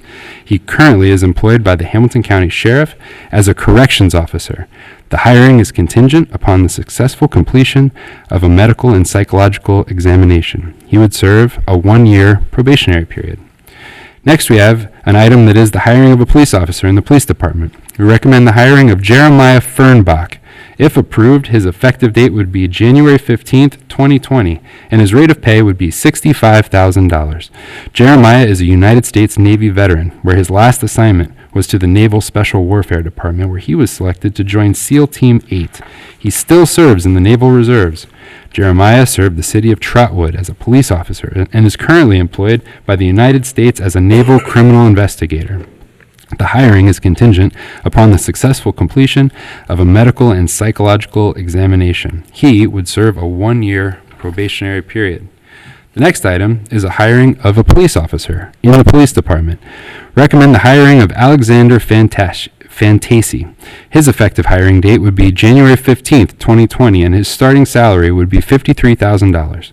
Alexander is a 2016 graduate of the University of Cincinnati, where he attained his bachelor's degree in criminal justice. He is currently employed by the Hamilton County Sheriff's Office as a corrections officer. The hiring is contingent upon the successful completion of a medical and psychological examination. He would serve a 1-year probationary period. The next item is a hiring of a police officer in the police department. Recommend the hiring of Alicia Wordman with the effective hiring date of January 15th, 2020. If approved, her starting salary would be $53,000. Alicia is a 2017 graduate of the Butler Tech Police Academy and currently employed by the Hamilton County Sheriff's Office as a corrections officer. The hiring is contingent upon the successful completion of a medical and psychological examination. She would serve a 1-year probationary period. And then the final item on the consent agenda this evening is a recommendation, is a contract addendum with Human Nature for the Megaland project in Public Services Department. The contract addendum will accommodate the design change and the change in design and directed provided by the trustees at the December 10th, 2019 meeting, and a copy of that addendum is attached. The recommendation is to approve a motion approving all items on the consent agenda. Okay. You just had a motion. I motion to approve the consent agenda as read. I second it. That's been motioned and seconded. Is there any discussion? I'll just say, SEAL Team 8. Pretty cool. Yeah, Jeff, I had a question. Yes, sir. We are hiring 4 police officers. Yep. It's 2020. Are they hiring because of the retirement in the officer retiring? Yeah, they're filling vacancies. These are the filling the vacancies. Yes, sir. This is not the new hirees. Nope, in order to... Even new addition of police force. No, sir. In order to add an additional police officer, we'd have to amend the organizational chart. Okay. And so these would be hiring vacant. The vacancies right now. Yes, sir. I got one question, Jeff. You got Jeremiah is a $65,000 starting salary. The other 3 candidates are $53,000. Why? Because of what? Lateral 12,000? Huh? It's a lateral transfer. So he's got a great deal more experience than the others. In the last collective bargaining agreement, we were able to get language into the CBA that allows for laterals to come in at a rate higher than step 1. And so that's a way to try to hire folks with more experience so that we're not always hiring folks with very little experience. And that's Fresh. Yes. Fresh Yes, candidate, yeah. Okay. Was there any other discussion? Hearing none, Heather, please call for a vote. Mr. Rajagopal? Aye. Mr. Unger? Aye. Mr. Waller? Aye. Thanks, Board. Next item, fiscal office report. Okay, let me click through here.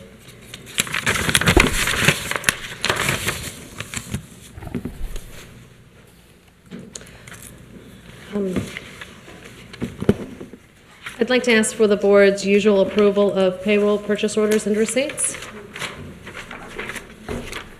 I motion that we approve payroll, purchase orders, and receipts. I will second.